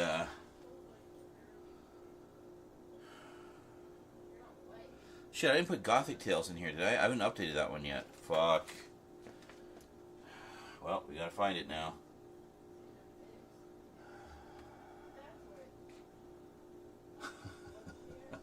What is this fresh new hell that I have created?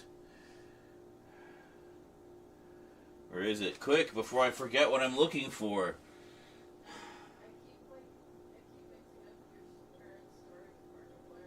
No, these are from... Yeah, no, it'll be up here somewhere.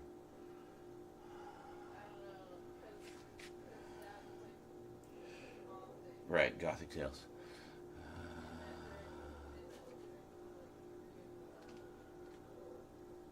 No, it would be...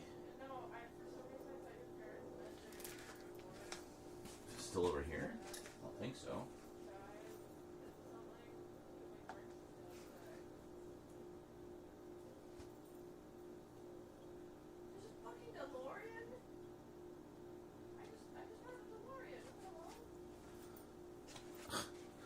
Rose hasn't played Fortnite for a while.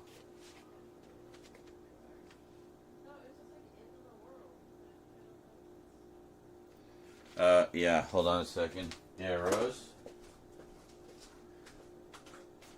I assume you're playing Fortnite. Yeah, I know, I have one. Yeah. Now, if you drive it, and you go up to 88 miles per hour, you will time travel.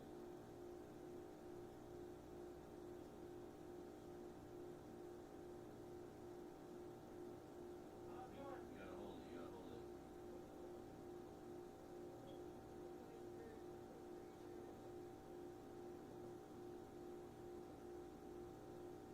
What happens is you get a loot box. Yeah, the fire, yeah. And it unlocks prison. Yeah, it's like gold compact SMG. Holy shit! Yeah, pretty cool. Just landed and found this. Nice. Does it give you that every time you hit 88? I think so. Or no, I think it's just once. Once per car. Yeah. Oh yeah, it's not there anymore. Oh yeah, it doesn't have it. It had a marker on the speedometer. Yeah, so it's just the one time.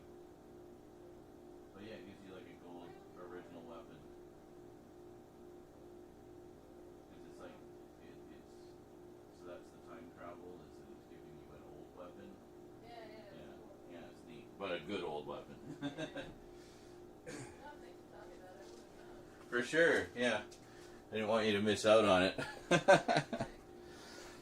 Sorry, Rose just discovered the DeLorean in Fortnite for the first time, so I was explaining it. I'm sure you could hear at least some of that. Okay, seriously, where the fuck is Gothic Tales? Hold on. No, I can't turn you guys because it'll fuck everything up. Just hold on. Just hold on a sec. See, I knew where it was until we started tidying everything up. Because of course. This is how it goes, you know?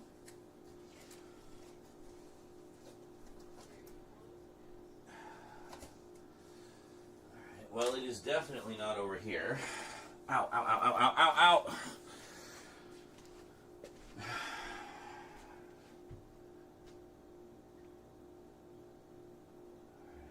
And I got like a cramp.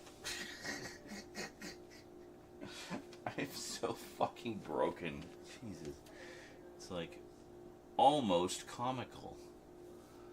Okay, we're looking much more deeply now. Ow, ow, ow. Because it is in a batch of stuff that I have not updated yet. Well, I did a bunch of Dan Curtis stuff, but I got that after I filmed the updates, so I need to do an addendum with that. I mean, I could just throw up a screenshot, but I also want to know where it is. I just got it. I don't want to freaking... Where are you? There it is. Of course, next to all the stuff I was recently looking. Just so you know what I was going on about, it's this one. Gothic Tales, Dan Curtis. It's the picture of Dorian Gray and Turn of the Screw from 1973. The same show that Wide World Mystery, which was a series of very low budget, late night dramatic programs that ABC did back in the early 70s.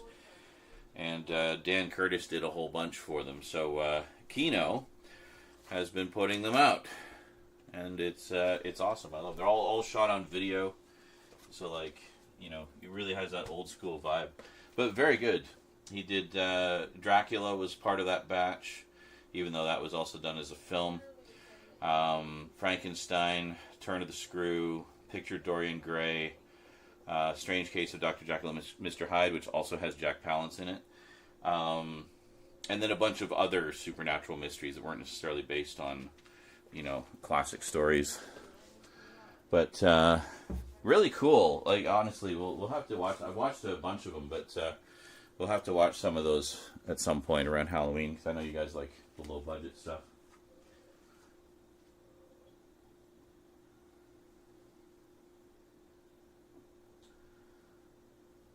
Very intrigued by that Gothic Tales. Yeah, if you like Dark Shadows and you like that style of television, namely fairly low budget, shot on video, just an old school style you really don't see anymore, honestly. Then yeah, they're great, and also they're just great stories, great well performed, and really really good adaptations.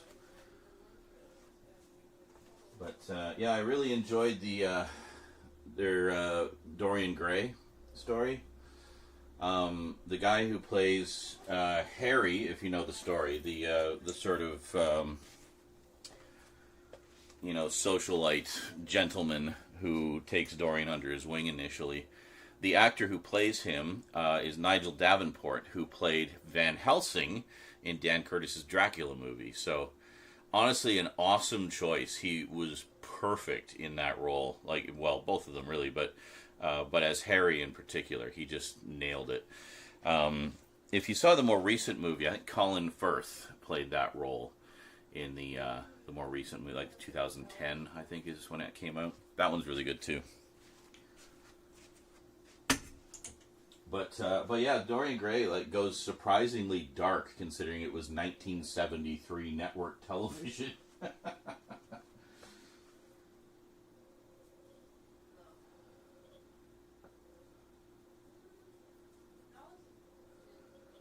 Library of Alexandria.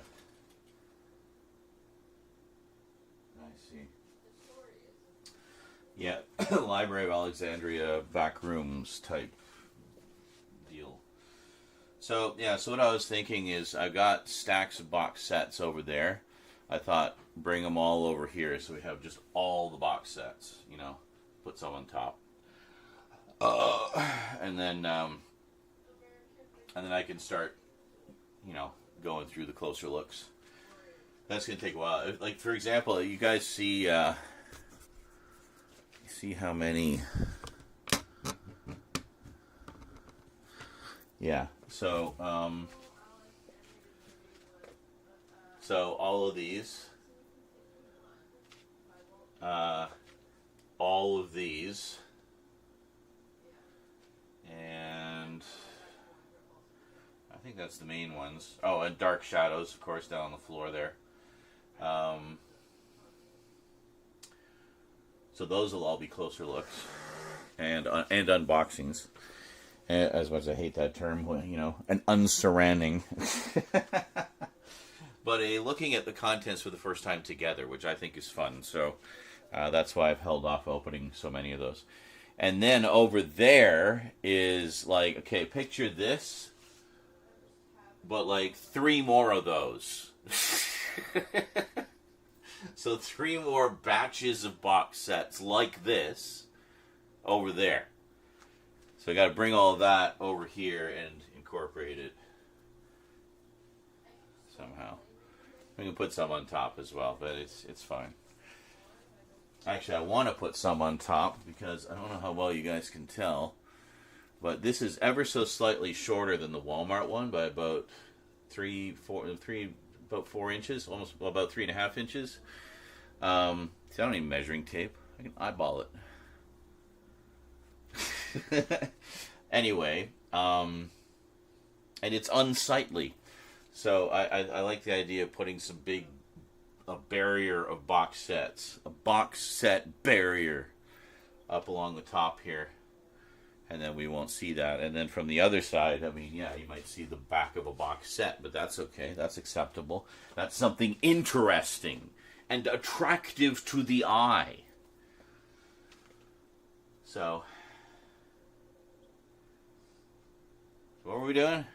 Oh, right. Oh, that's where the M audio key. Oh, actually, you know what?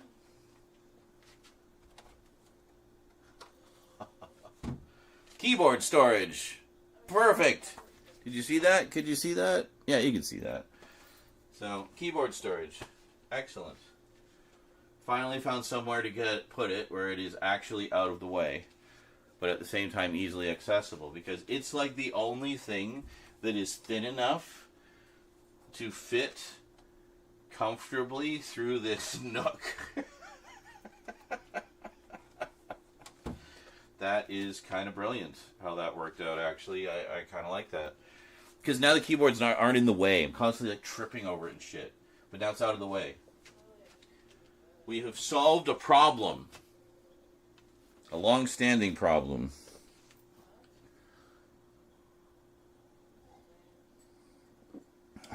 The keyboard is not the problem. The storage of the keyboard is the problem.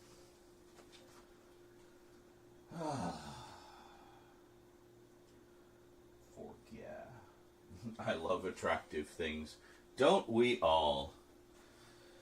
Okay, so we go. Okay, I'm going to move Dark Shadows. We're going to take the ones on the top off first before we do that. Just because I need to get into that shelf there.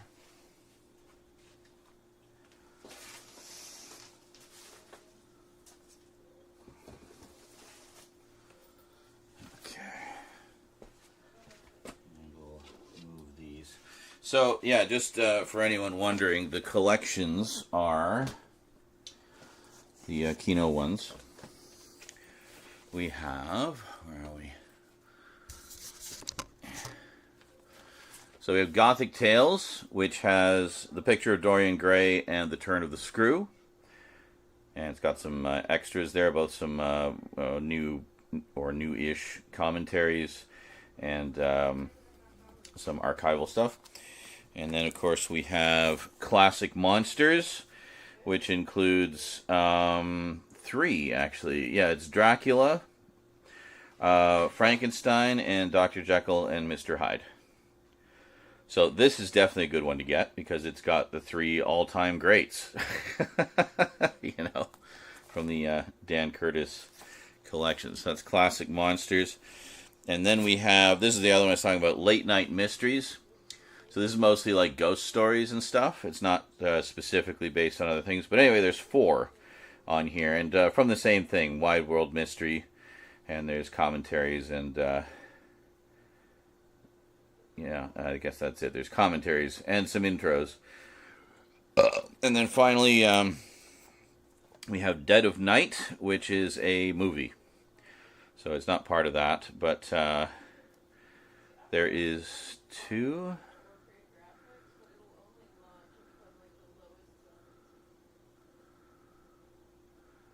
It says there's 2, Dead of Night and A Darkness at Blaisdon. Oh, yeah, okay, that's what it, yeah. So this has the movie, Dead of Night, which was an anthology horror film.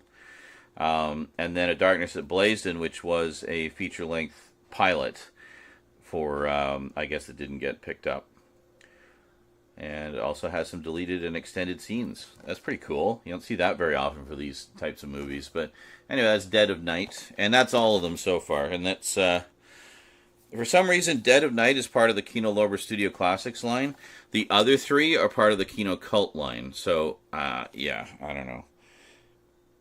Highly recommended. I really enjoy these a lot. Where was I putting them? Oh, right, over here. Yeah.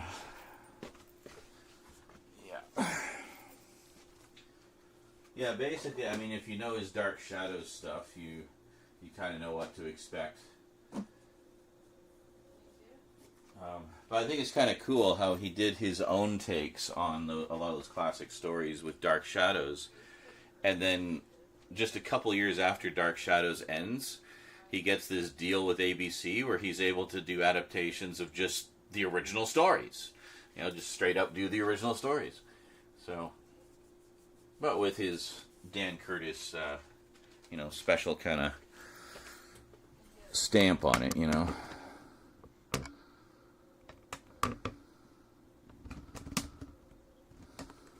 A key problem, yes. But oh, okay. I cannot tell if you guys can see me because the freaking chair is in the way. Hold on. Just gonna give the camera another little kick in the tushy here.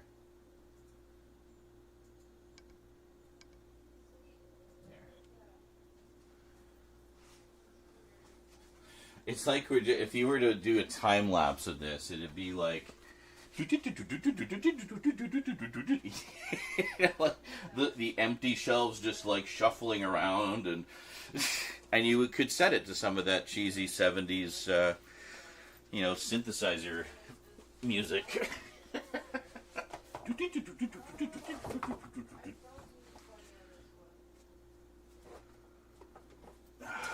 Okay. Now this is important because it's the Redemption Films collection. And this we definitely want to keep together as much as we possibly can. I think we will form a firm foundation. Firm. Get it? Because it's Redemption Films and it's like a lot of exploitation horror and stuff. So like firm. Like an erect penis. Anyway, this is a fun collection to put together. It was a hunt akin to when I was hunting down all the BCI Eclipse things. The difference, though, is the BCI Eclipse stuff, for the most part, I was trying to find locally. But most, you know, the last few I ordered on eBay. But this was originally going to be just from Sunrise Records, because that was the first time I ever saw this line. Was at Sunrise. They had a whole bunch of them. But when I finally, you know, had the resources to do so, it was long out of print, and Sunrise didn't have any in stock anymore. So I was like, well, shit. All right. Well, this might actually be a perfect forever home for Redemption. It fits almost perfectly. And if I grab the Jezebel titles, which supplement that, yeah, here we are. This is basically the full Jezebel line. Well, all we got of it on our shores. I think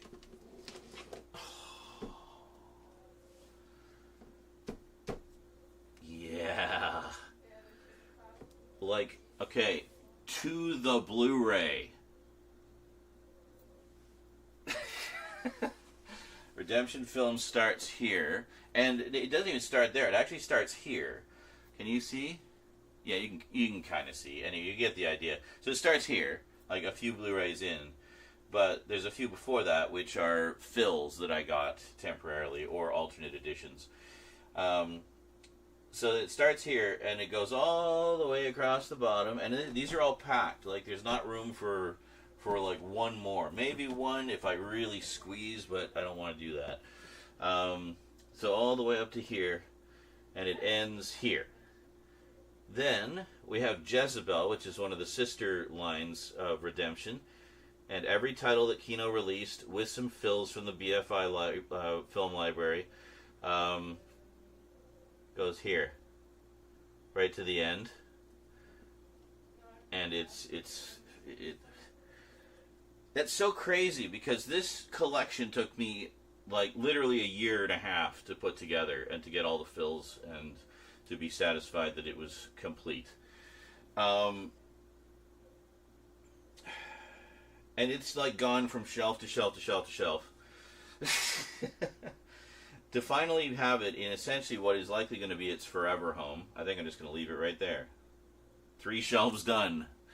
3 cubbies done. So we finally put it where it's most likely going to go, and it literally fits perfectly to the singular Blu-ray. That's crazy. See, the problem is, I wanted to have the Redemption Films. There's always a problem, isn't there? Redemption Films collection, and then right next to that have the 4K re-releases of the Jean Reno films. Jean Rollin films that Indicator's been putting out, because a lot of those were in the Redemption Films library. So, I don't know. I mean, I have so many Indicator titles now, it's almost, I could just do an Indicator shelf. Just do it by, like, label rather than by, other criteria. So, I don't know. There's a few that I will be doing that with, like Terror Vision will be in its own little section and stuff like that. There's Corpse Mania. Yeah. Oh, Luke was right. Luke was asking me about this one the other day. Luke loves Chopsaki Kung Fu stuff. He's just like gone crazy for it over the past few years. He's also a huge, cinephile and whatnot, and likes the other stuff, but he's just fallen in love with this. Honestly, I think it's because he comes from a backyard wrestling background, and I feel like he's kind of seeing these in a similar vein to the experience of backyard wrestling, where it's a form of that. Like, it's the same kind of thing. Like, you're putting on a show, you're making it look convincing, and getting as crazy with it as you can.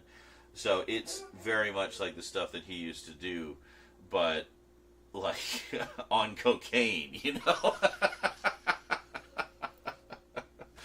So anyway, by sideways coincidence, I started getting into a bunch of the Hong Kong stuff as well from the horror side. So anything horror side, horror stuff from Hong Kong, definitely want to check that out. That's my kind of sideways entry into the stuff that Luke's been watching. Some of which was horror stuff, actually. Like, we watched Mr. Vampire. That one is so much fun, by the way, and it's an all-timer, apparently. So, Mr. Vampire, and I picked up the, here it is. From Eureka. Mr. Vampire. This is a really fun one. It's with the sort of traditional hopping vampires and stuff. And then I got all the sequels and a couple spin-offs, and I just kind of went down the rabbit hole from there. But, when the update covering all the Asian horror goes up, you'll see that.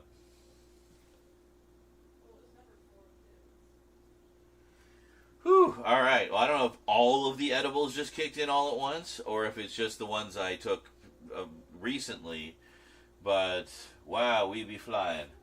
Anyway, while I'm talking about all these, why don't I pull them off the shelves?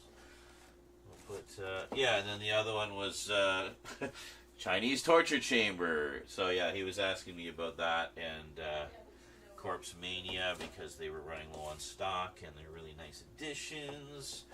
It's like, well, yeah, of course they are. They're fucking Vinegar Syndrome, dude. They don't mess around. These here. Actually really looking forward to diving into some of this stuff. Junji Ito fans, I got Uzumaki, which, by the way, is getting a new 4K edition from, I think it's Umbrella. So, check that out. And then I picked up the Arrow edition of Tomy. So yeah, 2 of Junji Ito's all-timers in live action, basically. I've seen Uzumaki, I have not seen Tomy. I have read some of Uzumaki, and I have read even less of Tomy, but I have read some of both, in terms of the original mangas. Manga. Oh, hi, Midsummer. Oh, I didn't know I had the slipcover for this. That's kind of cool. One thing that sucks, though, is when we got this, we didn't get the director's cut. So, that's one of the things I have on the way, is I actually ordered the director's cut, only available in the UK, or through a hella expensive limited edition through A24 themselves. So I was like, I'll just go with the UK edition, thanks. So, ordered that. So, director's cut of Midsummer coming in. I'm a little nervous. Ari Aster's stuff does not mess around. Speaking of which, I need to get caught up on his stuff. He's had a couple more movies since, hasn't he? Yeah, so that's all Hammer stuff. Hammer time! What's all that down there? What's all this there? Oh, right. Fuck. This is why I need to get everything put away. Another one from Kino, Classic Ghosts, which is, I think, again, part of Wide World Mystery. These are not necessarily ones by Dan Curtis, but have other notable stars of yesteryear in it. One of them, well, I see a young Susan Sarandon on the cover. But, yeah. So 1, 2, 3, 4, 5. Yeah. The Classic Ghosts. Yeah, series of 5. Oh, David McCallum. Holy shit.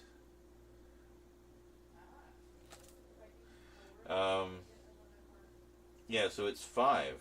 So 5 feature-length ghost stories. Again, all shot on video. Yeah, that's very cool. Is this Kino Cult? Yeah, this is also Kino Cult. I should put this with the, I'll put this with the Dan Curtis ones, even though it's not Dan Curtis. It is obviously related.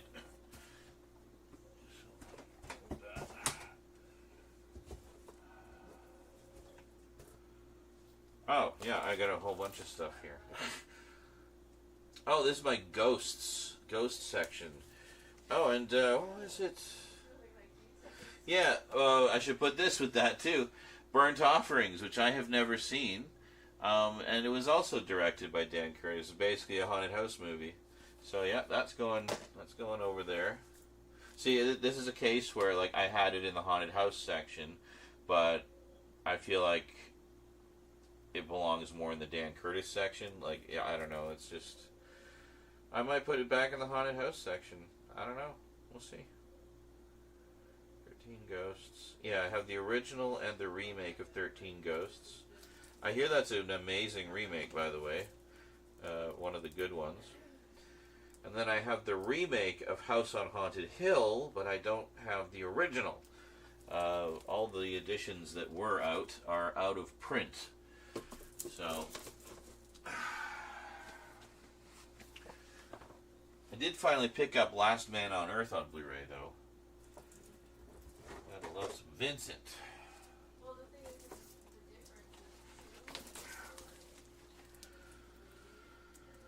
Tingler, Chamber of Horrors, yeah. Chamber of Horrors, is that the one with the,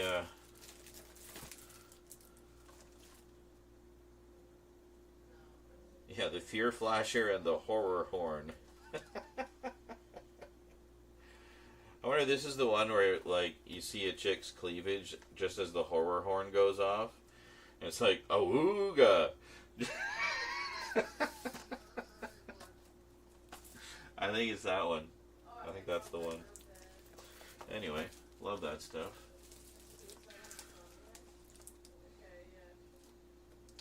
Yeah, so we got some, it's like some old stuff here, classics. Oh, I forgot I got this upgrade. Yeah, American Werewolf in London on 4K, baby. Oh, yes. You know how much I love that movie. I finally got a decent Blu-ray of Wolf from Indicator. Yeah.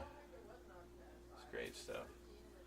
And the new Wolfman, which I have not watched. I see a theme here. These are werewolf movies. Well, might be getting my full moon puppy power on with that.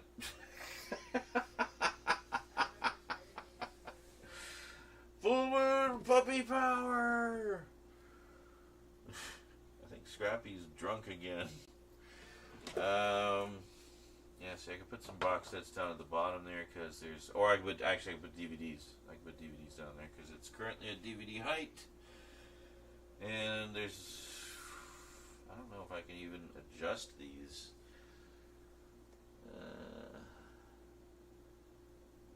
Yeah, no, I can. I was thinking like if I pulled them all down to like where these ones are, so they're all flush. But then that would be a lot of, that'd be like a million pegs I would have to fiddle with. Because I have more shelves. I can actually squeeze a few more shelves in there if we just go for like maximum conservation of space. But it would require adjusting the whole goddamn thing again. That would be that'd be like an 8-hour stream. It would just be me pulling all those damn pegs out, moving them down a couple, and then, and then fucking up 18 times. Ridiculous. So can DVDs stand up? Yeah. See, there's a lot of clearance there. And if you look, I don't know how well you can see, but if you look here, you can see that. Yeah, I think you can.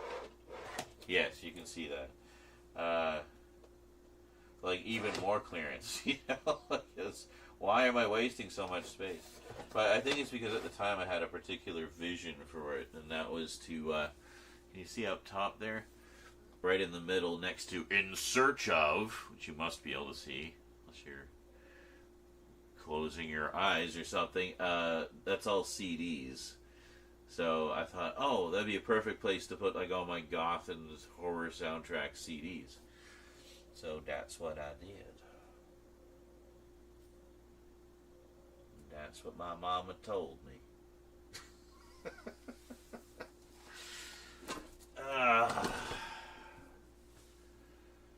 Wow.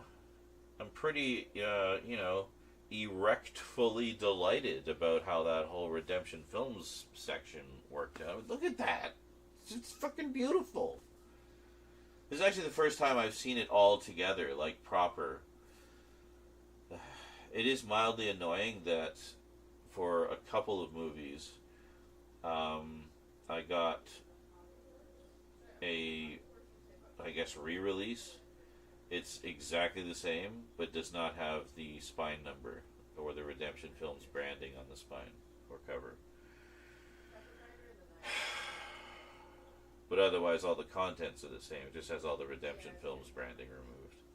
I'm guessing their license expired. It's all about the licenses, kids. They can only keep them in print for as long as they have the license. That said, for anyone interested in the Redemption Films collection, the last time I was on Kino Lorber's website, they actually still have a bunch in stock. Nowhere near all 60 of them, but, a good maybe dozen, Some of them, and they got some on DVD, actually, that never made it to Blu-ray for some reason. So, anyway. Neat stuff. Wow, I'm high as fuck. Okay. Well, I am going to go have a little smoky poo, and then we'll see about transferring some of the box sets. So I think, along the bottom, I've got 3 cubbies on the bottom with extra headroom, So I could probably fit quite a few in those cubbies there. I mean, it doesn't have to be pretty. I'll even put some in horizontally if I have to. Like, just tuck them in, Tetris them in however we can. And then, God damn it, I need a long piece. And then, I can start working my way through the closer looks and stuff. But we can also figure it out. Yeah, whatever. You know what we're doing. Okay, see you guys in a few minutes.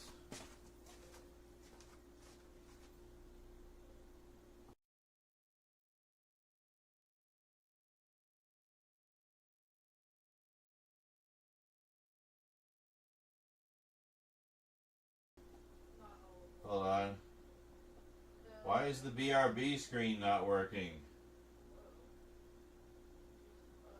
There we go. Why are none of my buttons working?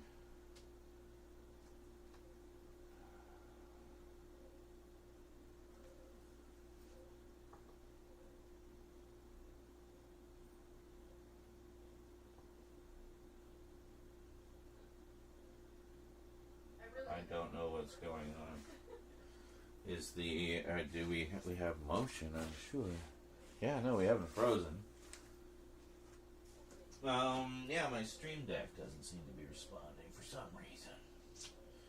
Great. Pretty sure they just did a nice little update for our convenience.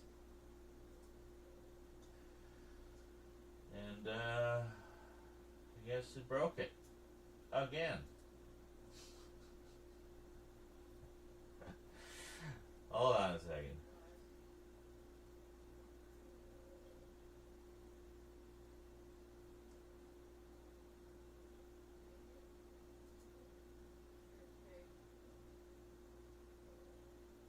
Okay.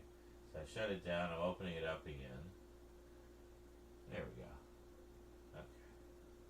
Now. Why?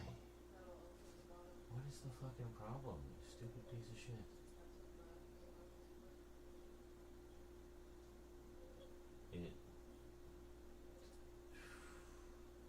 It's stuck on fetching scene collections and fetching scenes. Well, that's fucking annoying. Why you suddenly stop working, Stream Deck? Oh, you know that one, Wolfden, Mr. Vampire? Yeah.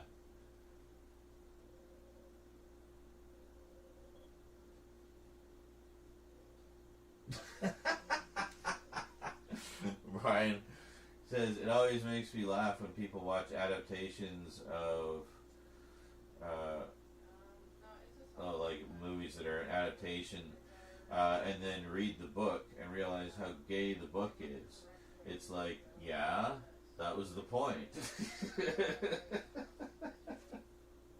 How did you miss all the gayness in the movie? That's funny.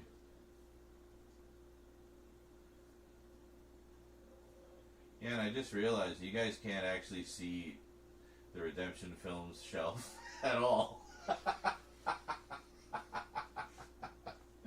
you can kind of see, but I think my narration probably told you more than your eyes did in that case.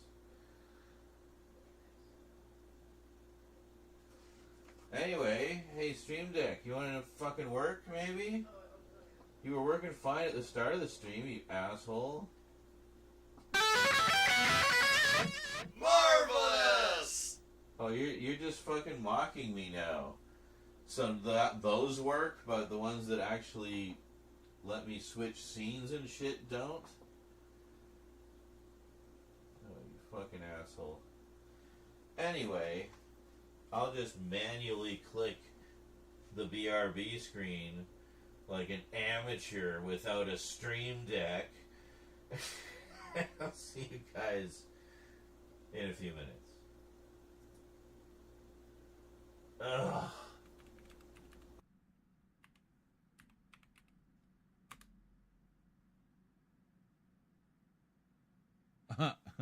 No? Oh, this is interesting. Time travel, a journey through history. Oh. Stravinsky's The Rite of Spring. Bob Hope, 1903. Wow. We have traveled through time, apparently, to, like, janky 90s Google. All right. Excellent. Padme Amidala, a skilled diplomat, yes, but ultimately undone by sentiment. What good is diplomacy when faced with a lightsaber, Obi-Wan? Vader, I farted. Mandalorian, such displays of biological function are best kept to yourself. Or are you attempting to create a diversion? Yeah, coming. Display. Did you call him Chody?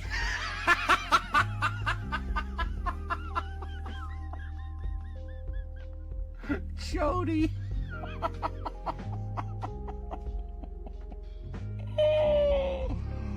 Oh my god. That was amazing. Best typo ever. Oh, hello. Shit. Hi. Oh, shit. Okay, that's terrifying. I'm trying not to get eaten. Okay. Now, where are we going? To Helgen Keep. How about, what's this one? Oh, see, that's the choice. I didn't even know that was. What are you crinkling? My mouth is full. Give me a second. It is full of whatever came from whence the crinkling.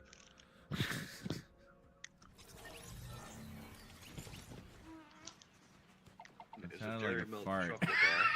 It's someone just fart. Oh, it was the trumpet.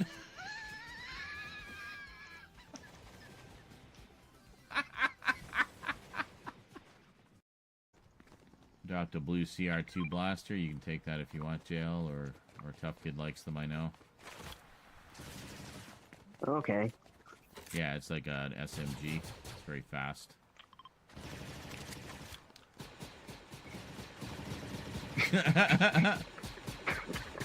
Thank God we don't have friendly fire. We'd be dead from Tough Kid all the time.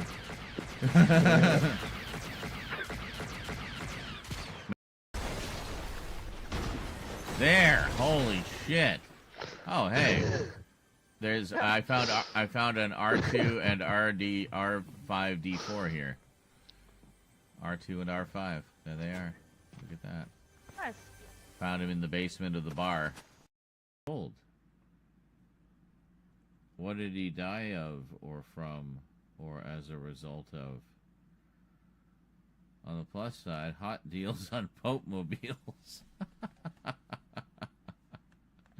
That's an odd place to go. Just how high are you right now? 88.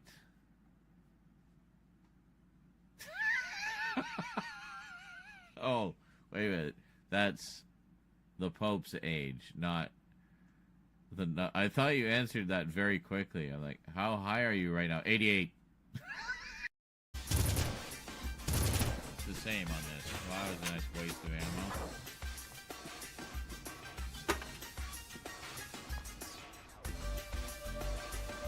What? Shit, how do I jump? Oh! I just got crushed by the elevator. I didn't realize you could go in while the elevator wasn't there.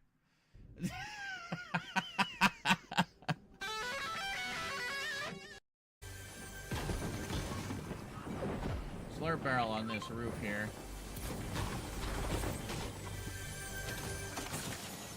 Really? Got it? I think I got it. You got it. Oh, this is cute. Just sitting there, listening to some records. Very nice.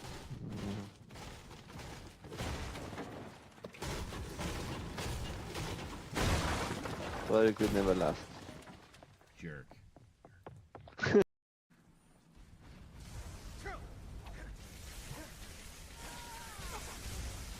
Jesus, I can't even see what's going on. Fucking Emperor Palpatine here.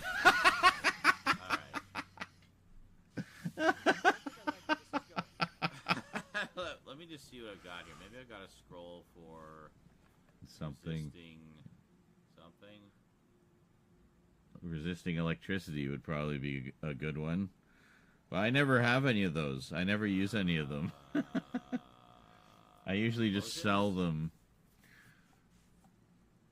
Like, it's so specific. Fuck that. I'm never gonna need that. All those resist shock potions.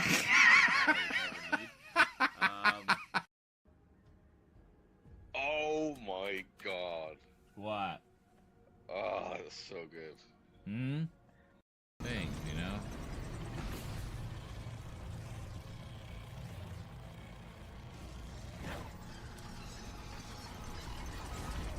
Now,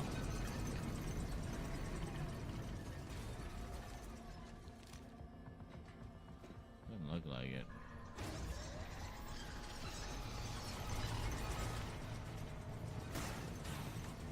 Oh!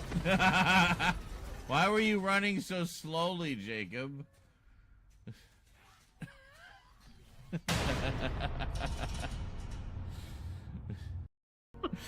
It sounds like I just overemphasized to the point of farce. Originally.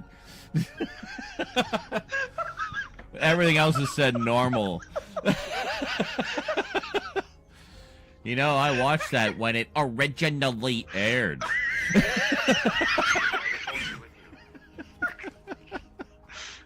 I'm gonna die. Stop. Hey, folks, I think we have another Luke loses it clip.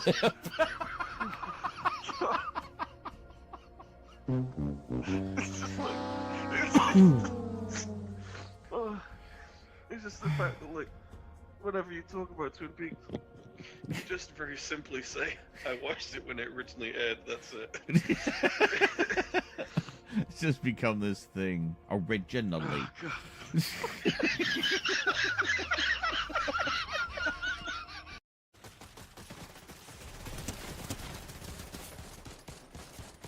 Nice. Oh shit.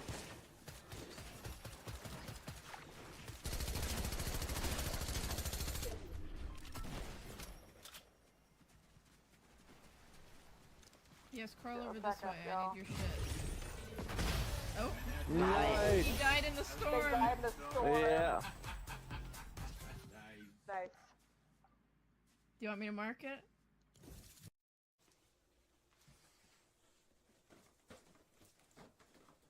Sure. I don't care if it fell over. I don't care.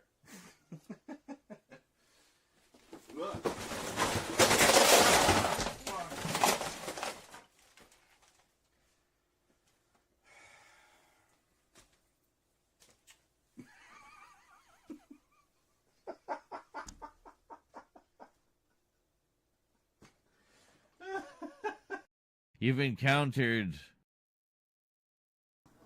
Haha! We'll never know what you encountered. So, alright guys. Sorry it took so long there. I just wanted to, snap a picture. You want to see? Check it out. Bam! Look at that. Oh, hold on. I have to, shrink it ever so slightly. You're not quite seeing all of it. Are you fucking kidding me? There we go. Look at that. That is the full Redemption Films collection with temporary fills or alternate editions at the beginning. And then all that was released of the Jezebel collection on Blu-ray. Packed end to end. Perfectly. It's like it was meant to be. Like, it's literally perfect. It's so beautiful.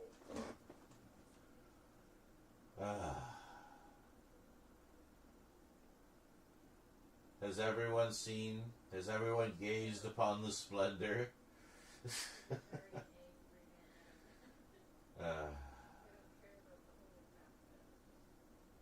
That was quite a quest, and I gotta say, to see it, actually for the first time ever, literally, in this moment, to see it all together like that is just mind-boggling to me. That is not a small collection. And yes, your eyes do not deceive you, there are two 55s, and they are completely different films.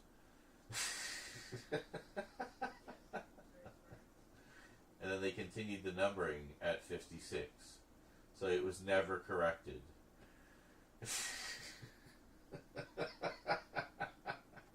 And then a few titles later, they just ended the line. It's like, oops.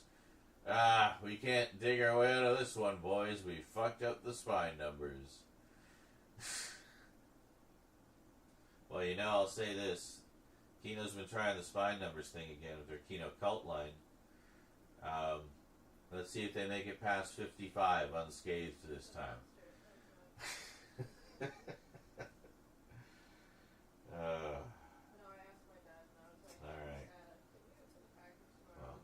guys could be here for that moment.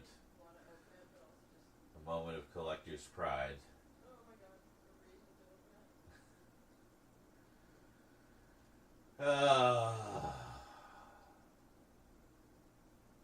So yeah, those edibles have like hit like a Mack truck, so I'm just sitting here for the moment. Hey, speaking of edibles hitting like a Mack truck, hello Jonkler, how's it going?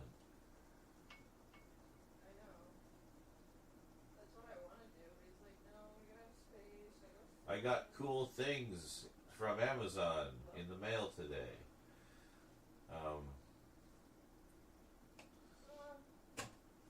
I showed them earlier. If you want to see them in glorious 4K, check out a little earlier in the VOD on YouTube. I don't know if you can scroll the VOD while it's live. I think you can. Because I'm pretty sure some people have been stuck like an hour in the past because they forgot to refresh it and they're actually watching and responding to the VOD. It's like, you gotta refresh it. You're watching the VOD. Why'd you put me in the VOD? What? I didn't put you anywhere. You did this to yourself! My God.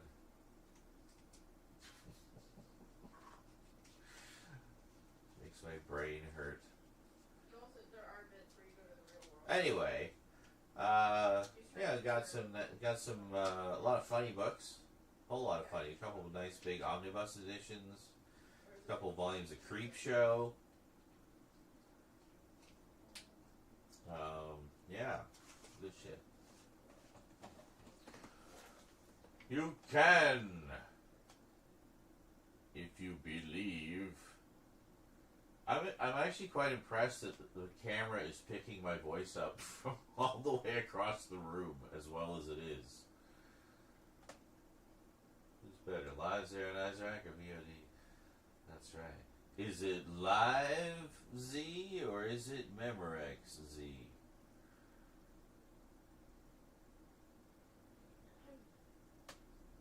Well, if you just heard that question, we actually asked it an hour ago. So, I guess you prefer Memorex Z. Anyway. Hello, Austin Wilcott over on the YouTubes. We're just looking at, I think we finally found a permanent home for the Redemption Films collection. Bam. There we go. Because it all fit perfectly, including the ones I got on the far left there to fill in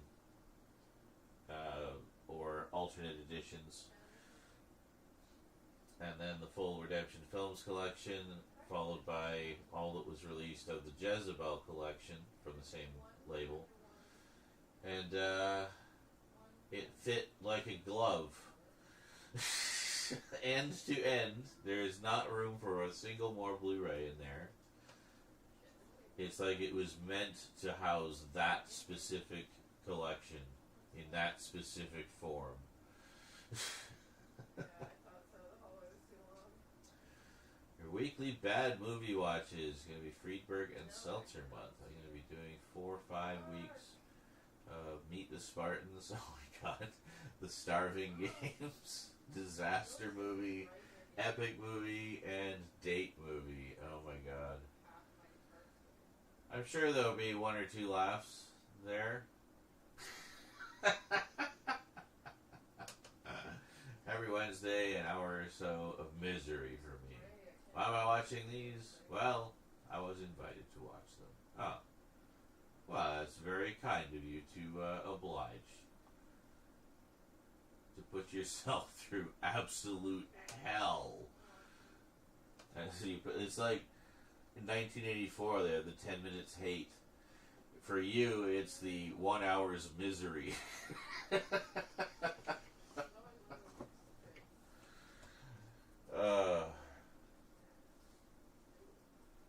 I don't know. there's good bad though too. Like, you know, a lot of the no budget horror movies we watch, I'd say that's good bad. But yeah, the problem is like, and I think the same can be said for horror to some extent.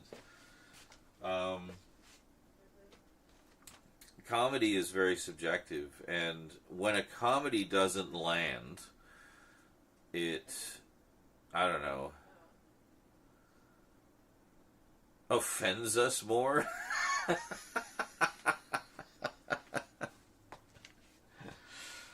And the same can be said for horror from one perspective, but the difference is, with horror, and this is why I think it's a more versatile genre than comedy, even though the two are very closely related. With horror, if it's bad, sometimes that can end up being good. And it can be, but it's entertaining in a way perhaps the filmmakers didn't intend, or maybe they did intend. Maybe they, you know, clearly were just having fun and wanted you to have fun watching it. So you go along for the ride, and it's, you know, it's like playing Let's Pretend with your friends in the backyard in the middle of summer. So it's just a whole different thing. And comedy can't do that. It's like comedy is either it works or it doesn't. It's funny or it isn't. You know, a joke lands or it belly flops. Like, it's very black and white in that respect. Whereas horror can basically find an audience, whatever it is. I just realized you've just been staring at the Redemption Films collection this whole time, while I'm standing in front of the camera doing a lovely little monologue for you.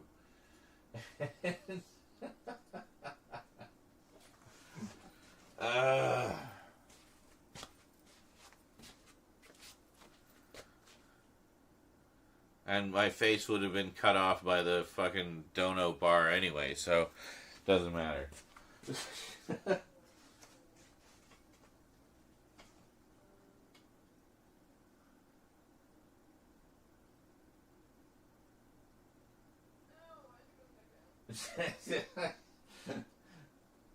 12-year-olds trying to be comedians, bombing hard. But yeah, like, for sure, like, Neil Breen, that's something you're not just enjoying at face value. You know, you're not going into a Neil Breen film expecting high art. You're expecting, like, zero budget, laughable plot, or if it's even comprehensible, and just, you know, have a cheesy good time. See, that's an example of something being so bad that it becomes entertaining on a whole. It's like it's the Tommy Wiseau The Room thing. You know, same idea. Is like, it's so awful, it like transcends the threshold of awfulness somehow. It becomes amazing, but on a whole other level. And, you know, that's the kind of thing I really enjoy. Actually, like that's one of the sort of subgenres of horror that I really enjoy, is the ones that are like so awful, but you just love them. Like a lot of the stuff that Carlatin and I have been watching, like a lot of the low budget or no budget shot on video stuff, and some of it is hilarious. Some of it is surprisingly well done. You know, a lot of hidden gems in there, but none of them were not entertaining. You know, like they were all highly entertaining. And yeah, definitely plan to get back to that soon. By the way, everybody's invited. Party on the Discord. Yeah, we have fun with the screenings there. And I realize you're still just looking at my crotch. There we go. That's a little better. Yes, I do need to redo my hair. But the plan was get this all sorted first. And then redo the hair. Because then once all this is sorted, I can start filming stuff in here.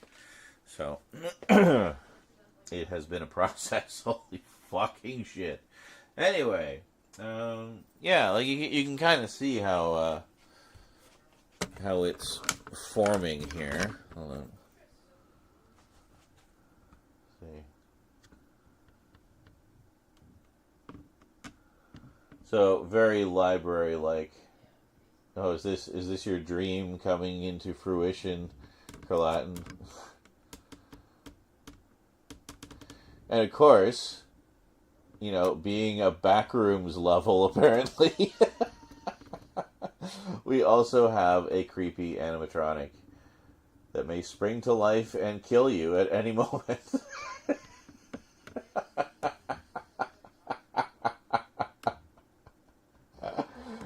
Ow!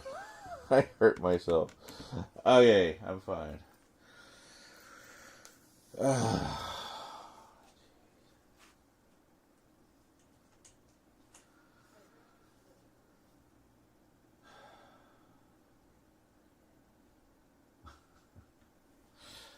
Oh, sorry, it's like cramped up.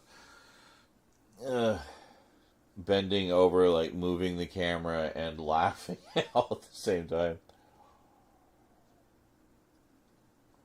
was a little much.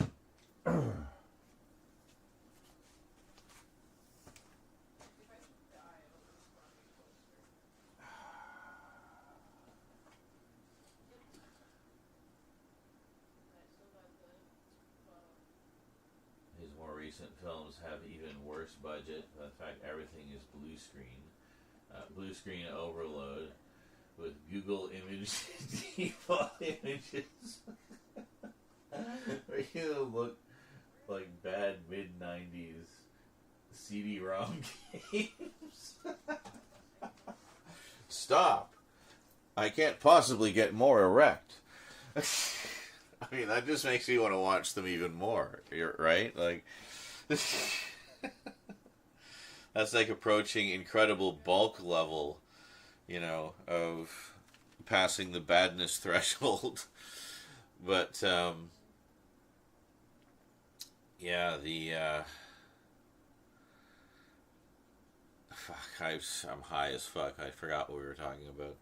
But anyway, good luck.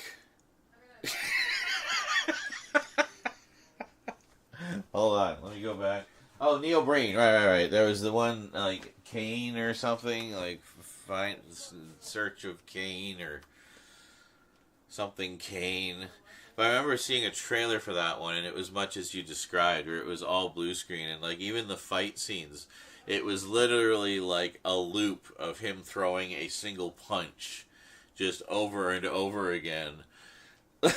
Literally like in a CD-ROM game. Like, it pulls to a wide shot of everybody fighting each other. And it just looks like, you know, what you'd see in a video game, but like in the background. So it'd just be a bunch of NPCs on a loop having, you know, a bar fight or something. But you would be the big detailed sprite in the foreground, you know. Yeah, so that's what it was like. It was like you were watching the background video from one of those kinds of games. Ow. Whoa. Oh, God.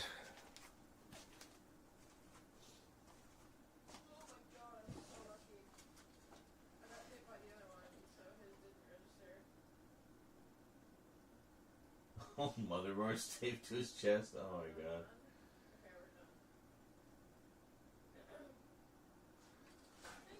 That's amazing. That sounds like the kind of stuff they used to do on Channel 101. With Dan Harmon and all of them. Back in the early 2000s. 2000s!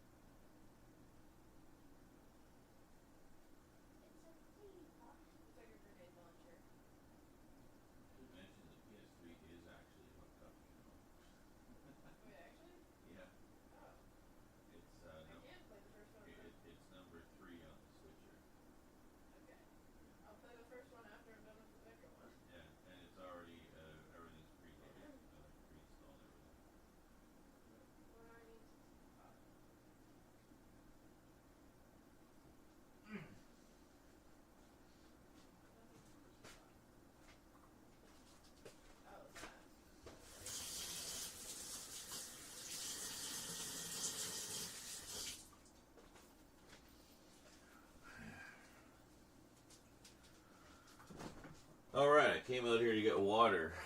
Hold on.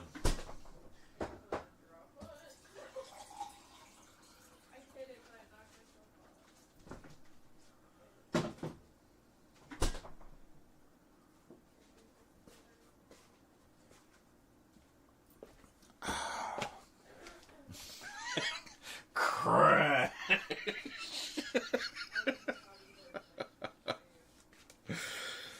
Yeah, I thought it would be awful.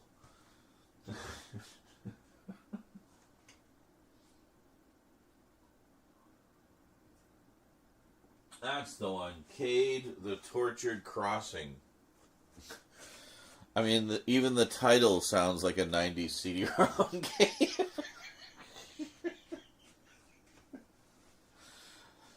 I think I may have access to that one somewhere. I'll have to check. Cade and his evil brother is just him, a black hoodie, and Elmer's glued on costume shop mask. Ah. Terrifying.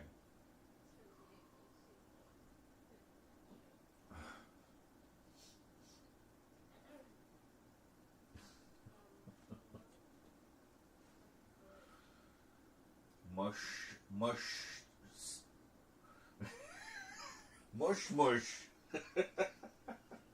Mustache. Yes.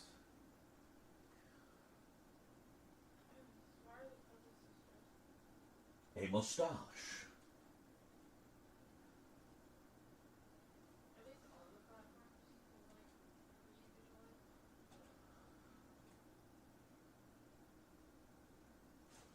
I knew they were serious because Dracula had a mustache.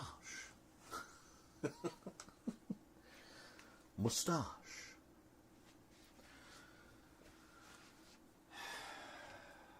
Mustache.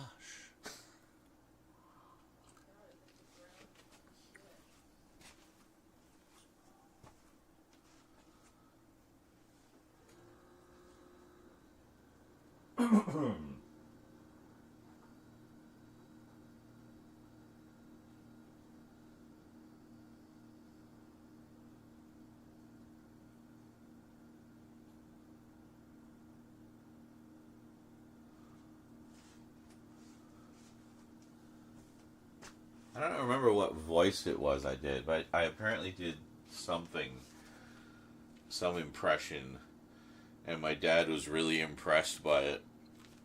He says, wow, imagine what Rich Little could do with this kid. And Rich Little, of course, being the best impressionist in the world at the time. And I just thought the idea of I did a voice that my dad thought was a pretty good impression. And then he wanted me to go into an apprenticeship with Rich Little. Like, ideally. It's just one of those random... where did that even come from? I don't know where that came from, but I hope you enjoyed it. Random little anecdote.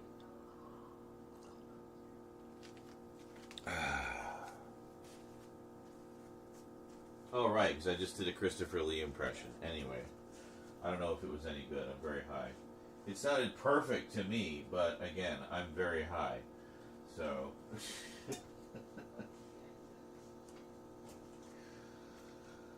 If you want a perfect example of that, watch the episode of Ted, the series, where the two of them get high for the first time. You see how they perceive it, and then you see how it actually is. And let's just say it's quite a difference.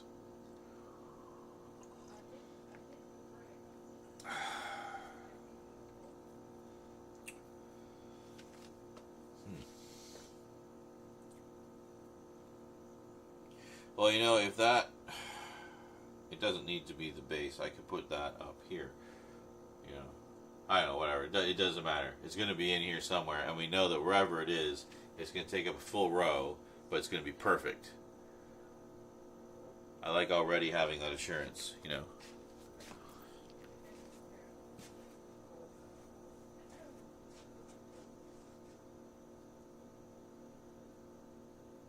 Cade means man. So, cad became the word for a disrespectful man. Well, there you go. Cad derived from Cade, or Cade derived from Cad.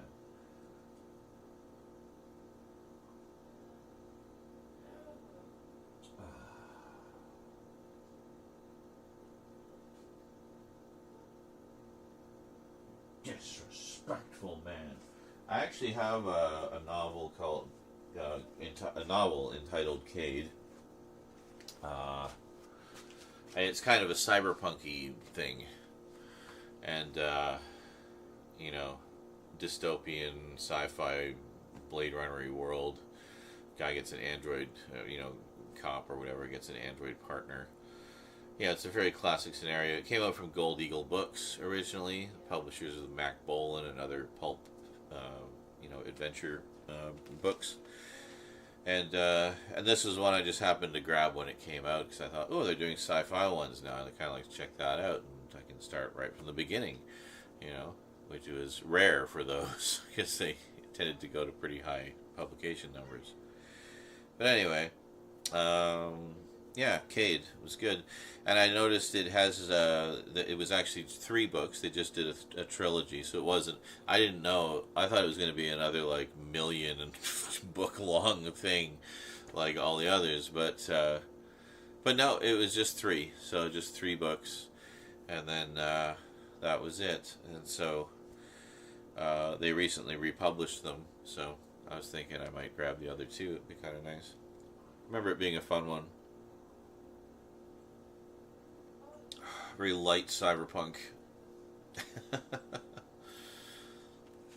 But with a distinct Blade Runner-y kind of vibe to it. So I'm sure most of you fine folks out there would,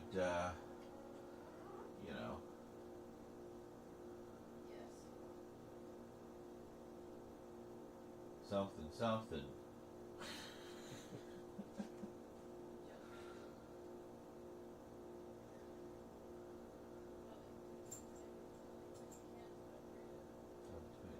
Oh, okay, for the... okay, I'll look at that later.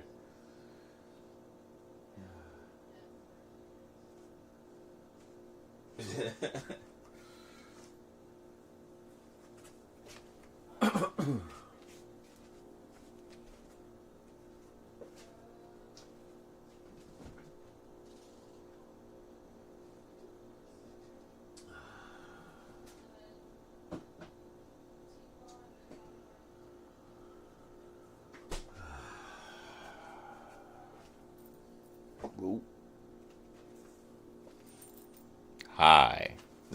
Why, yes, I am. Sam, I am.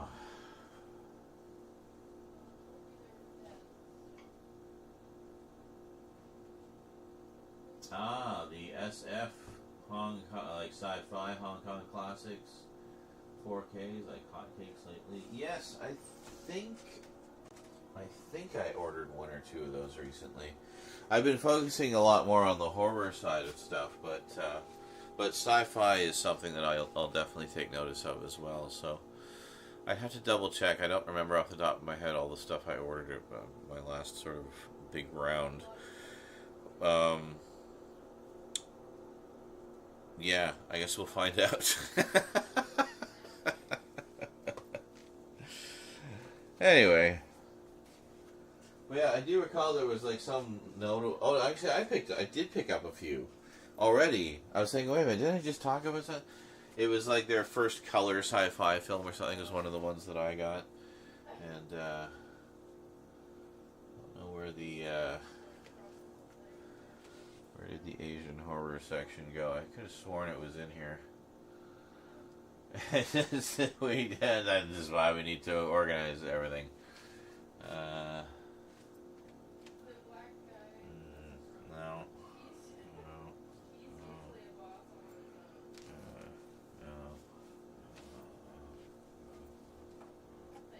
Oh, I think it was down here. Yeah, it was down there. Okay.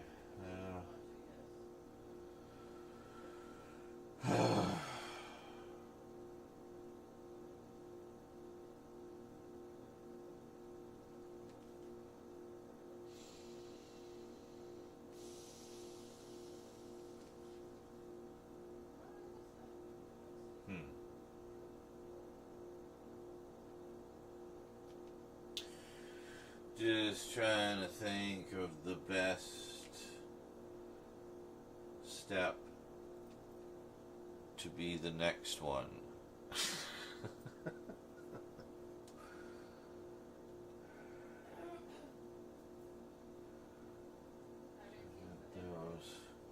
See, okay, here's the problem is I'm collecting the Hammer Films releases, like their in-house boutique label. Yeah, collecting basically everything that they're putting out. That's sort of become the new quest. Just get all things from this one boutique label. And it's Hammer, so hey. But as you know, I've been collecting Hammer stuff for a while. So there's some that are definitely double dips. Definitely double dips. Do. 3Ds. 3Ds. In 3D. But a lot of others that are new, either to me or that have literally never had a physical media release before, you know, so it's a pretty cool collection. So anyway, they're digging deep into the catalog. It's not the typical stuff that we've seen before from Hammer. It's a nice mix, and getting to experience the full spectrum of Hammer's history. And well, they do kind of hard box sets, sort of like Arrow, and they do like oversized hard box sets, which are a little bigger, thicker, wider, in like more premium packaging, that sort of thing. I don't think any of them will fit in these shelves.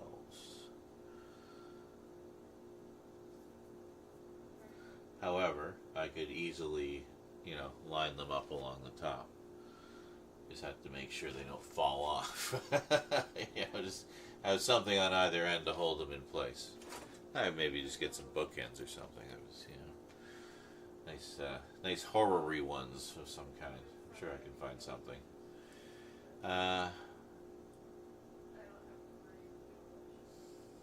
Because, like, here's the problem. If I want to keep all the Hammer stuff together in, like, a Hammer section, right? I can't think of any other way I could do it. I'd have to have anything that is not regular Blu-ray size would have to go on the top.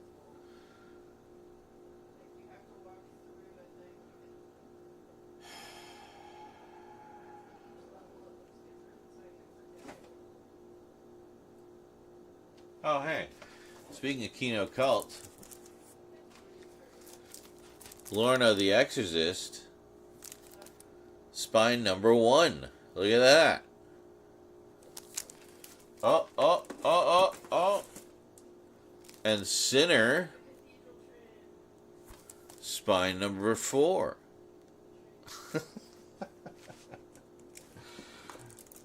Completely unintentional. It just worked out that way.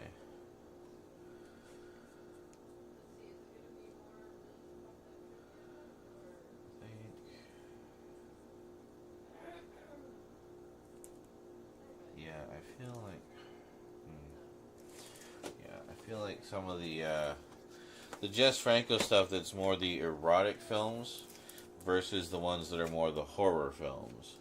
I feel there is a divide there, so I'll put these in here with the other stuff. Yeah, and then I get Sex is Crazy, which is pretty cool.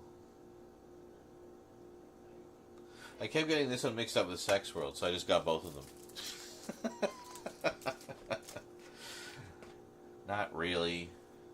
Kinda. Not really. No, actually both of them are kind of sci-fi. Well, Sex World definitely is, and Sex is Crazy is also kind of sci-fi, so... yeah, so they do kind of go together. And that's my defense, Your Honor. But Vampiros Lesbos and She Killed in Ecstasy, that's more the horror side, so we keep that with the horror-y stuff. Oh, yeah, and that's the other thing with the with the redemption film. This is where the problem was. I understand it now from a couple of different quadragonally calculated angles. The other problem is, okay, redemption films. We have other releases of many of the films that were in that collection, and I kind of wanted to keep them together with the redemption films library. And that is the Indicator films re-releases of and 4K editions of all the John Rollin films. So I got the limited editions of all of them so far, and there's 2 more coming. I've already got them pre-ordered, and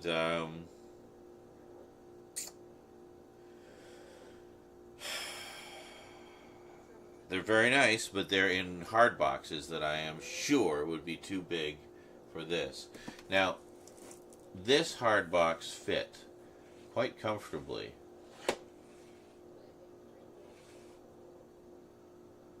Now, that's a Vinegar Syndrome hard box. Let me see if I have one of the Indicator ones.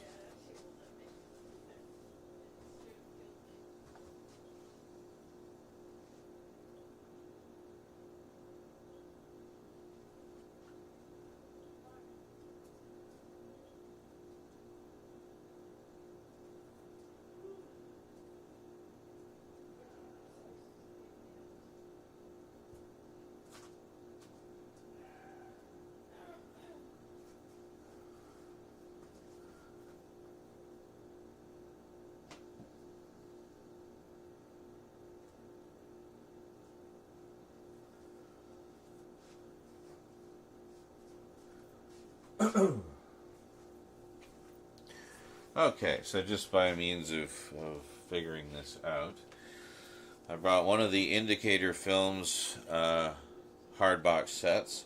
This is not a Jean Rollin film. This is Renato Polselli, but yeah, it was another. I'm pretty sure this one was also in the Redemption collection. So yeah, I wanted to get, you know, if they put out 4Ks of any of the films that are in the Redemption Films collection, I want to get those, right? Because they're notable. So I wanted to see if these would fit at all. I don't think they will. Oh my god.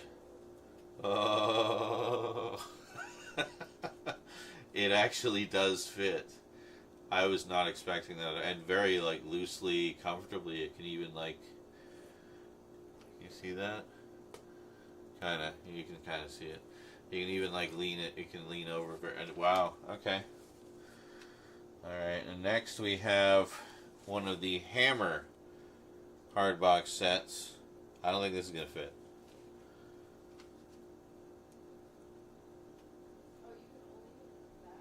No.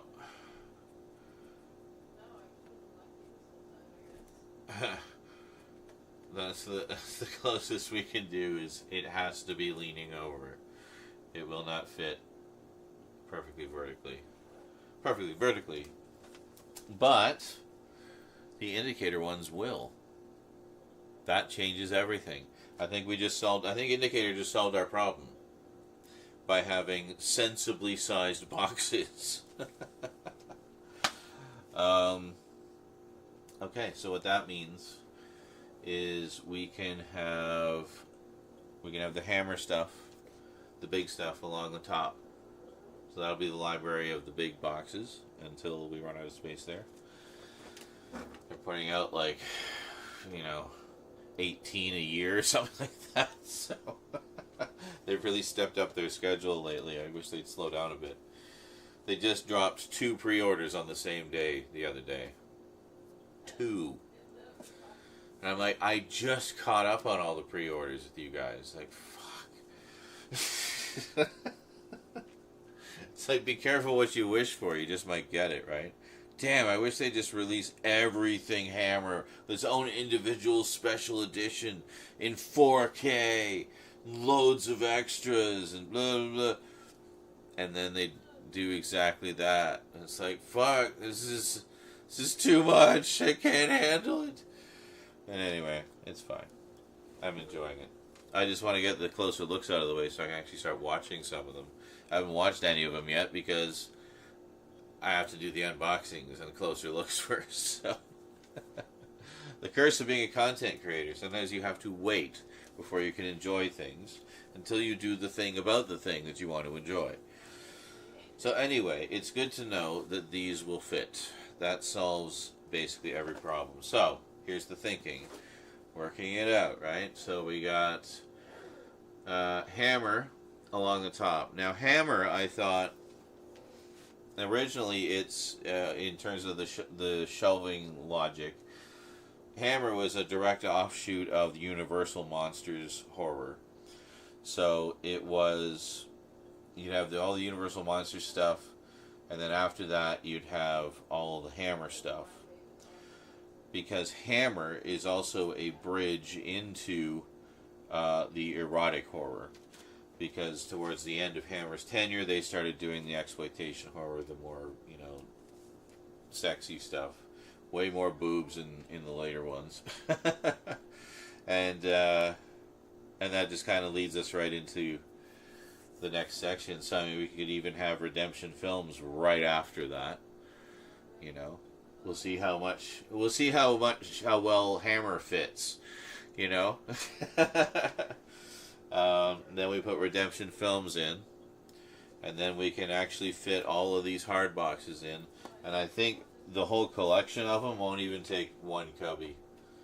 It'll be one cubby, and I think I have a couple other editions of some formerly Redemption Films.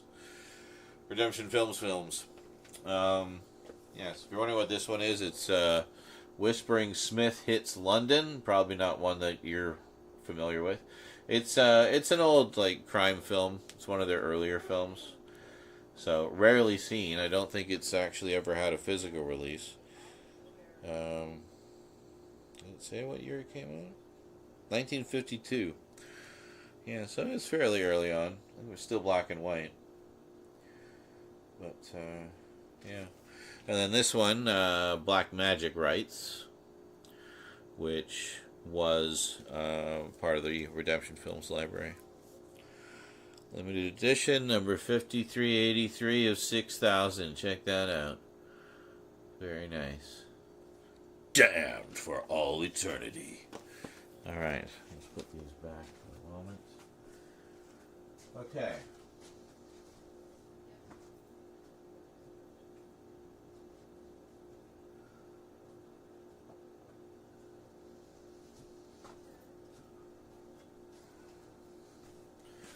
So now things are making a little more sense.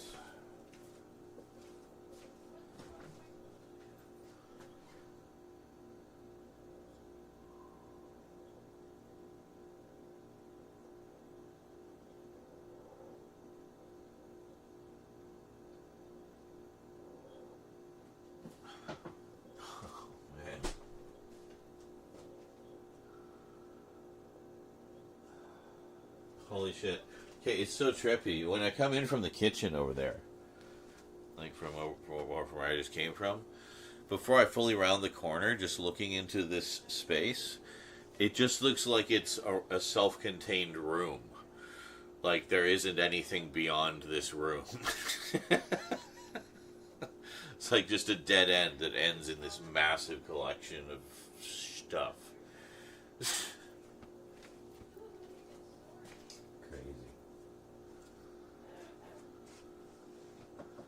Fuck me. I'm playing you fucks. Yeah, I know, right? One cup. Yeah, I can understand. Pre-order Mario Baba's Bay of Blood 4K set for 7. Ooh. That one had a defective Blu-ray. So they had to do the pre-order again. So they replacement discs too. Oh, that's annoying.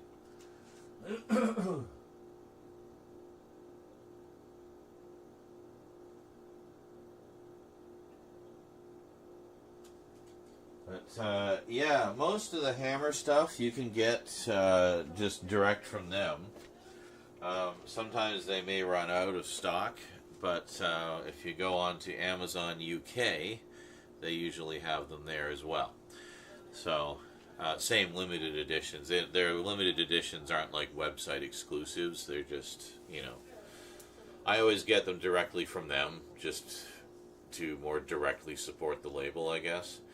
It's a principle thing for me. It's like, well, this is a brand that, I appreciate and I feel is contributing something worthwhile to the preservation of our culture.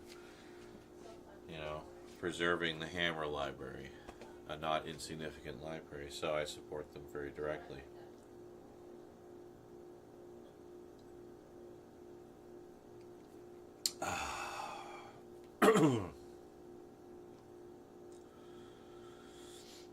So you're getting to see how my brain works in real time. Okay. So if we're going as far back as Hammer, see, because a lot of the erotic horror, especially the stuff in the Redemption Films collection, is very much of the gothic type. A lot of vampires and ghostly things and stuff like that. Demonic possession. Yeah.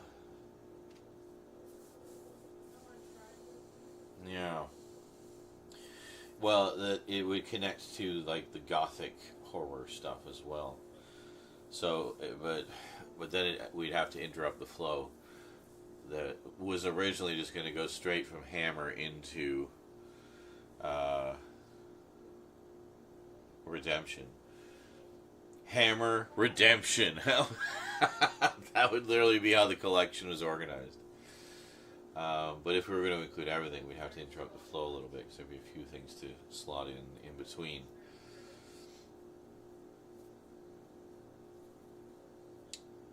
And if we're going to go there, we probably should go all the way. We'd probably have all the way back to the silent era up at the top here. This would be the comprehensive history of horror up to the age of porn. That's what this shelf will be.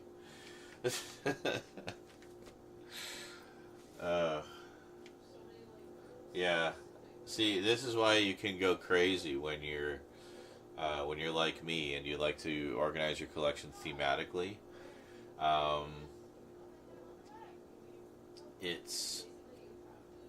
It all has a logic to it. It all has a flow to it. Now, this is a huge overhaul of my collection in a lot of ways. I filled a lot of gaps. I've got just an avalanche of new stuff. And, a lot of upgrades and things like that. So, the original flow of the collection was based on the size of it at the time, which was about what you see. Yeah, you can see everything, I think. Eh? Yeah, more or less. Like what you see here. So this whole shelving unit, basically, which goes all the way back to the corner. And then the first bookshelf there, which originally all those DVDs were in the shelves here. So you notice at the moment we have a lot of empty shelves. That's because all those empty shelves are where all the new stuff was.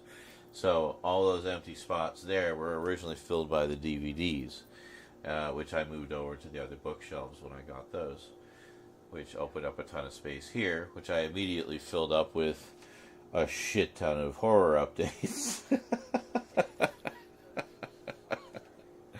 And then ran out of space again. And that's why we're doing this. So anyway, how far do I want to go with this? Do I want, because originally it was just a matter of having the big collections together. And it wasn't necessarily a flow, but there was kind of an unintentional flow that emerged from that. Maybe I'm putting too much thought into it. Surprise, surprise. So if we go like Hammer primarily, and just any other big box sets that relate to whatever else is on this show. So we do that, and then underneath it we can do like, you know, all the Scream Factory and Indicator and all the other Hammer releases that aren't from the in-house label, and the ones that'll fit anyway. If there's any others that are big, we can put them up here. I think I have at least one that won't fit on this shelf. And then that'll probably just fill up this shelf here pretty tidily. And then most of the additions to this section would be in the box sets anyway. So it's really just up here. We need to leave some space because there's a lot of box sets coming over the next few years. So, which we'll probably just end up stacking vertically at some point. But that's fine. We'll cross that bridge when we come to it. Yeah, so you do Hammer, and then that just gives us a natural flow into basically Redemption Films.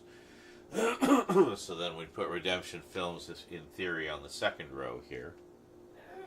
Which is nice, actually, because for me, that's almost eye level. I mean, perfect eye level for me for spine numbers would be the top shelf here. But that's pretty close, you know. I like that. So I'll really be able to, you know, just admire have the collector's satisfaction of having completed that collection that had eluded me for so long. But and so late in the game too.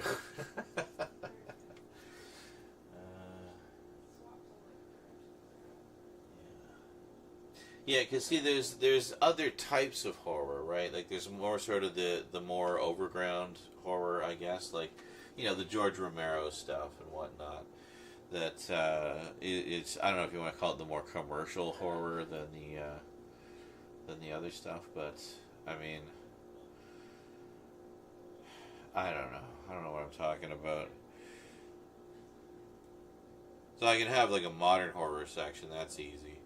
Just put everything from like 2000 up till today, and yeah.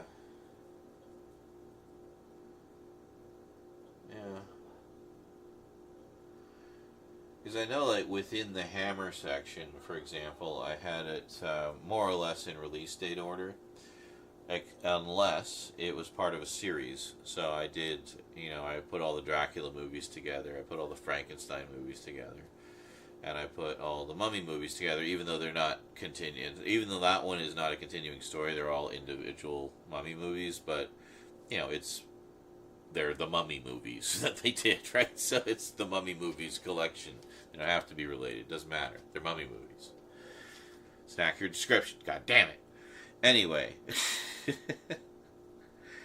And then from there, it would be kind of thematic, where it would be like, I would do, like, other vampire movies. So they did a lot that weren't Dracula movies, but they were still vampire movies. So I'd have other vampire movies and put those in there.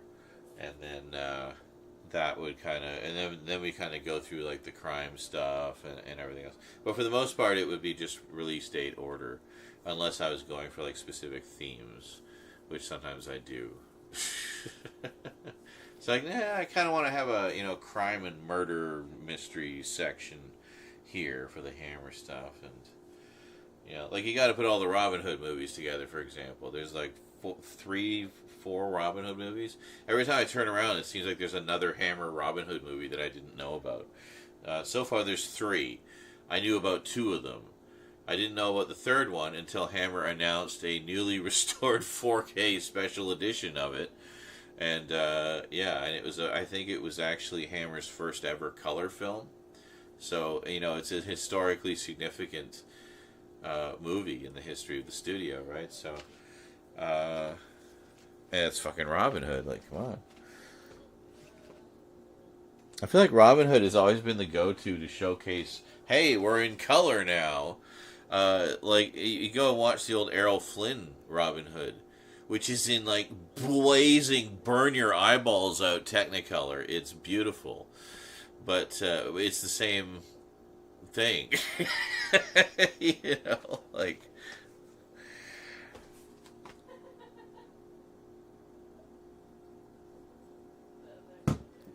Anyway.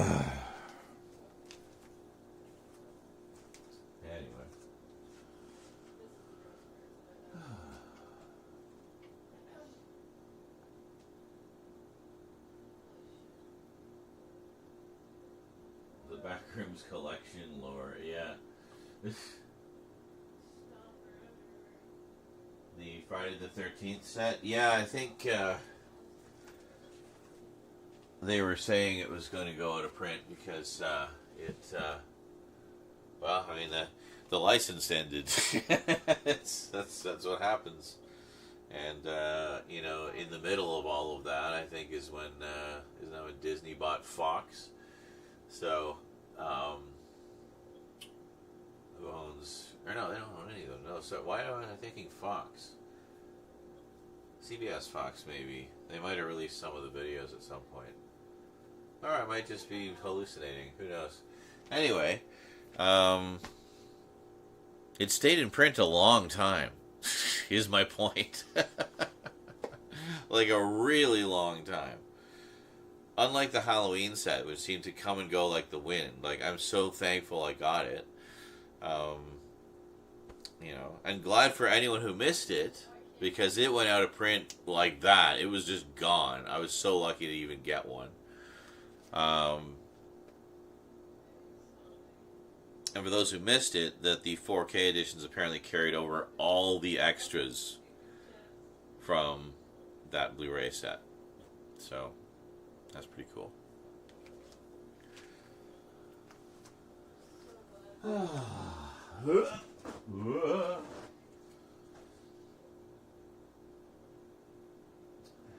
the Backrooms collection lore, yeah. You talking about like when I was describing when I came in out of the kitchen, and how it just looked like it was just a self-contained room.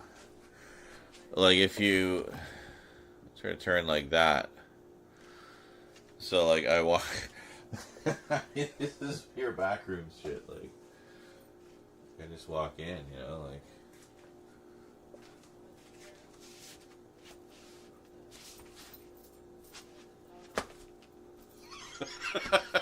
You know, like, oh my god, it's a dead end.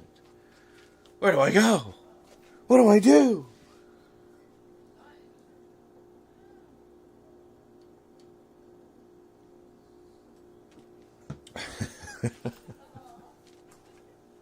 There, a little spontaneous Backrooms movie for you. Hope you all enjoyed.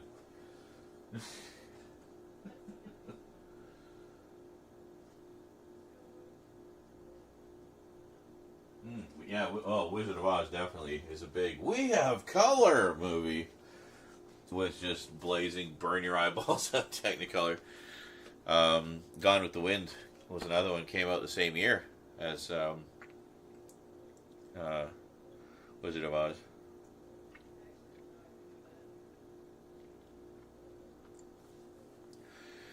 Three and a half frickin' hours of burning your eyeballs out, blazing Technicolor.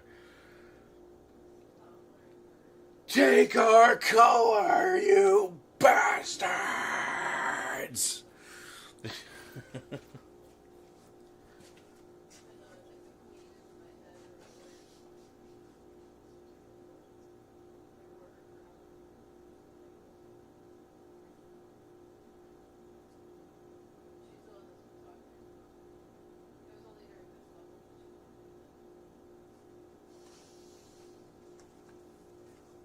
Yeah. Anyway, so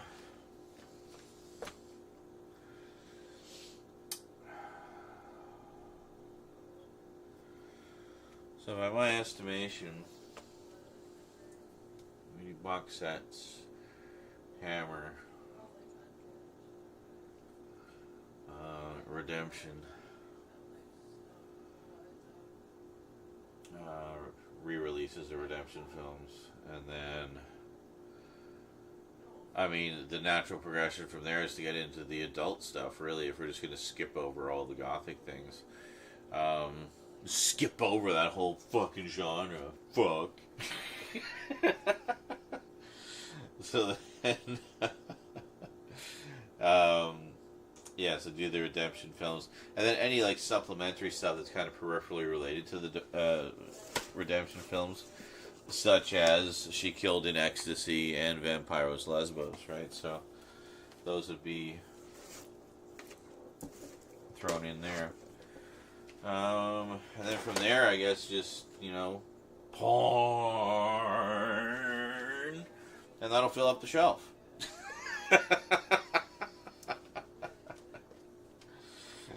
No. It would be more like, erotic horror and then just erotic, and then porn. Maybe like porn. Yeah. But it's the good stuff from the 70s and 80s, man. Like, seriously, whole different world of porn. I'm telling you. Nobody ever believes me. But it's true. You can probably watch a bunch of them for free on one of those porn tube things. See it for yourself.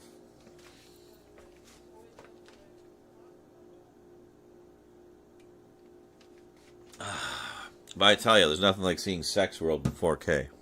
Hoo-wee!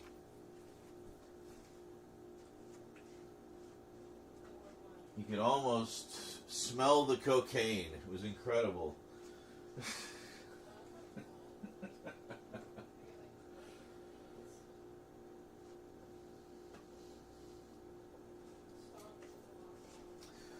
So now this leads into another sort of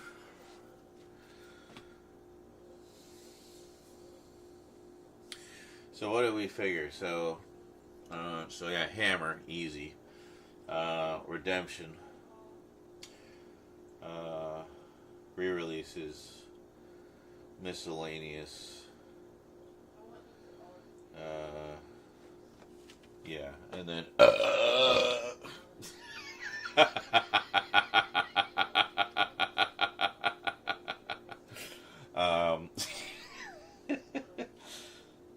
getting into the softcore stuff and then into the hardcore stuff.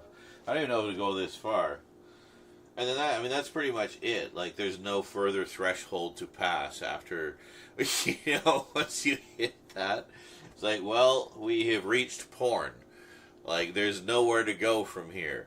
This is the end of the road. All roads lead to porn, as you know. And, well, we just found porn. So, that is it. End of the road. Literally. Goes no further. The porn stops here. Anyway. So, the question is, what the hell do you follow up porn with? Cartoons!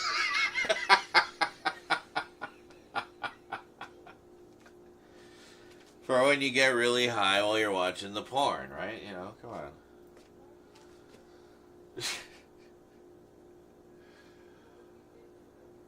I'm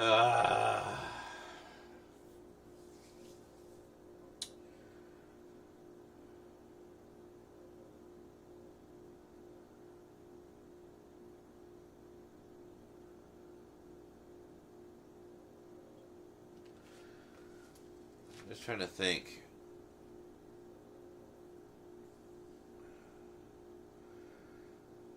I feel like Hammer really needs to be more connected to the gothic horror. Because I have a gothic horror section.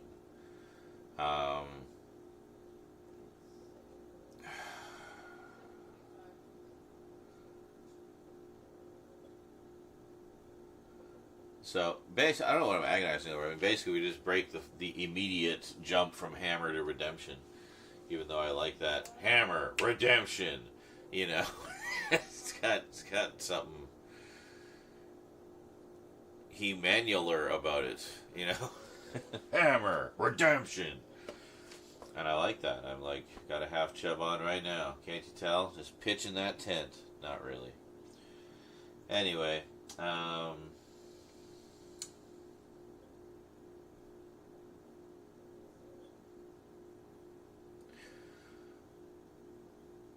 so all of the box sets on the top don't necessarily need to immediately relate to the row immediately below them. They just need to relate to something on this shelf. I'm getting too hung up on there being only Hammer under the Hammer stuff. Even though there's going to be other things, like other non-Hammer things, if we make this the full-on gothic into erotic horror shelf. So it actually will be something of a condensed history of horror. And then the rest will just be, you know, miscellaneous movies and such. There'll be other collections along those lines. Like probably might be another vampire collection or something over there. But we'll see. If we can put in all the other vampire movies and other Frankenstein movies and other werewolf movies and everything all into this section, like integrated all in here, all the big major ones, then yeah, then that would be it. And then it sort of end with a bang with Redemption. Maybe if we fit it all in nicely, maybe have Redemption the second last row, and then all the miscellaneous stuff and re-releases would go along the bottom, and we'd still have space for more because there are more re-releases coming. So the trick is to pull everything off this shelf and put it over here that is not any of those things.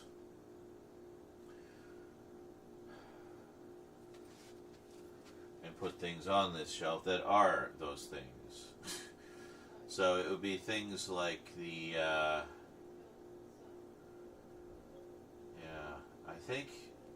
I think we should start this. Fuck. I'm just trying to think of how, like, do we want to start from, like, the silent era? Because, I mean, there's a lot of stuff in the 30s and 40s alone that could fill up a few shelves.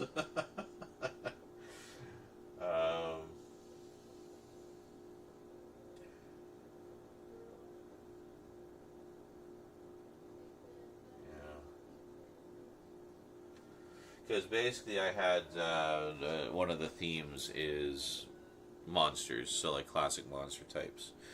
So we have Dracula. We have all of the Dracula adaptations together in a Dracula section. Frankenstein. We have all the Frankenstein adaptations together in a Frankenstein section. The only division, the only time you'll find, you know, films from those two in other places is if one is done on DVD. So it'll be in the DVD section. But otherwise, all the Blu-ray ones are done like that. And then, so all the vampires, and I do all the name ones first. So Dracula, Frankenstein, you know, I guess those are really the only two name ones, but those. And then I do all of the other stuff, you know. So I'll do like mummy movies, but then I'll do like other vampire movies. Other like Frankenstein-like movies, you know what I mean. Like there's a lot of reanimated corpse type movies, you know, things like that. So I kind of divide it up by theme, like that. So I mean, it covers a lot of films. Is my point? Is I'm just looking at those sections on these shelves here. I can see them. It's all I can't really. There's nowhere for me to put all this stuff right now. We'll deal with that when we deal with it. It's actually all of this shelf. Actually, no. All of this shelf. This shelf. This one. And this one. So it's 6 of these shelves just for that.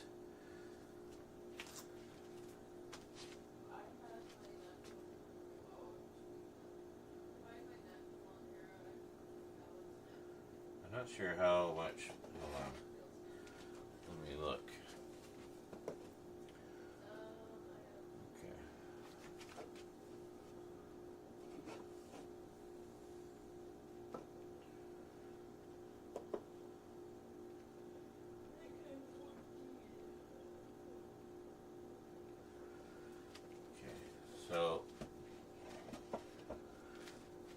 Okay.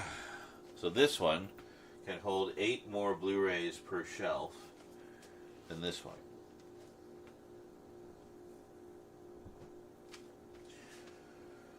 I guess, which means if that's 6 full shelves, okay,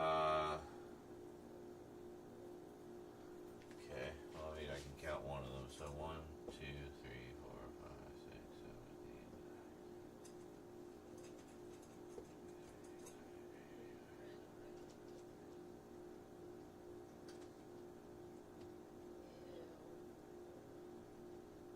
32. So 32 Blu-rays per shelf. Those are all more or less normal size. So 32. I know they're not all full. We're going to just assume they're full. So 32 times 6. So that's 186. 186. Okay. So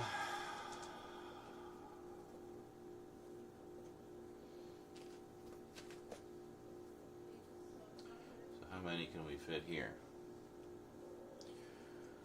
Well, why don't I count the perfect collection, the redemption collection? In fact, I can just look on the I can look on the picture.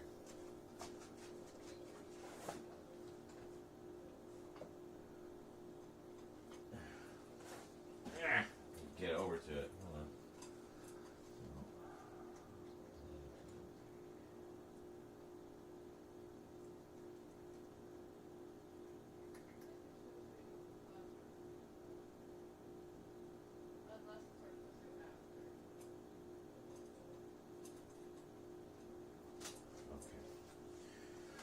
So that one does 25. 25 per thing.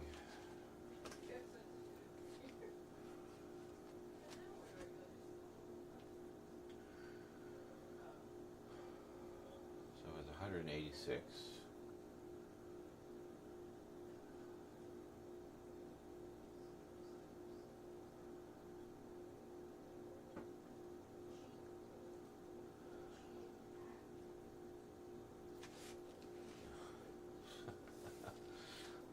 Divided by 25.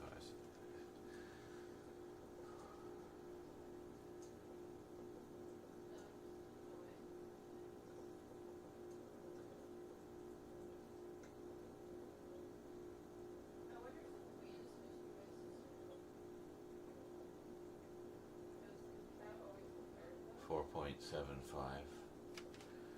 shelves. No, that's not right. I forgot to carry the 2. I don't remember.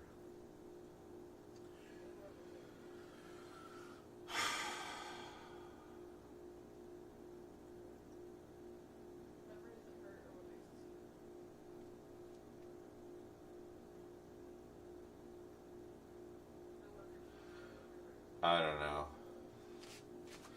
I've lost the ability to do math. Excuse me.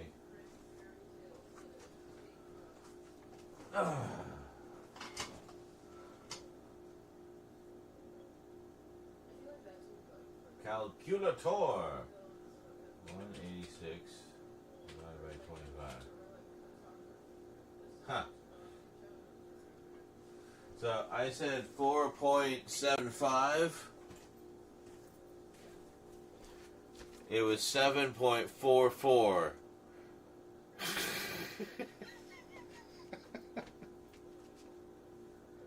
I had the numbers in my head, but backwards, because I'm high. So, yeah, I was going to say, we should need about 8 shelves, but not quite fully 8 shelves. So, 1, 2, 3, 4, 5, 6, 7, 8. And then presumably some space in reserve for future additions to those sections. The idea is we want to have space in reserve for things, right? We can front face something to fill the space in the meantime. But, you know, old retail skills showing through here.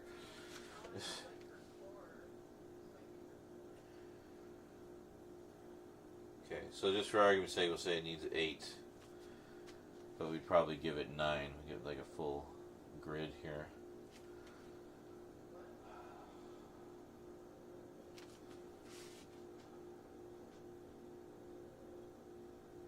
Yeah, because we got some new stuff that's going into that section too, next to the Universal Monsters. So that's going to fill up fast. What are you doing? Don't go getting stuck in there now. Oh yeah, that's something we still need to do, isn't it? We got to move the Doctor Who shelf over a bit. I forgot that part, Paul. Huh. So, yeah, so we needed to figure... So we know that that's going to take up 9. And then... we have...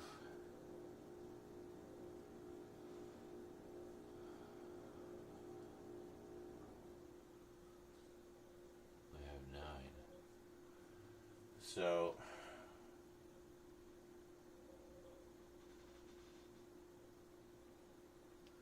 yeah, it's going to be broken up because it's going to have hammer in the middle of it.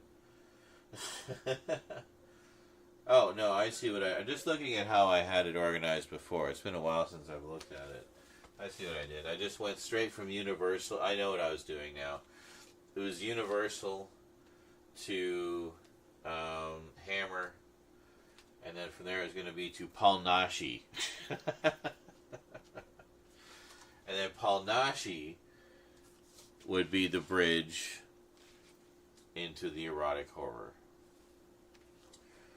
So, I don't know why I did that. There's not that much of it on the shelves right now. Oh, actually, no, those are basically all porn. Yeah. Never mind.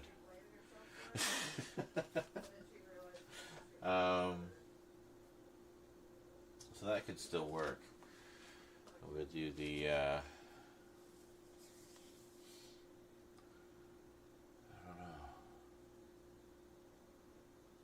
it's like, no matter what I do, everything wants to touch the porn.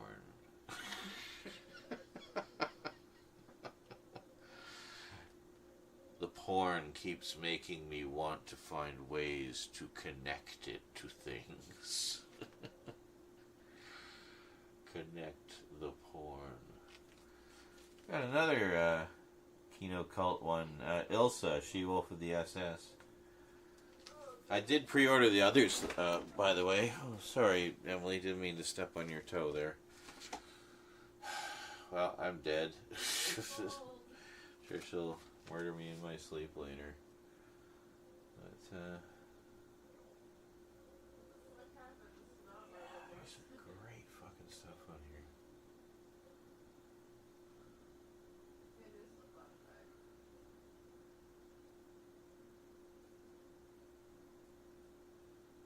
Ah, yes. I should do a double Nicholas vampire movie fest. I think this would be a fun double bill. Vampire's Kiss and Renfield.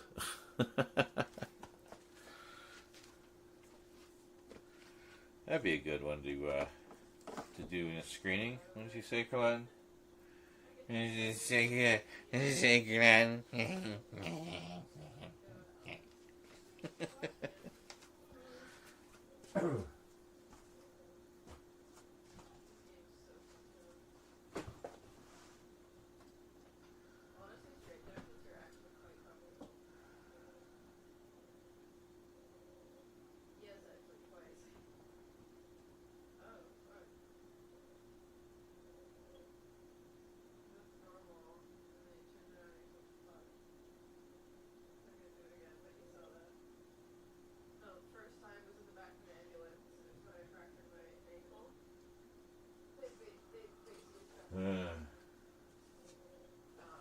That's just crazy talk. It's not nearly enough time for that yet, Croatin. Not nearly enough for the time.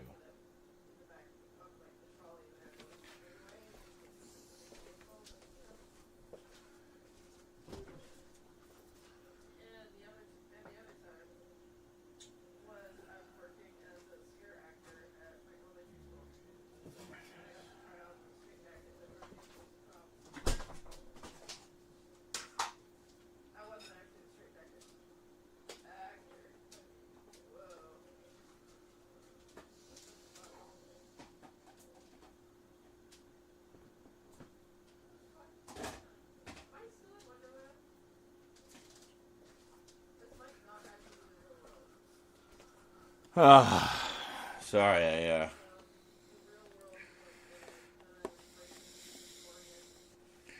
I just really wanted to bite my wiener.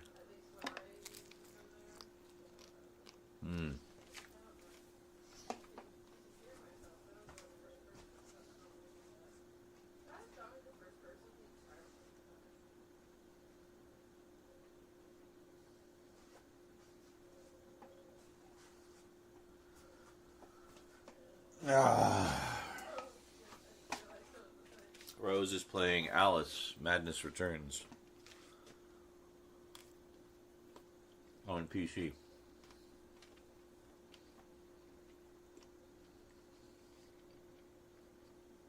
Quite good. I have not played much of those games.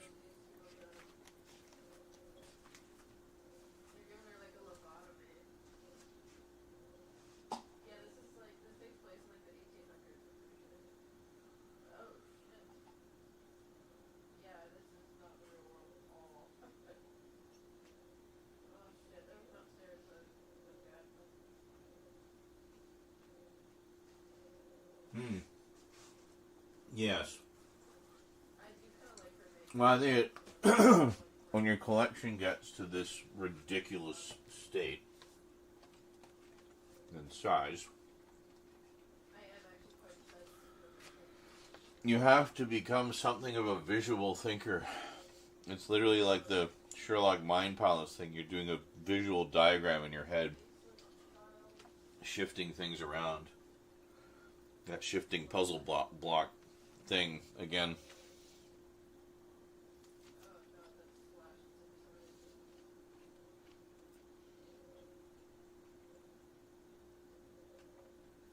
And then there comes a point where it all just kind of clicks, all sort of comes together, starts to make sense. And you can go from there. You just have to figure out what you want the collection to be. Where do you want the focal points to be? How do you want the flow to be? Finding the flow of the collection is important.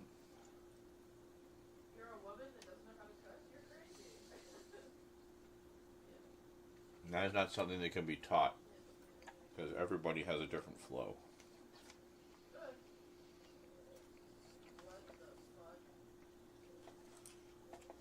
You just gotta learn to tune into yours, man.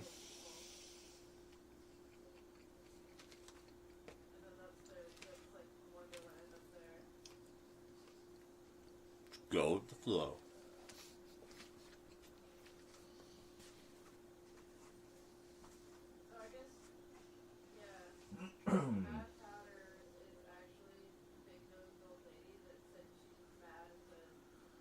Unless you just like to keep referencing porn.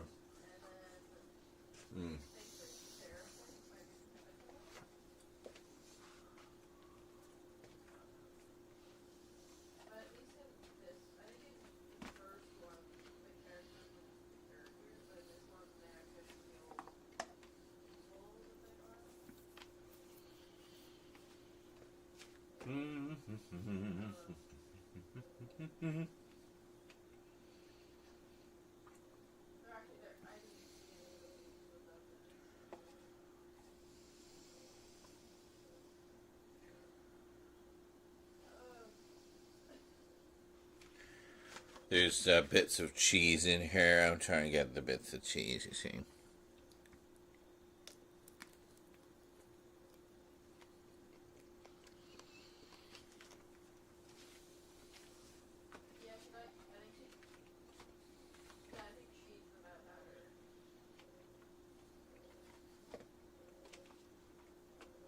So it'll make it a lot easier to double check if I've actually bought something too, before I click checkout.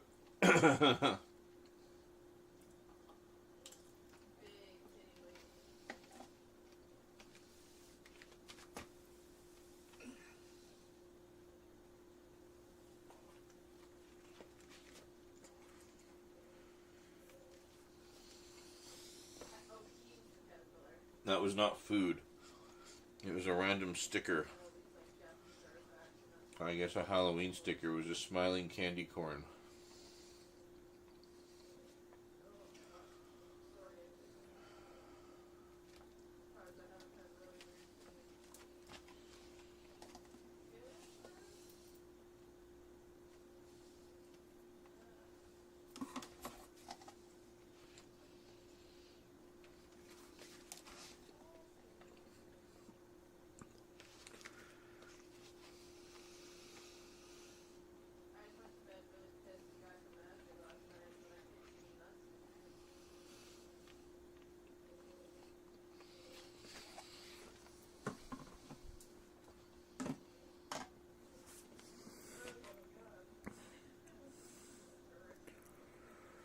If you didn't believe me,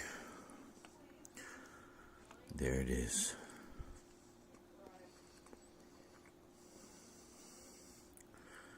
Smiling candy corn.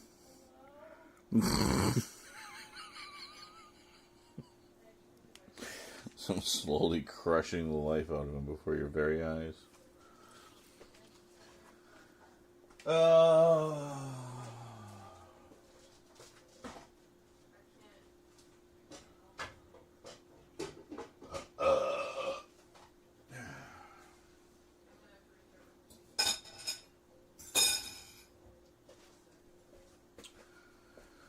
And then just to be healthy, I'll have the last few little scrapings of this stir fry here.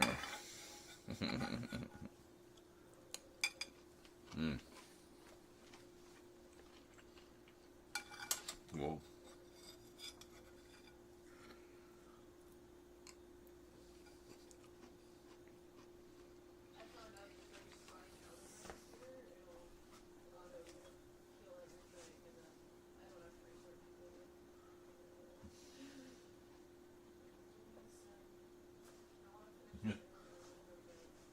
Yes, for health. Well, it's broccoli, cauliflower, carrots, chow mein noodles, and a delicious, sweet, thick teriyaki sauce.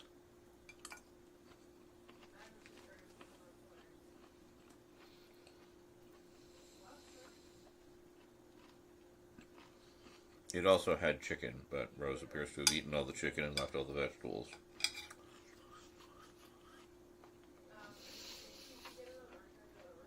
I mean, she ate the noodles. All the chicken and all the noodles.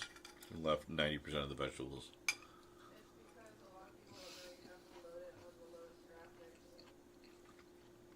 I mean, yeah, I'm a meat fiend too, but I still like my vegetables. Look at that, just a spoonful of broccoli and cauliflower.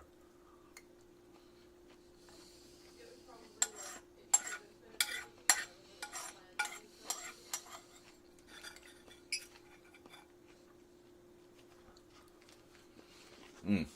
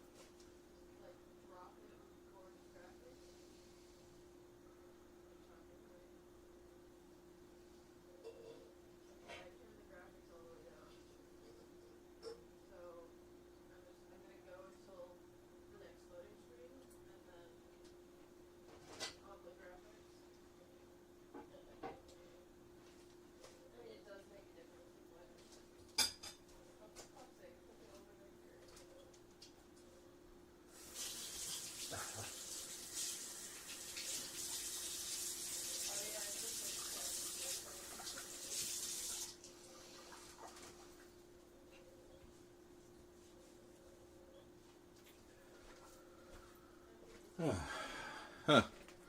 I guess we have pretty good internet. Because it occurs to me, Rose does quite a lot with her internet connection. I mean, she's only on Wi-Fi because we don't have a Ethernet connection in the other room. But just over Wi-Fi, she's in her room, usually with the door closed. She'll be streaming a movie, she'll be playing a game, she'll be chatting with friends on a video conference call, like perfect smooth frame rate, nothing. It's crazy.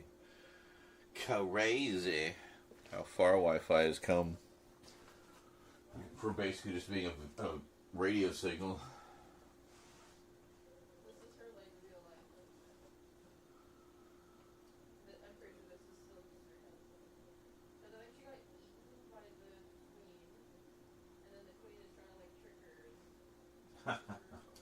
Mr. Positive Vibes Only.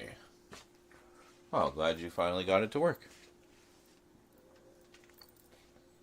Always appreciate some positive vibes. I do have to go back and forth to see the chat, though. I don't have a portable device switched on at the moment.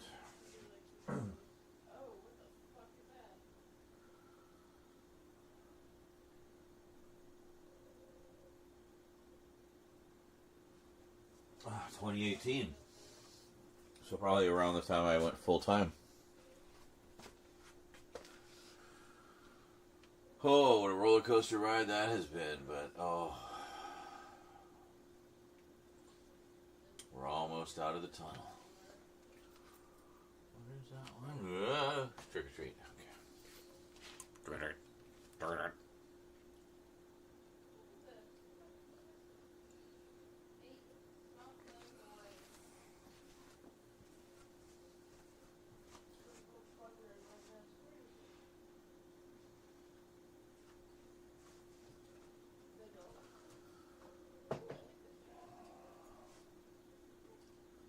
Was I really? Wow. Well, then it pleases me to be the first.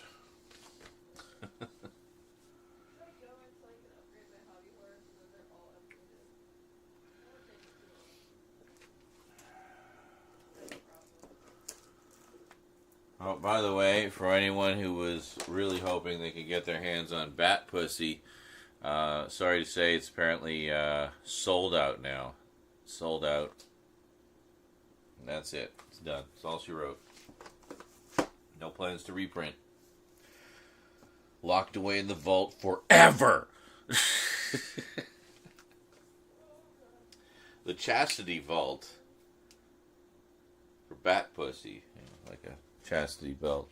She's also like a utility belt like Batman. Okay? He works on many levels.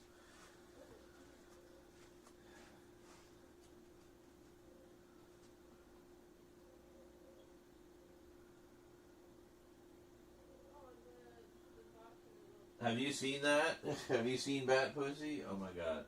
It must be the two people on Earth. And yes, it's insane and just it's hilarious in how just ridiculous it is. It cannot be put into words. Like it really just can't. But yeah, that was an experience that I had watching Bat Pussy.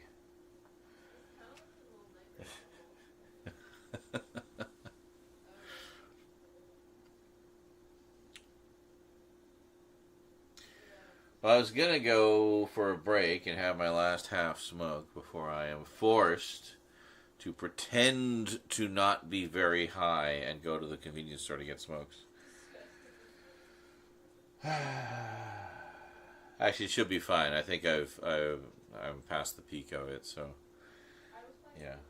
We burned it out with all my monologuing and shtick earlier. Alright, I'm going to go have a smoke. I'll see you guys after, and we'll start to figure this mess out. I think we've got the concepts of a plan here, so we'll see what we can do. All right.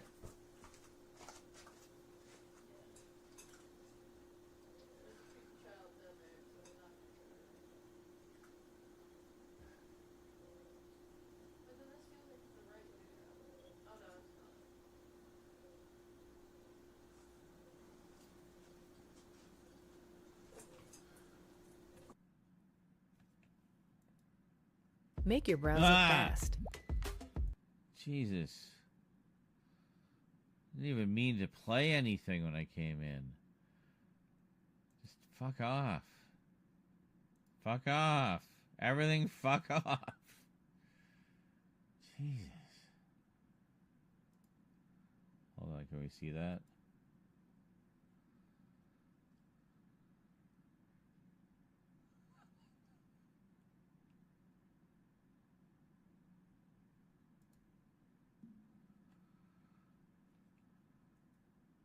Make your browser fast.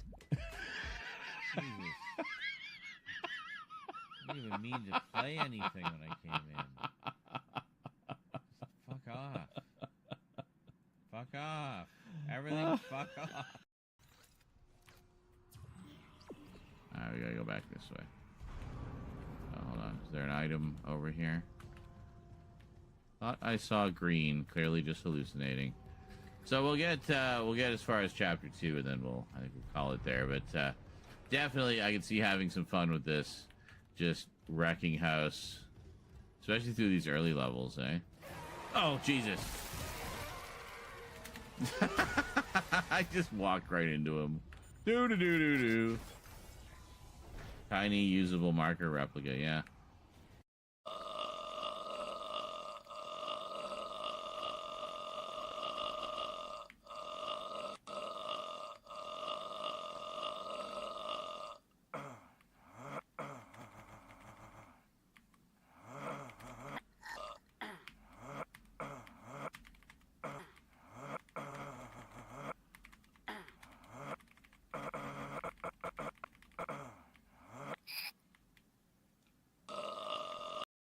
Stop! You're spitting poop water at me.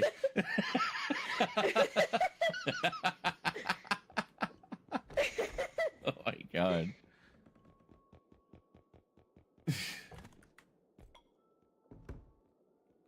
I'm gonna get 2 of these. Why am I small? I don't know why I became small.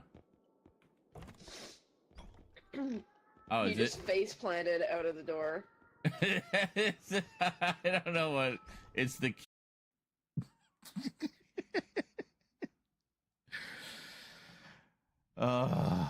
Will that even.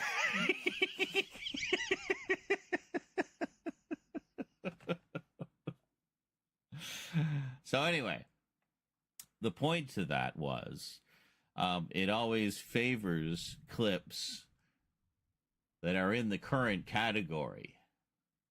But there are no Callisto Protocol clips at this time, which means...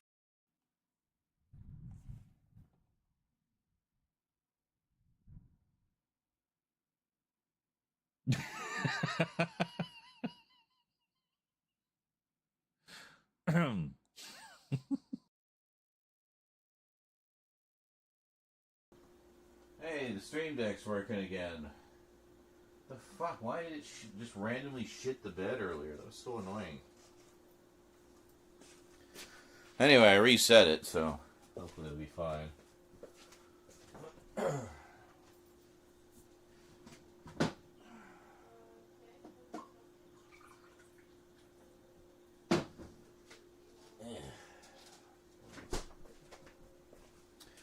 I got some pork chop. I finished cutting up the pork loins today. We got a total of 95 pork chops. It's from our Costco trip. And we had, what was it, 36 chicken breasts. Yeah, it's so much ground beef and ground pork. Lots of stir-fry veggies. As we like the stir-fries around here. Alright, let's see, what are we doing?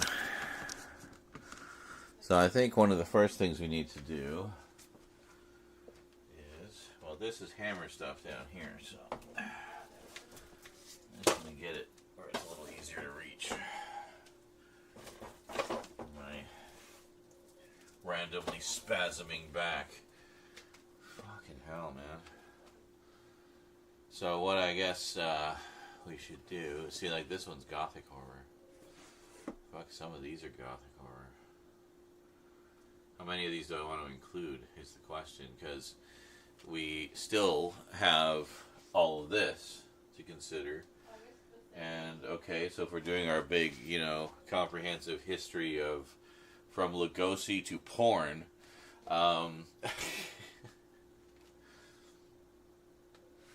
that's going to cover a lot of different territory along the journey.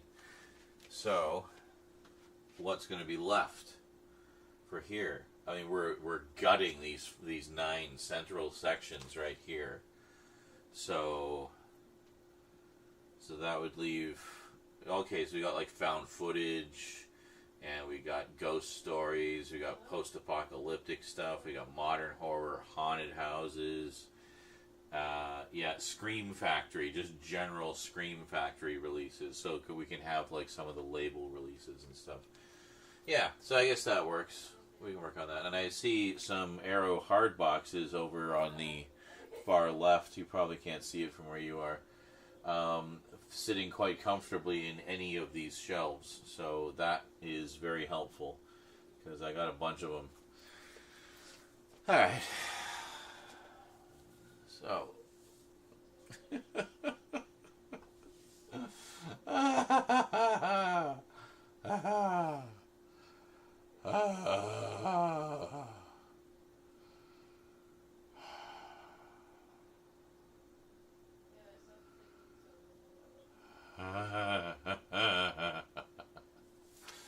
Okay. Well, we'll start off by putting the porn on the bottom because that's probably where this is all going to end. Ugh. Oh, we can't. The redemption films are down there. Hold on. There. Okay. So, right. And this is actually just the slip cover because I'm in the middle of watching the movie. We'll put that down there. Really nice. Released through Vinegar Syndrome. Very nice slip covers on those. And I'm wondering.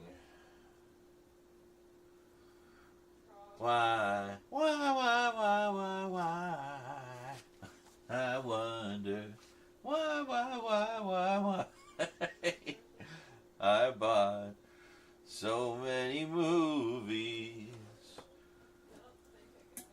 I want to run away into my collection. Just run away into my collection. So many realities that we just fucking wild to live in, you know. Think about it. Not always in a bad way, not always in a good way. Anyway, depends on which one you pick.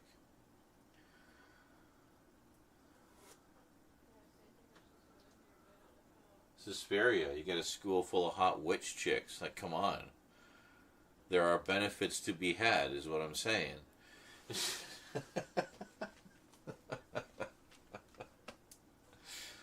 Anyway, what else we got here? So if we're going to put the earliest stuff up here. Okay, this is, well, maybe, see, we haven't even touched the box sets yet, and I wanted to bring those over, but we'll move these. That's like shot on video stuff.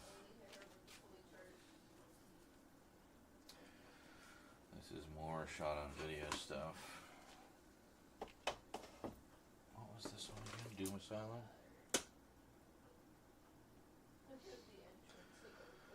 Gore, gags, and goth girl groups? Fucking A, I'm watching this tonight. Alright.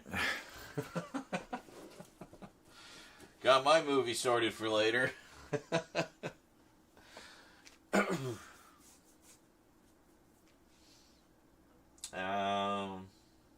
What was I doing? Right, trying to clear off these shelves in some kind of semblance of order.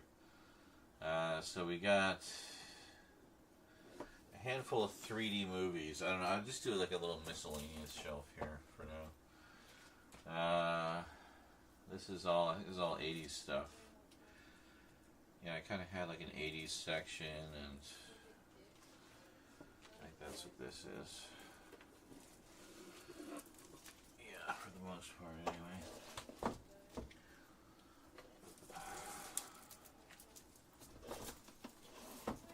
Yeah. Okay. We got some gothic stuff here.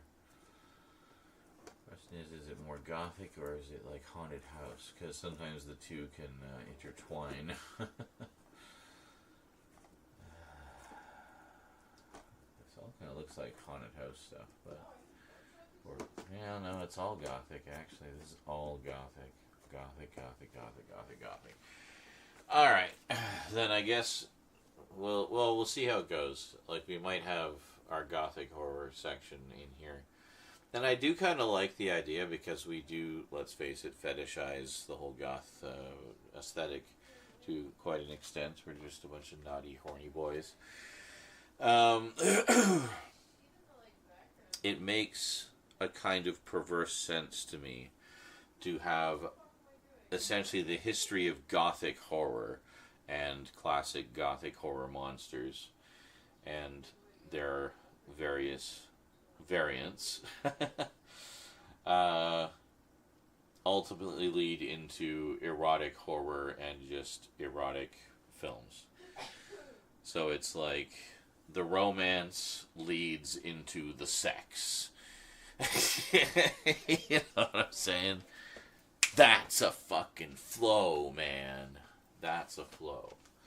And that's good, because that, to me, really encompasses a lot of what goth is to me. That sort of, you know, it encompasses all of those things. There's a sexy side to it. There's a, you know, romantic, classical side to it. There's a, you know, a new wave side to it. There's all kinds of things. But, yeah, anyway. Welcome to the way my brain works. Out loud.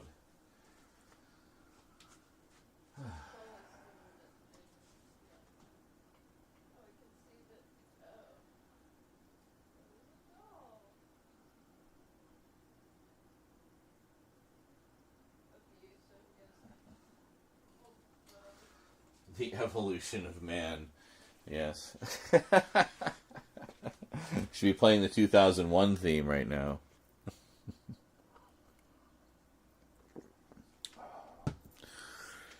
Now, if this is going to be our be-all, end-all extravaganza of all things gothic horror, do we invite Dan to the party? Which would mean we'd have to work Dark Shadows in here somewhere, which could be odd. See, on the one hand, I'm thinking like Dark Shadows should be sort of its own section. You know, it's certainly vast enough to warrant it. If I had enough space to spare, I'd take out like one shelf and put it like right in the middle. The coffin set, like right in the middle. How cool would that be? I wonder if that would even fit. Let me see how tall it is. I don't know if they could actually even fit in one of these cubbies. Oh, it's not too wide. What height wise? Oh my god, I could totally do that. I could totally do that. I could take out like, you know, right in the middle, if I can, or maybe like the one right above the middle, because I can't take out the middle, and put the Dark Shadow set in there. I'd rather do that than have it up on the top of the bookshelf where it was, because it kept getting hit by the fan, and yeah, you can see. I don't know if you can see it, but.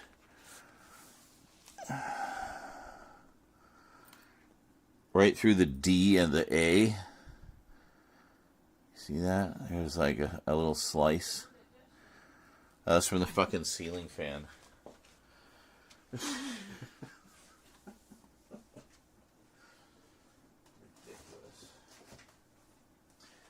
See, now this could be all part of my mad plan to seduce the sexy goth ladies.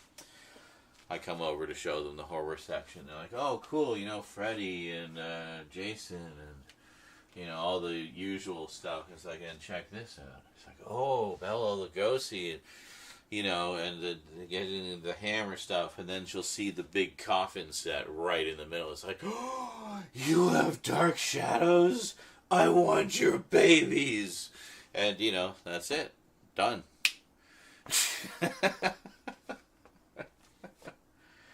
So, so I think that's where Dark Shadows is going. Right fucking there.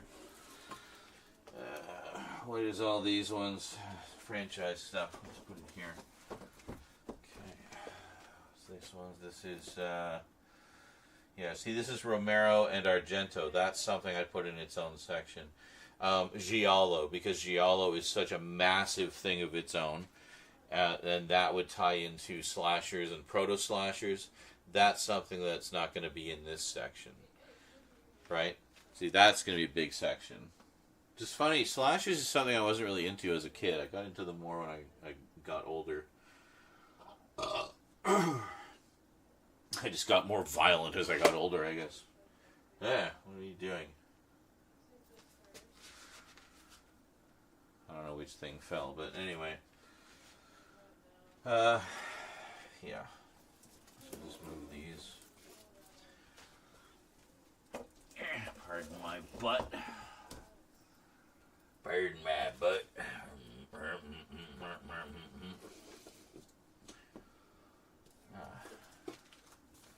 I should also watch Beetlejuice. I have not seen it yet.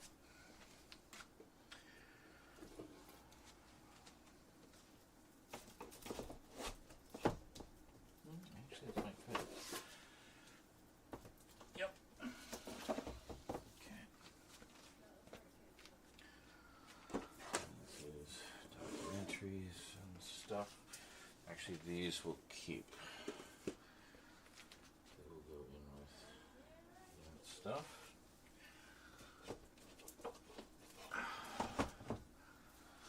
Yeah, I haven't left myself a lot of time to do this, which is entirely my fault, and I own that. Hey, what are you going to do? Yeah, so this is a huge mix of stuff. We got Creepshow in here, we got Alien, we got The Conjuring, we got Nightmare on Elm Street, we got Saturn 3.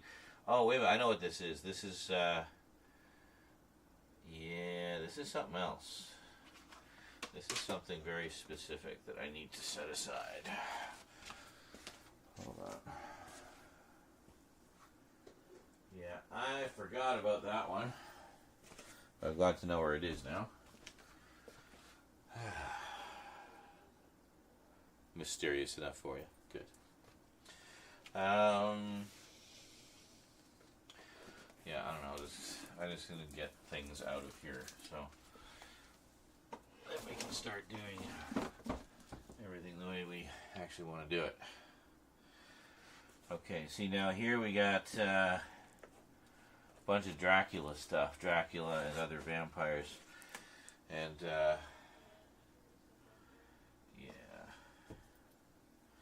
So that's a section that will stay. This is just modern horror. Oh wait, there's some. We got to make sure we grab like the Dracula and Frankenstein and vampire stuff as well, because that's all going to go here. So I gotta actually sit down for this part. Hold on.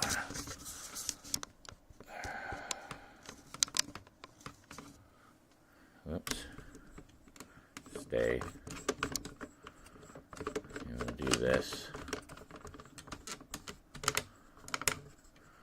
Jeez, how loose did I have it? There we go.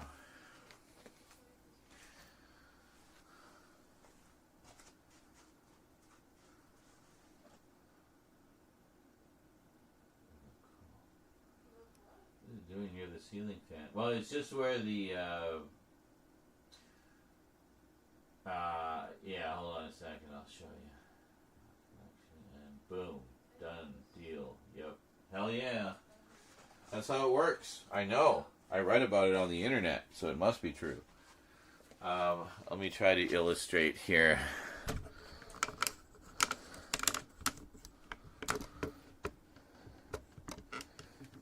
Right there, next to the bird in the cage, that's where it used to be. And I liked it there because it was big, and I didn't have any other shelves it would fit on, quite frankly. And it just kind of dominated looking over the collection.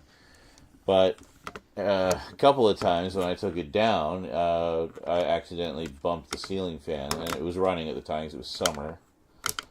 So, yeah, good times.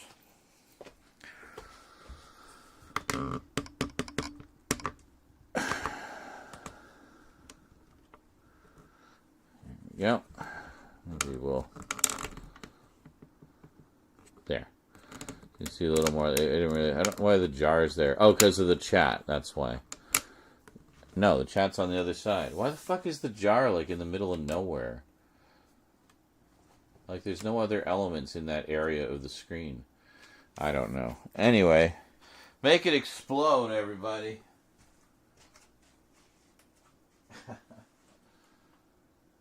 Day of the Dead.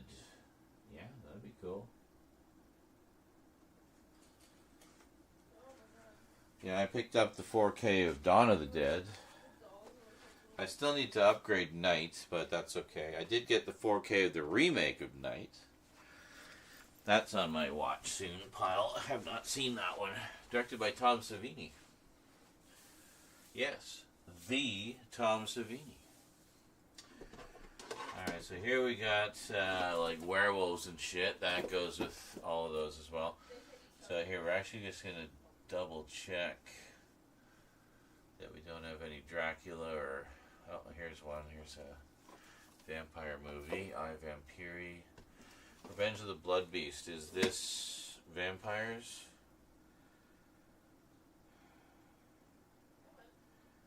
Count von Helsing.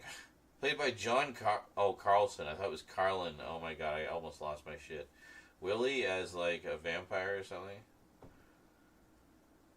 No, I took a break for a while because I got stuck fighting this guy for the first time. Well, I mean, Count von Helsing, and it takes place in Transylvania. So, doesn't mention vampires, but I think it's vampires.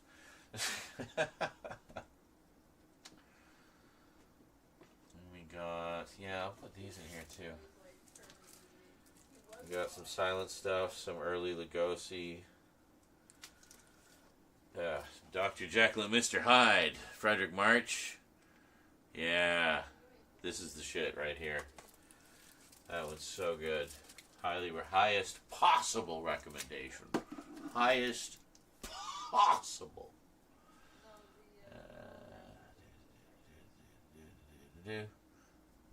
This is, yeah, this is more haunted house stuff, ghost stories.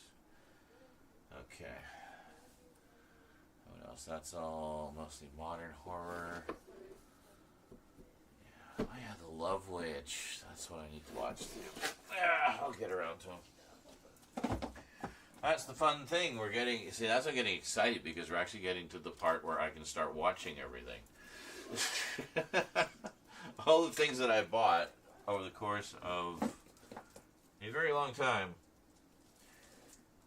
and now I can actually watch them. Like, holy shit, what a concept.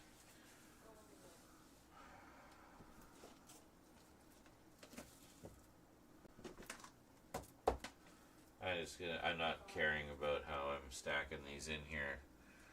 It's just, okay, that's haunted houses.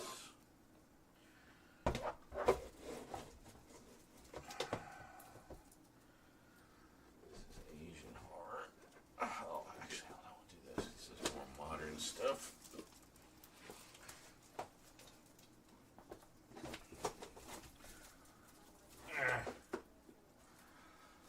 Ow. Twisted myself too far.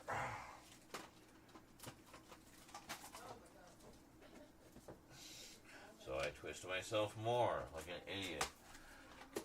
There, put it down and turn around again. Jesus. Untwist. Everybody twist.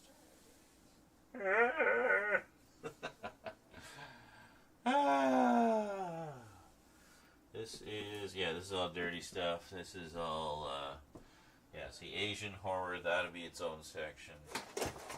Okay, so we're gonna put these down here for the moment.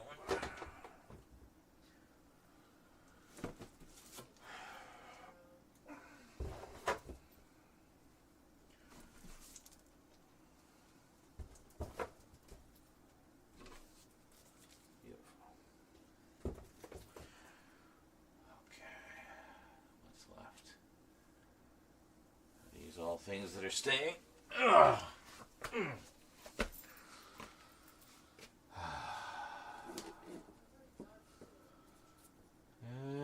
Yeah, this all sounds very gothic. Okay. So we'll bring this stuff down. Yeah, I don't like how that one's just, it's a little too snug. So I think that's going on top.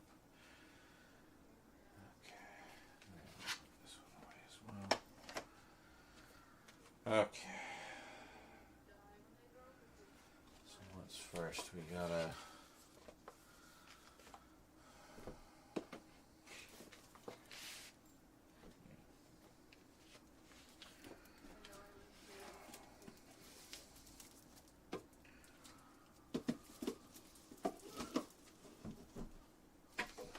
I'm just clearing off a bunch of space because a lot of things are going into those top shelves. So some of these will actually too, so I'll put those there. Okay.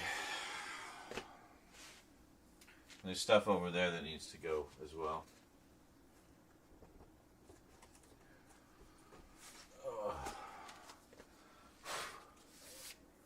I really should have this table out of here. Thank God those slipcases fit. But, yeah, I guess we gotta bring some over, don't we? Alright.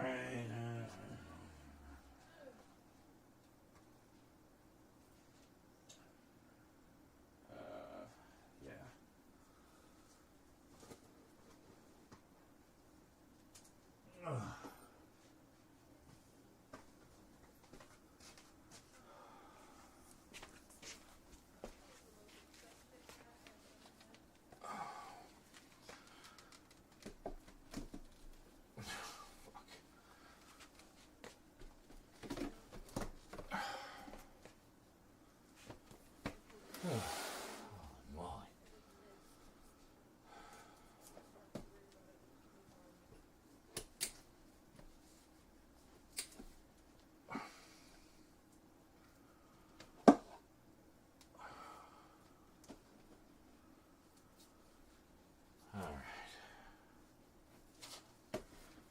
Just, yeah,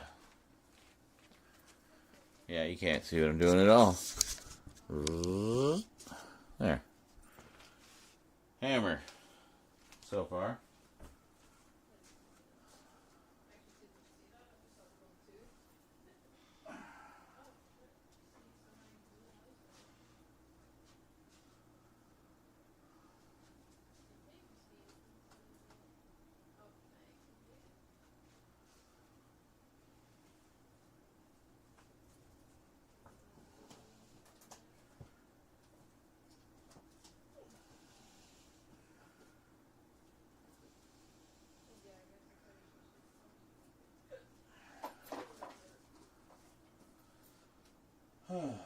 Yes, here we are.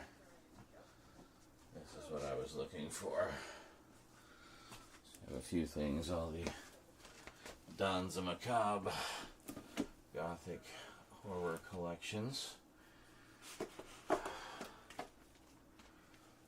But in particular, these 6 volumes of the Universal Horror Collection, which should fit exactly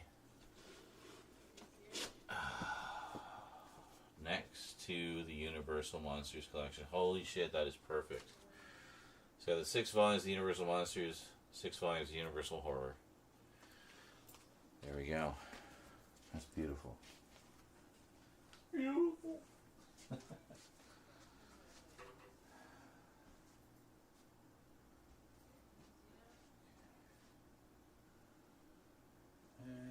Yeah. Okay, I'll bring some others over in a bit because the others are, well, the others that'll for sure be coming over here are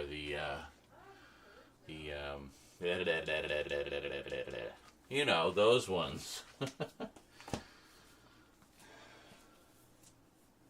The Indicator ones. The Indicator Films ones of the John Rollin films. It only took forever to get out. Anyway, let's see what we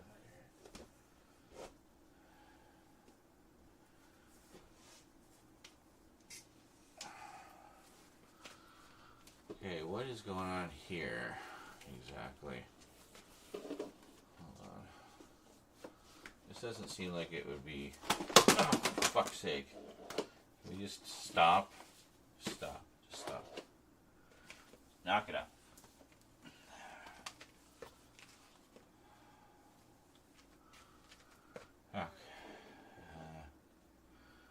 think it's because this was vampires or something. I don't know. Anyway, and then we got some anthology horror here. I don't know what's going on. We got a bunch of anthology horror. Vincent Price collection. This feels like it's a completely different section.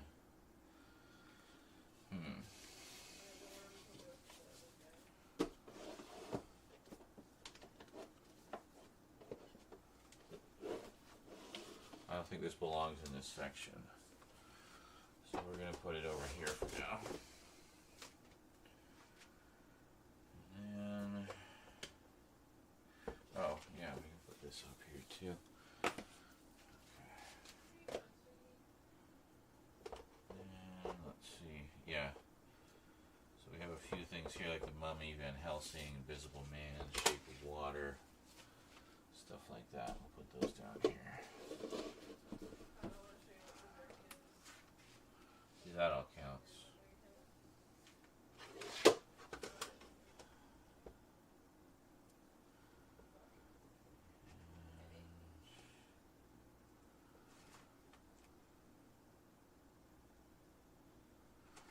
I mean, a lot of these sound pretty gothic horror too. Nightmare Castle, oh my god, yeah, these are all fucking... Okay. So we'll go from, yeah, I'll bring Cabinet of Dr. Caligari in. The chicks love Caligari. Yeah, so if we start with those three, I think. But we can also do, is it still over here?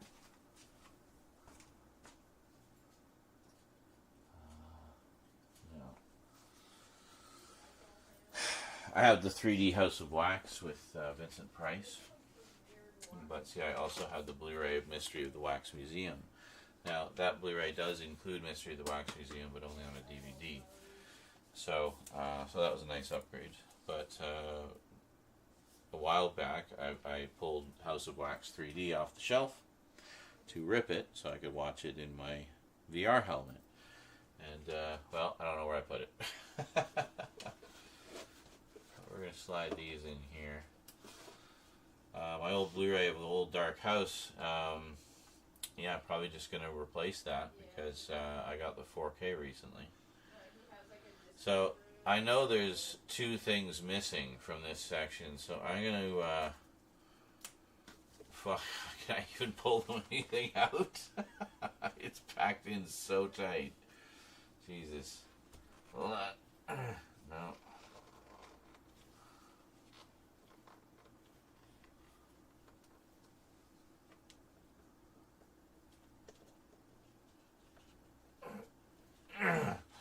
Holy fucking shit. Okay, we're taking 3 out.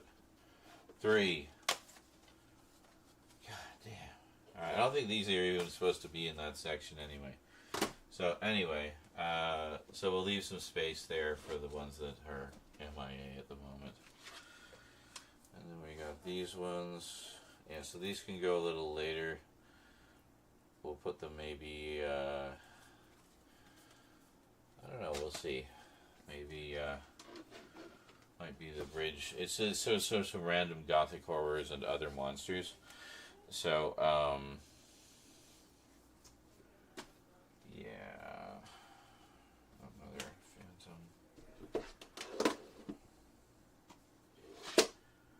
Vampire, yeah, okay. So it sort of goes like monsters and then just sort of general gothic horror. Is the way I usually do that. So is that it for like the classic era? I just have like those. I feel like there should be more. I do have the Inner Sanctum mysteries as well from Mill Creek, but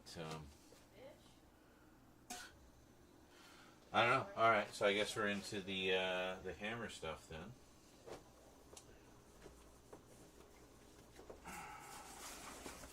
Hold on, I gotta move some stuff here. So I can access stuff. Alright, so we'll just go here, I guess.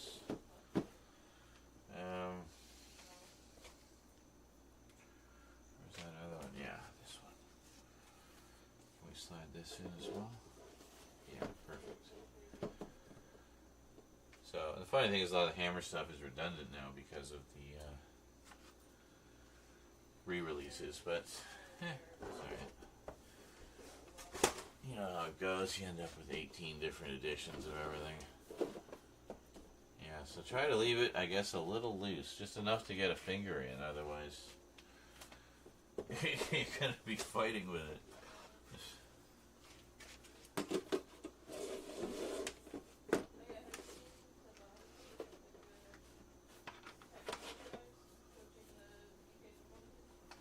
Yeah, so that's a little too tight. So, yeah, okay. I think we'll be okay doing it that way. I think. Yeah.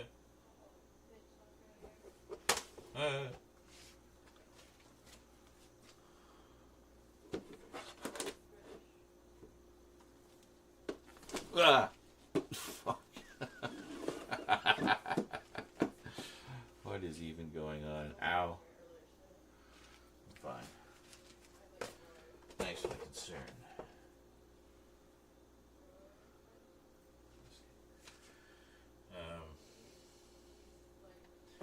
Right, because we have more here.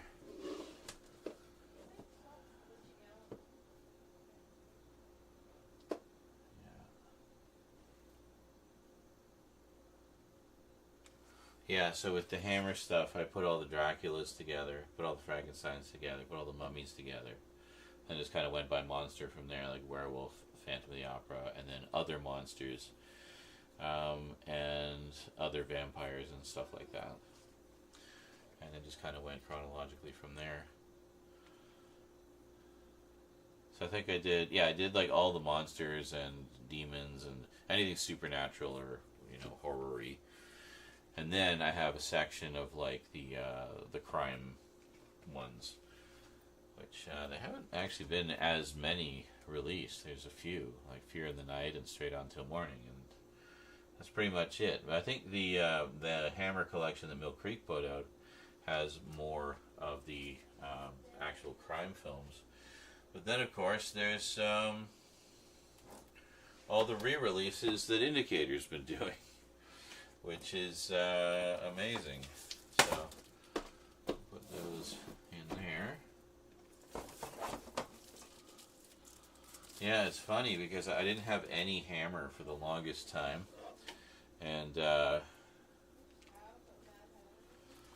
sure where this goes. Around here, I think. Where is it?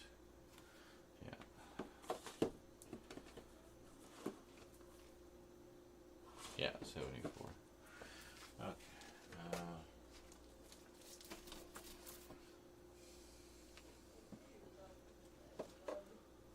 So I'm actually going to move this down because this is more modern Hammer here. Some of it is anyway.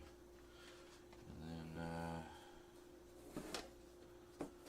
yeah, we got a whole bunch here. We got Vengeance of She and Fright. Was that 1972? Oh, hold on. For vampires.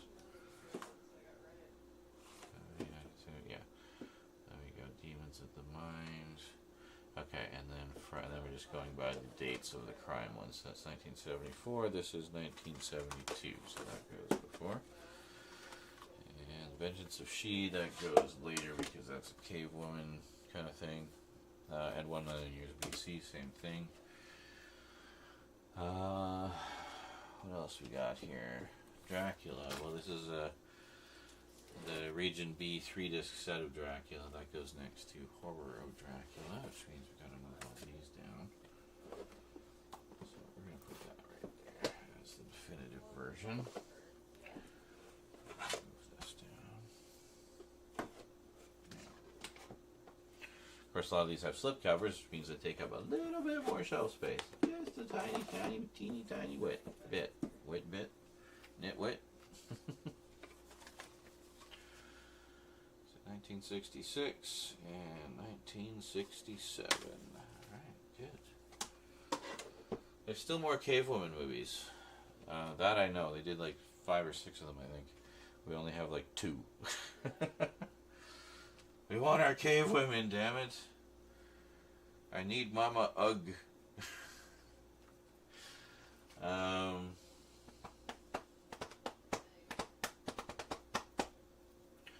Yep.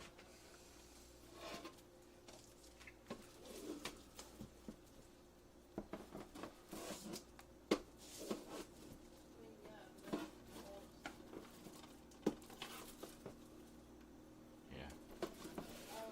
That should be fine. And then... Oh, shit. No, because we still got... such an idiot. I wanted to have the Scream Factory ones kind of in order of release date.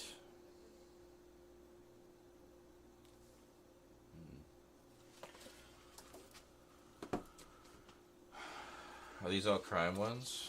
No, that one's supernatural stuff. These two are crime ones. So we got 1963 and 1964. Okay. So, I'm going to shuffle things down again. That's okay. I don't know that we're actually going to be this tight on space, but I mean, I figure might as well, you know,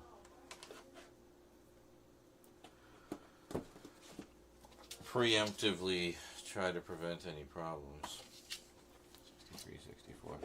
So then we get like a comprehensive little section of their crime thriller, you know, type movies. But this one, 19... Oh, see, now I gotta move this one because there's no room for this one, which needs to go in here somewhere. 1962.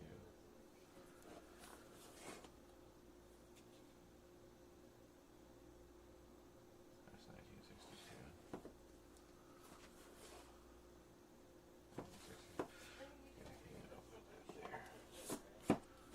There we go. Good. So, yeah, so then this is the main Hammer collection up top here, which this is where the further box sets will go. They'll just all go up here. And then, yeah. And I mean, as it grows, we might stack vertically if we need to. Certain things. But, yeah. Oh, that's a lot of Hammer. Holy shit.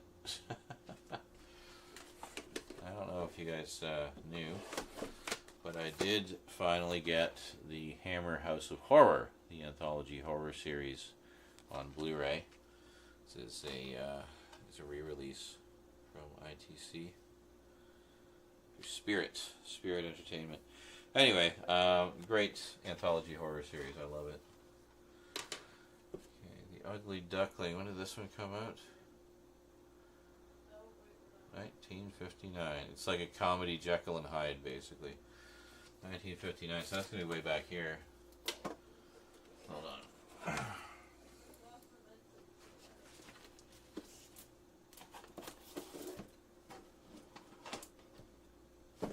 Indicator has the most confusing spine numbers to me because they never seem to come out fully sequentially.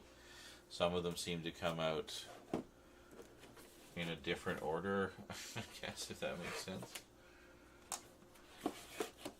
It's weird. Alright, so what are we looking for? 59? 59. 72. We're going to go back a ways, I think. Oh, out of the Frankensteins and everything. Now we got to get into the main thing of other creatures. Yeah, here we are. So that's 59. I think this is also 59. No, that's 57. This is 50. Oh, this is 59. What about this one? 62. So we go next to that one. Okay. First, we gotta put you back because you're in the wrong spot.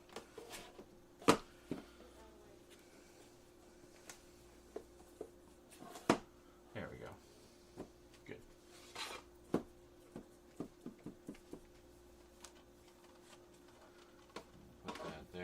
last of the old hammer. Then we have the new hammer. Oh, I have the BBC like TV version of the TV movie version of The Woman in Black. Speaking of which, because of course, Hammer did a remake of it, so which I've never seen. Actually, I haven't really seen anything of the new Hammer stuff other than Let Me In. But yeah, I'm looking forward to diving into all of those. And there is one more.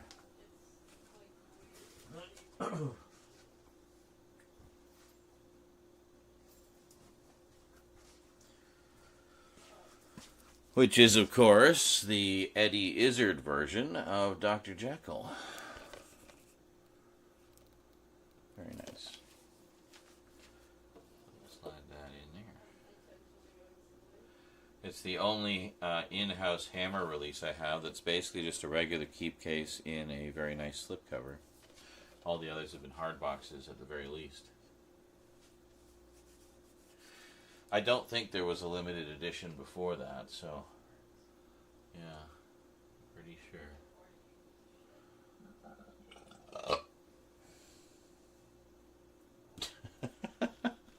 Just sounded so raunchy.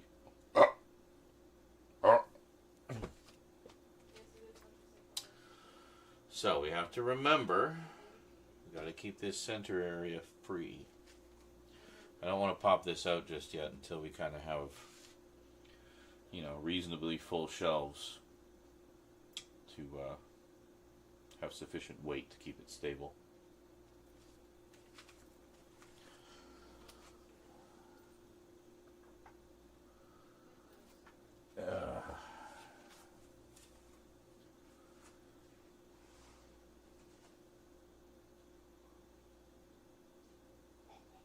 What was it? Hold on a second.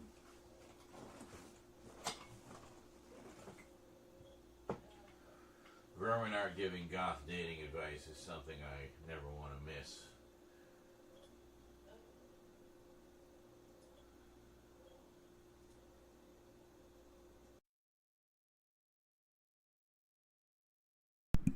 So I'll just switch over to the sexy mic.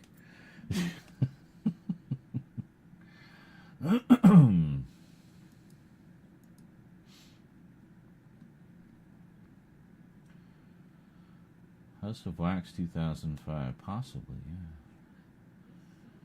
Remake of Caligari. Welcome back, Andy and Vermin.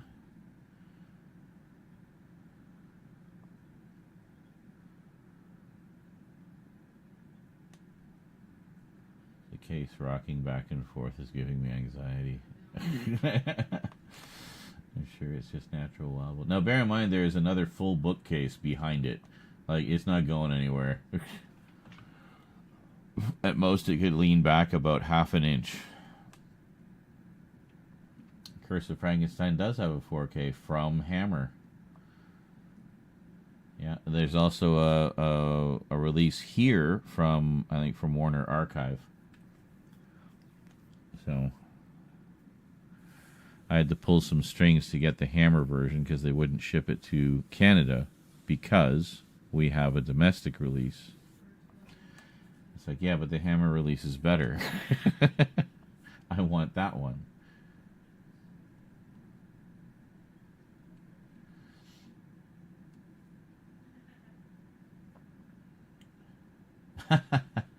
Why, thank you.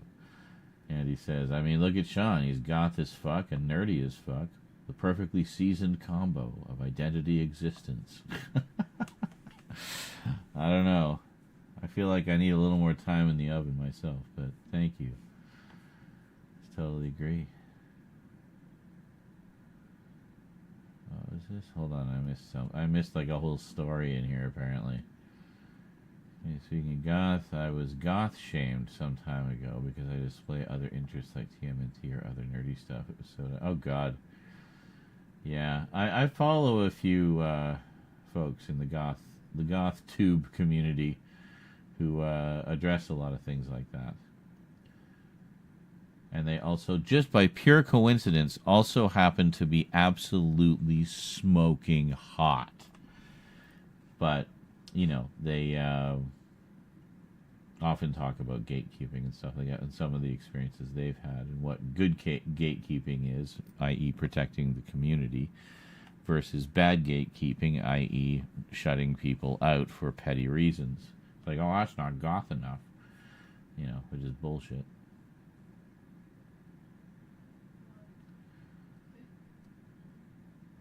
Yeah, Vermin says, sounds like someone was goth gatekeeping on you. You can't be goth because ... Yeah, being nerdy and goth kind of goes hand in hand as well. So, yeah, exactly. Like, I don't know a goth who isn't a big fucking nerd. You know, every single one I've ever met or spoken to or interacted with has always been a huge nerd. So, you know, for whatever their interest happens to be. But there's always something. So, yeah, don't worry about it. Very much. Gatekeeping is possibly the dumbest thing ever created. I agree. I agree. Something usually kills the thing they're trying to gatekeep. It's like with metal. You're not into metal because you like such and such. And it puts people off sharing or listening or being a part of that thing. And when you end up with just people gatekeeping and no one new coming in to enjoy or keep things going. Yeah, it is. It's very self-destructive. But at the same time, the good gatekeeping is you want to keep the people out who would be destructive to the community. Like, for example, there's a big, a loud movement of right-wing conservative goths, and everybody in the goth community who's been here for longer than 5 minutes is like, what the fuck are you talking about? Those things don't mix. So why are you making goth political? Okay, look, goth is an offshoot of punk, possibly the single most political music movement of all time. Do the math.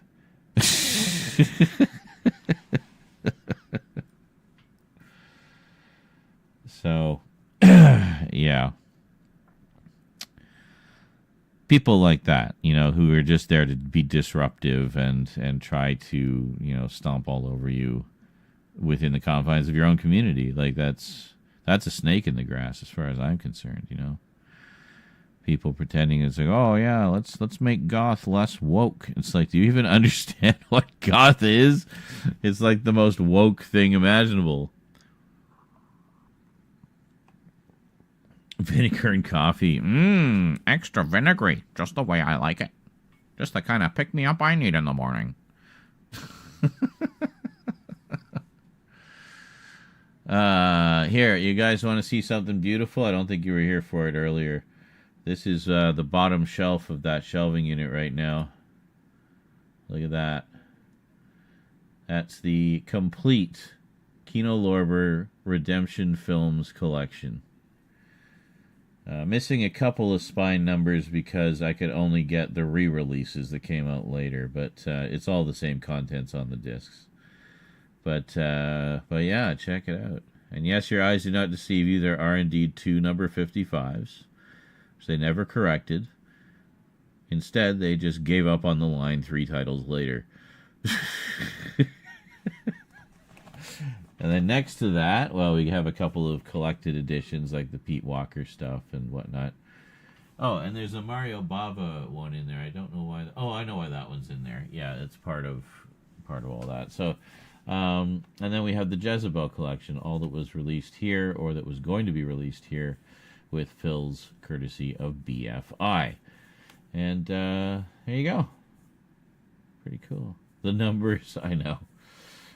It's not so bad. Like, I don't mind the missing numbers so much as the 255s that was never fixed.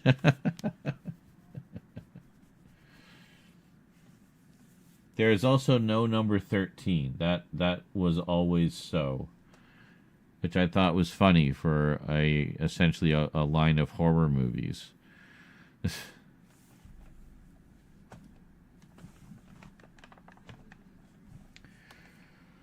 So, yeah, anyway, that collection took a while to pull together. That was a lot of titles It's about 60 titles for the main collection, and then a few sort of miscellaneous titles that are related.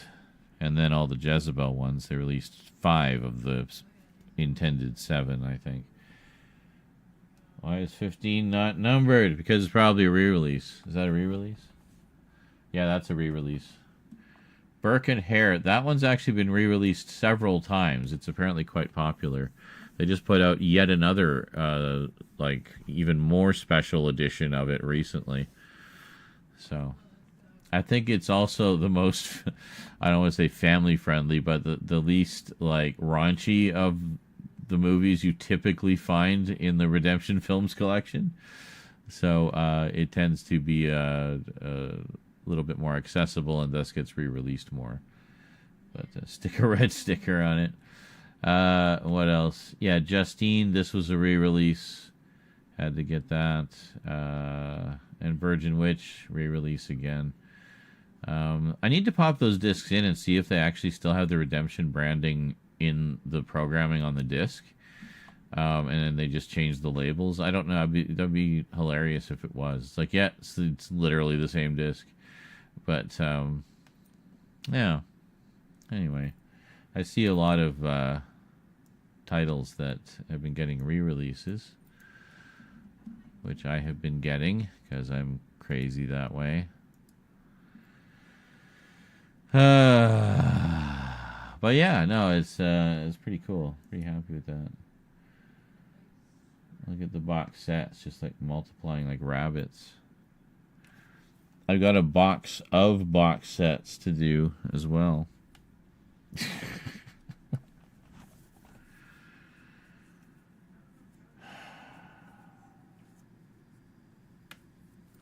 Well, I mean, we don't have to get it all done tonight, obviously. Holy shit, we've already been going 6.5 hours. I didn't even realize. It's just so in the zone all night, man. Well, I'm not going to quit yet. We'll get a few more shelves done. But it's getting to the point where it's getting difficult to reach behind the table. I might have to move that somewhere. By the way, Vermin, that box that the space helmet is on is, at the moment, contains your package. It's the package that I've been building for you, which will be sent out someday.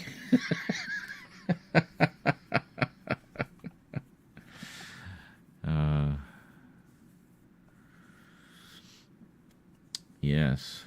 There's a few other things I wanted to get. Like I was just gonna give you like my old editions of some things while I kept the superior editions for myself. And then I was like, you know what? No, this is Vermin, man. We love Vermin. Vermin deserves nothing but the best of the best of the best. So, so I might have just decided to keep the old editions for myself as an alternative edition and get a second set of the superior edition. So, yeah. To send to you, that is. One of them may have a ripped page in it. You can blame Amazon's shitty, lazy-ass packaging for that. So, but I checked. Everything is otherwise still intact. Just be wary of that one page somewhere in there. There, you'll have to read the entire thing to find that page. It's going to bug you now. It's be all you can focus on until you find it. You'll be finally like, oh, the ripped page, finally. And we're only on page 912.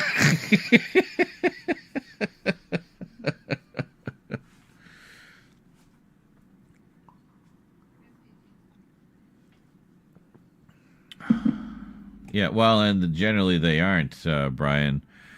It's just they are laughed at and shunned, quite frankly, because there's really no reconciliation between the two. You just can't have that political stance and be a part of this particular, subculture, because this subculture is music aesthetic, clothing and such, and politics. You know? Like, it's like showing up at a Democrat rally and shouting, "Go Trump!" Like, see how far that gets you. You know? It's it's literally the same thing. That, you just don't... It's just some things just aren't meant to mix. So... That will keep you up at night? Oh, yes. Well, thankfully, it's a really good story, so I'm sure you'll enjoy the journey. The journey to find the ripped page.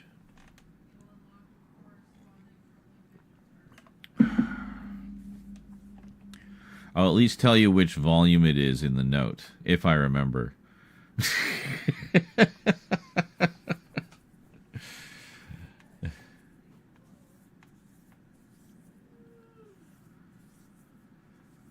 The quest for the rip. That's right. I should just find all my books with flaws and give them all to you. And then I'll just buy shiny new ones for myself. Z's Broken Books Collection.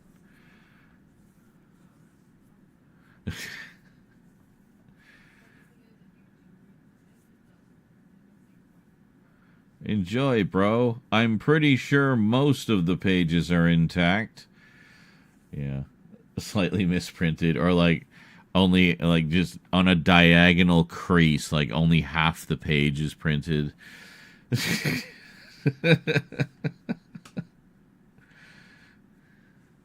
Or they like swapped a bunch of pages around so they're in the wrong order and yeah.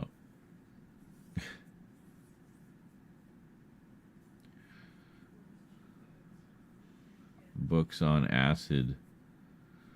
Loke Starfoker.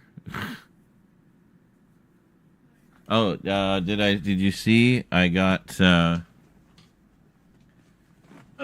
just arrived today. Ta-da! I got the last of the Ware books, and specifically the same editions that I have of the other three. So in this cover style, which is great, and in like impeccable condition too. Quite pleased. So that's it. I've got all four of them now. I'm in the middle of reading the second one.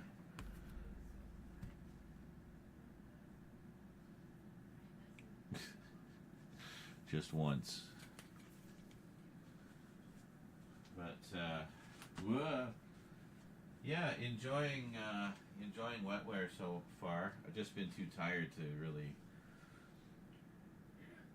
read much the past few days. So then, of course, what I do, I just bought a whole bunch of books to read more. That's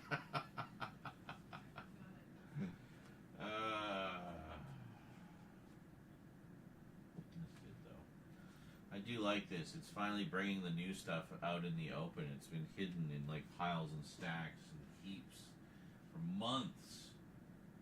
Months.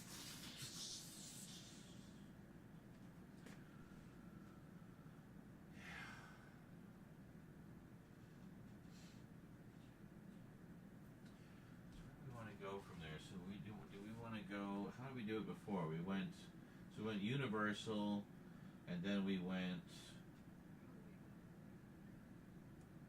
Hammer. Right. Then I think we should just jump right into Paul Nashi.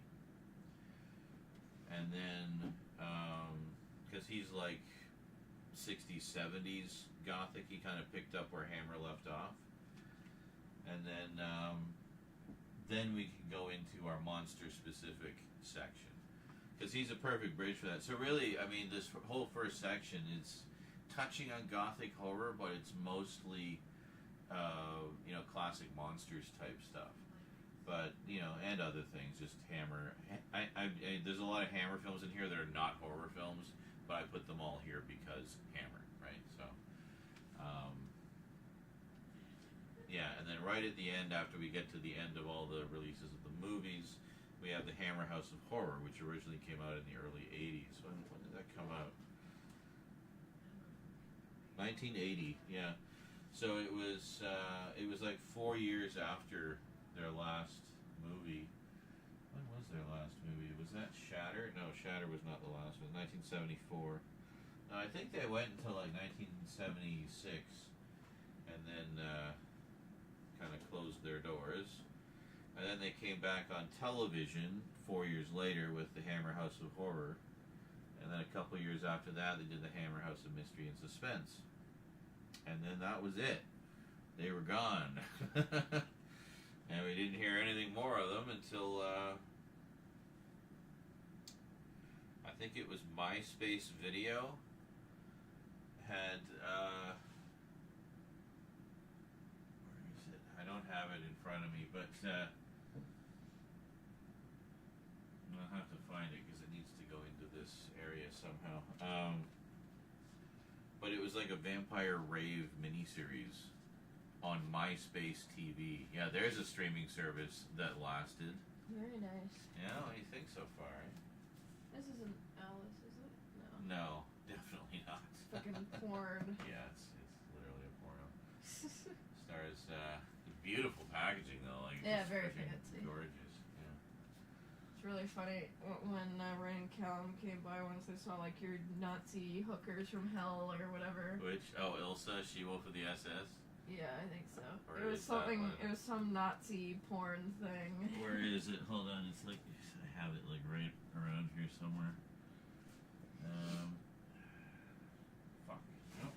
I swear it was. Where did I find it? No, I put everything. All of my weapons are maxed out in Yeah, here it Alice now. This one. Yes. This one. All of my weapons are in Alice are maxed out now. Oh yeah. Yeah. So sorry, what was the reaction? They saw that and Callum looked at it and he picked it up and he's like, "What the fuck is your dad into?" Just like, does your dad watch Nazi porn? And I'm like, I don't know. apparently. I was like, I guess. That's funny. Yeah, No. Oh, you have the world's gothiest dad up there. Of course. It's actually visible over here. Yeah. A little sign that that Rose made for It's me. a hunk of glass that I painted because I got really into glass painting. Yeah, so like she paints everything on the back and then it comes through on the front. Yeah, and it's got bats and stars and a little skull and it says world's gothiest dad in like gothic font. Well, you It's can kind of see. hard to see. Yeah. You can see it in person though. Yeah. Guess As you long as had to there's- be there. As long as there's light on it. Yeah, I mean, it just seemed like an appropriate and kind of wholesome decoration to have in the horror section, you know? Yeah. Yeah, that one turned out cute. I like that one. Me too. Careful. Alright? I almost went head first into the fucking PC. Great. Please. And to answer your question, Berman, I'm playing the second one. So it is the only one that Steam had. And I played like half of the first chapter of the first one when I was younger. Like literally when I was a kid was the only time I played the first one. Well then. But I'm gonna go back and play the first one because I didn't realize my PS3 was hooked up. Yes. You're gonna use a little decor. Well, I'm just kind of trying to move things out of the way. Hi, sweetie. Eclipse was trying to tell me to go to bed. Yeah. She came up on my desk and started like rolling around and being all sleepy and like grabbing my leg. She's like, "Come on, mommy." Sleepy time, mommy. It's like they don't go to bed until I go to bed. Yeah. They were both asleep until I like stood up. That's funny. They're cutesy. Cute little kitty cats. Come on, Yeah, it's time for see, bed, 'cause- bye. Well, anyway, have fun. Don't stay up too late. Yeah, no, I'm probably gonna watch a movie after. Okay. You're gonna stay up later? Probably, I don't know. And then wake up at 7 Probably. at night? Yep.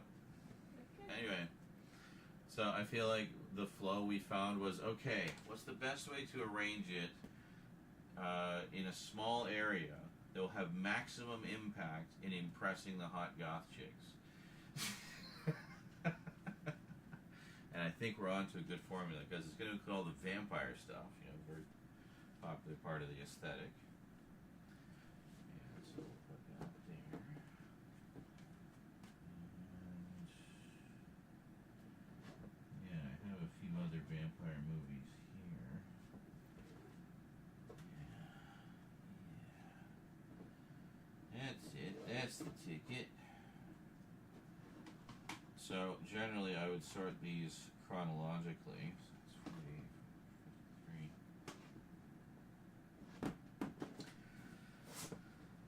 I'm not going to get overly picky about it right now. And I see I do have some Dark Shadows stuff here. So, I mean, I do have a few Dark Shadows Blu-rays that, yeah, actually, you know what? Oh, well, yeah, of course. What am I talking about? Because we're putting Dark Shadows right in the fucking middle. Duh! So there's the answer to our other problem. Where do we put Dan? Well, in with all the vampire stuff, of course. So, we're going to put these over here.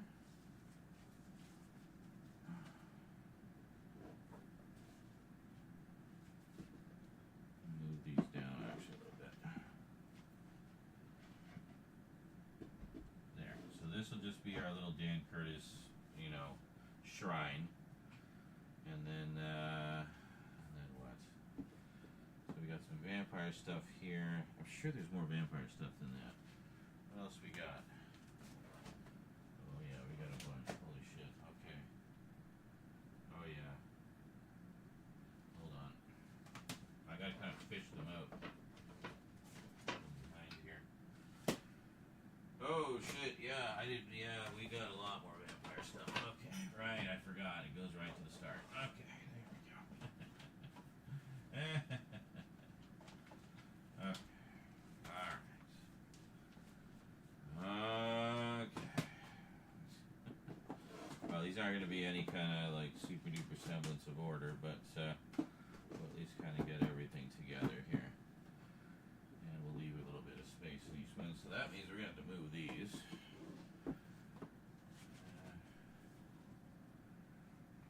We got more stuff here.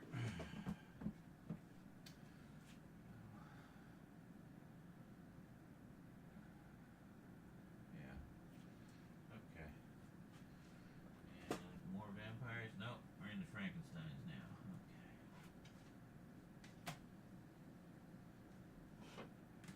And I actually have quite a bit of stuff that can go into the Frankenstein sections as well. House.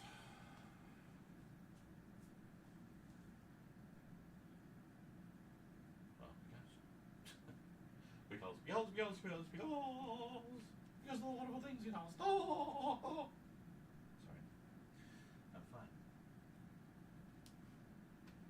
How are you? Alright, so we'll do this.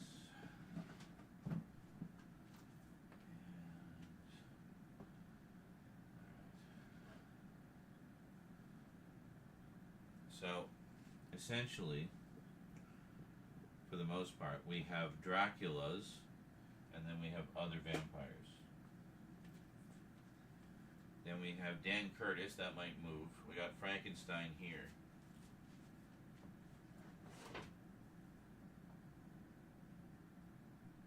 Yeah, and then here we have werewolves. So I think what we're going to do actually... sort that in a moment.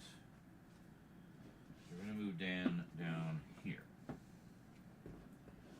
he'll be the bridge into the 70s. Yeah, see, I see more Dracula and other stuff. So we'll have to sort through all that. But anyway, we're getting sort of just the broad strokes here, and we can adjust as we go. So we got Dracula. No, hold on. We got to put Frankenstein there.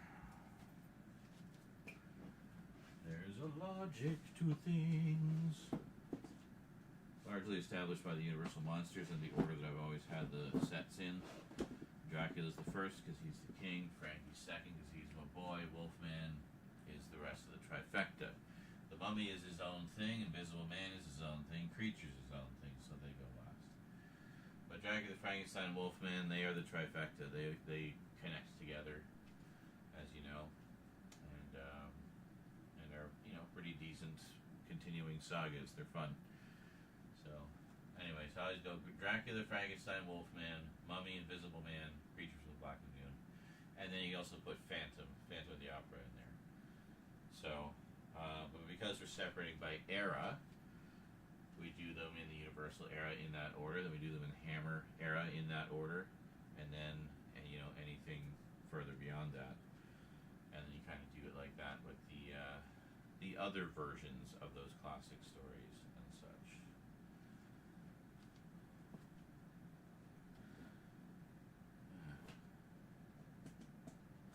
Well, we'll see how that goes. Anyway, what do we have here? This all the werewolf stuff? Yeah, this is all the werewolf stuff. So, yeah, so we wanted to go, well, Dracula, Frankenstein, werewolf, Dan Curtis, which is all of the above. And then Dark Shadows right in the motherfucking middle, because also everything, So we got more Dracula stuff here, more vampire stuff. Got Castlevania. I gotta pick up season 2 of Nocturne. Oh shit. Okay, sorry, this is all Dracula stuff. All of this. Not just other vampires, it is Dracula.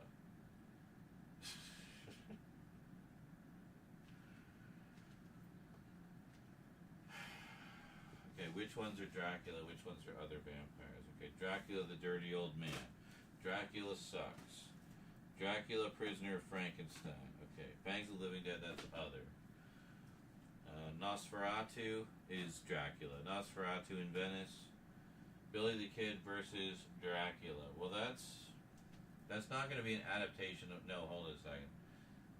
Yeah, fuck it. No, we'll have a separate Dracula section. 4K of Dracula. Dracula's Dead and Loving It. Renfield.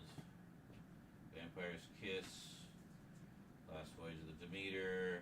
Dracula with Jonathan Rhys-Meyers. Dracula with the Netflix one. And Christopher Lee in Search of Dracula. So... that's a lot of Dracula. So we're going to put this there. Okay.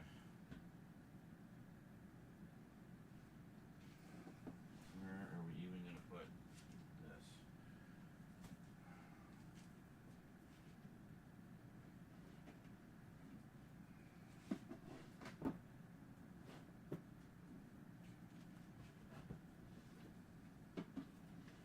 Here's how it's going to go instead. So we're going to start Dracula here, finish Dracula here, other vampires underneath.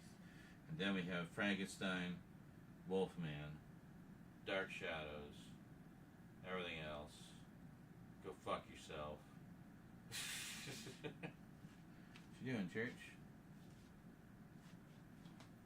Shit, I was not paying attention to my water.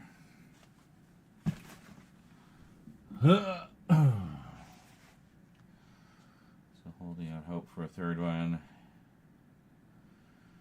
Yeah, I think American McGee's talked about it from time to time. I don't know how possible or feasible it would be to do. What are y'all worked up about?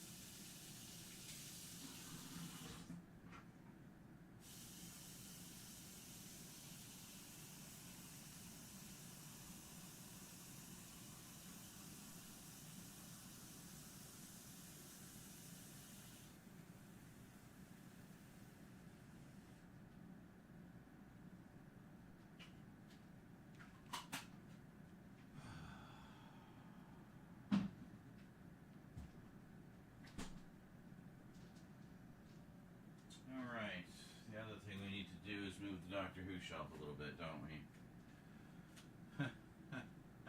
Ah.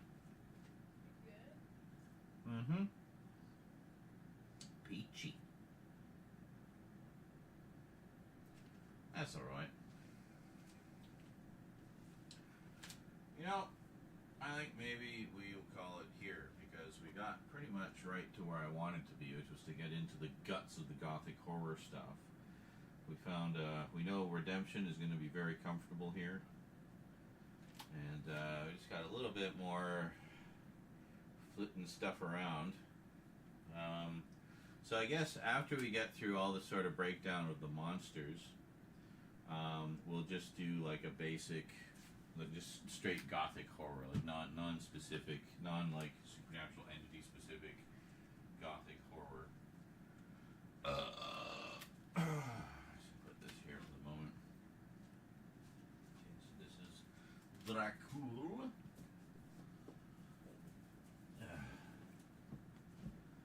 That's a lot of Dracula.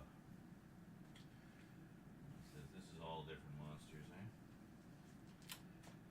Yeah, this is just all different manner of monsters. Yeah.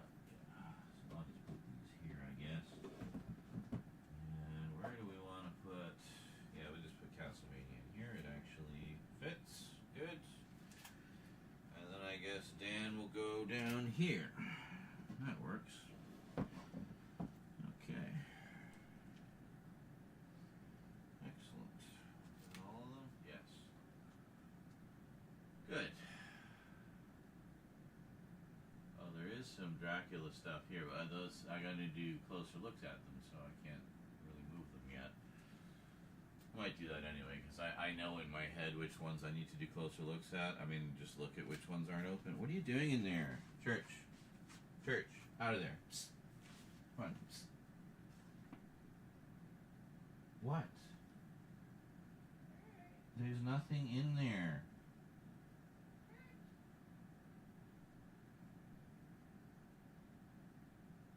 What are you... He's like on high alert looking between the bookshelves. Like, okay, don't make me have to move them tonight because you're stressing me out, Cat. Okay? Can you just go, please? Excuse me. I'm not trying to play with you. I'm trying to get you the fuck out of this area. Anyway. I don't like it when they get like hyper fixated on things that I don't want them to get into. You know what I mean? And it's like, you're just going to be a little shit tonight, aren't you? It's just going to be me chasing you out of that spot all frickin' night now, isn't it? Well.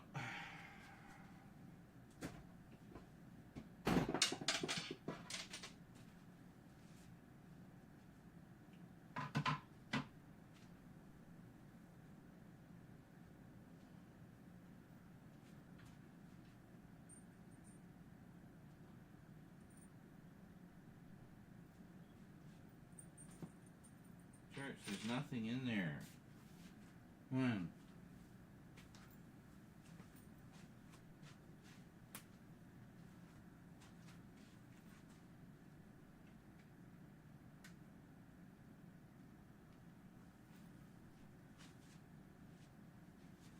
You're hallucinating, Cat. There's nothing in there.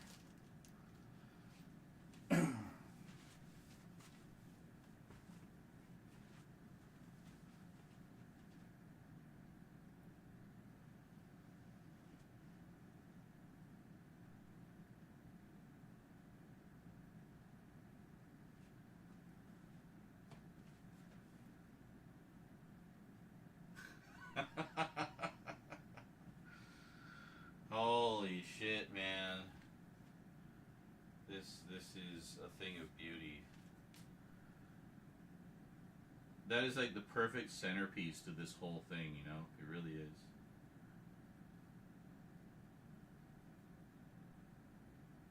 Really ties the collection together. And most importantly, keeps it away from that damn ceiling fan.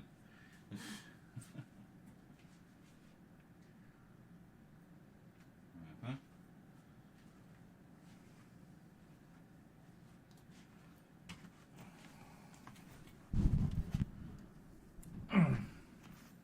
Church, can you buzz off, please? Stressing me out.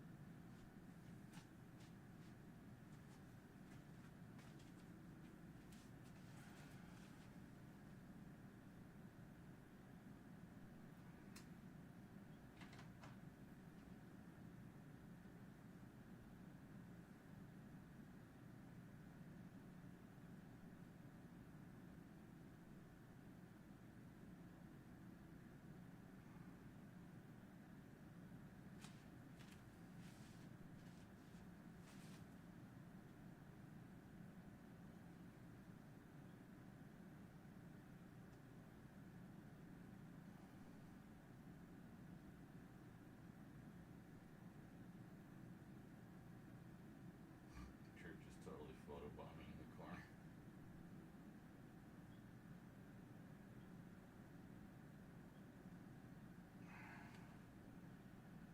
Pick up the red. There we go.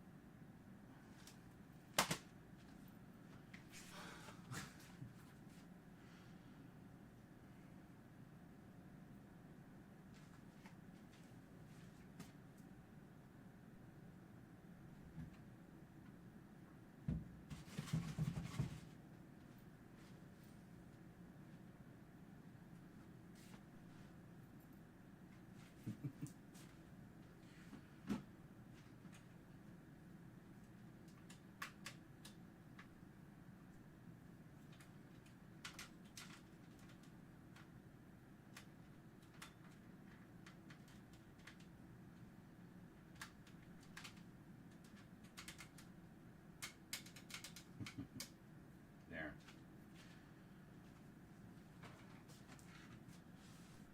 Now it's just a corner of the infinite maze. The infinite library of Alexandria.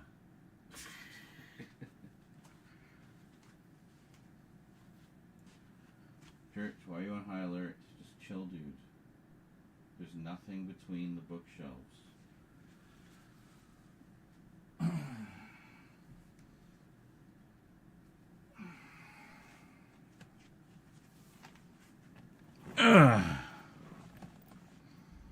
He'll have 5 goth girlfriends by tomorrow. Well, I gotta finish doing the shelves first, and then, you know, post some pictures of it. Then they'll just come, you know. It's gonna be like really overwhelming and stuff, so wish me luck, guys.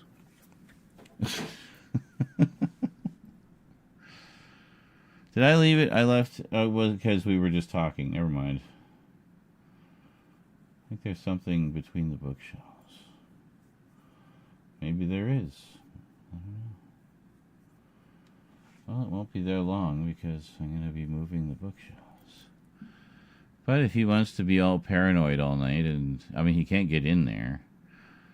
At most, he can try to reach in there with a paw, but he's not going to like be able to get anything. So, yeah. The only thing I can think of is if he heard like the shifting of the coffin back there, that might have made him a little concerned.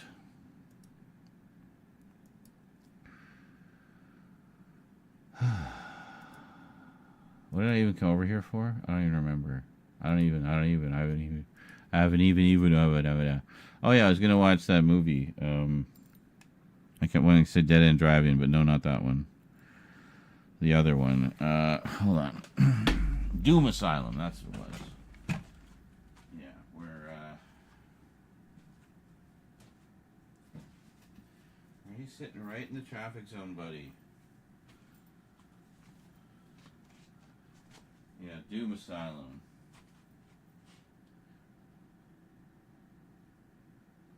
Yeah, it's terrible. Anyway,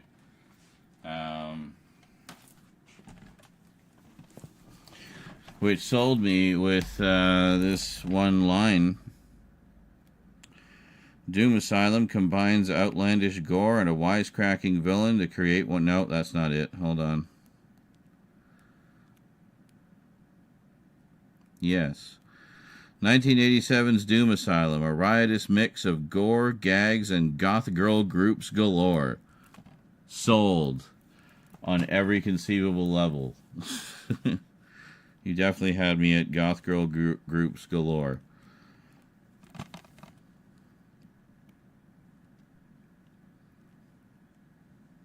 Oh, and it has both 1.78:1 and uncropped full frame 133:1 versions. That's cool. Get to see more uncropped goth girls. Excellent.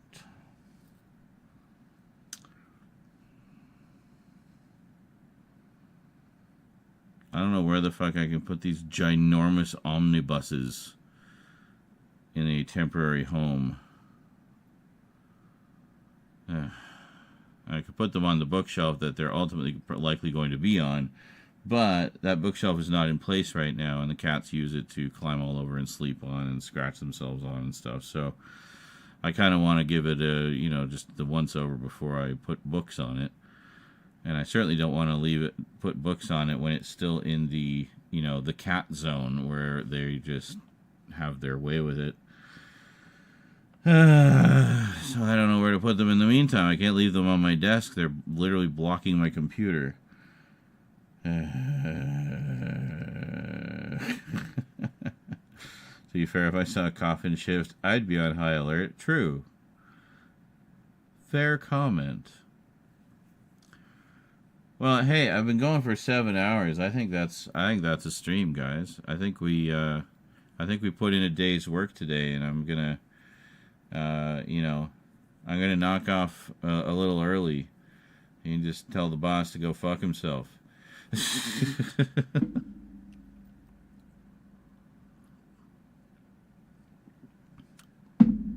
I'm going to try to find a place for these books and then pop over to the convenience store and get smokes. As I think I've come down sufficiently that I can go and get smokes. And then I was thinking of doing thumbnails. I got to work on thumbnails for the last few gameplay videos. So I was thinking what might be entertaining is listening to the audiobook version of one of the new Garth Marenghi books while I do thumbnails.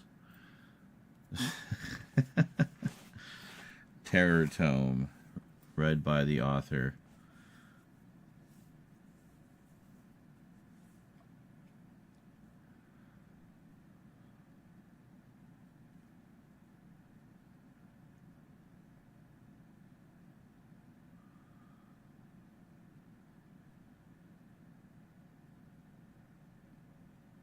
Oh yeah. We're all big Garth fans around here. And the real-life Garth, Sean Hudson, who is 100 million% the primary inspiration for Garth Marenghi. S-H-A-U-N, Hudson, H-U-T-S-O-N. Just watch any random interview with him and you'll see exactly what I mean.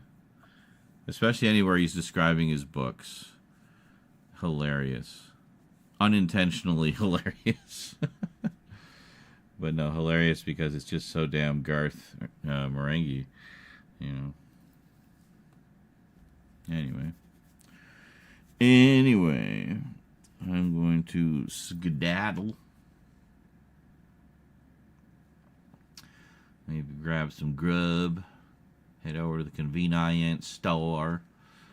Might, see if jerky's still on sale.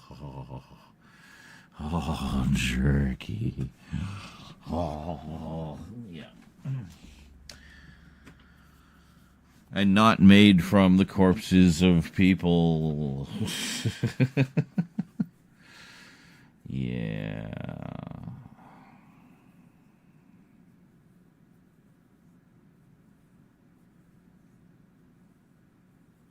Yep.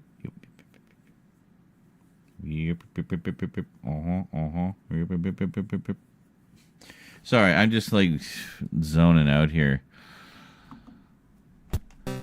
Well, it's been a slice, everyone. Hope you enjoyed.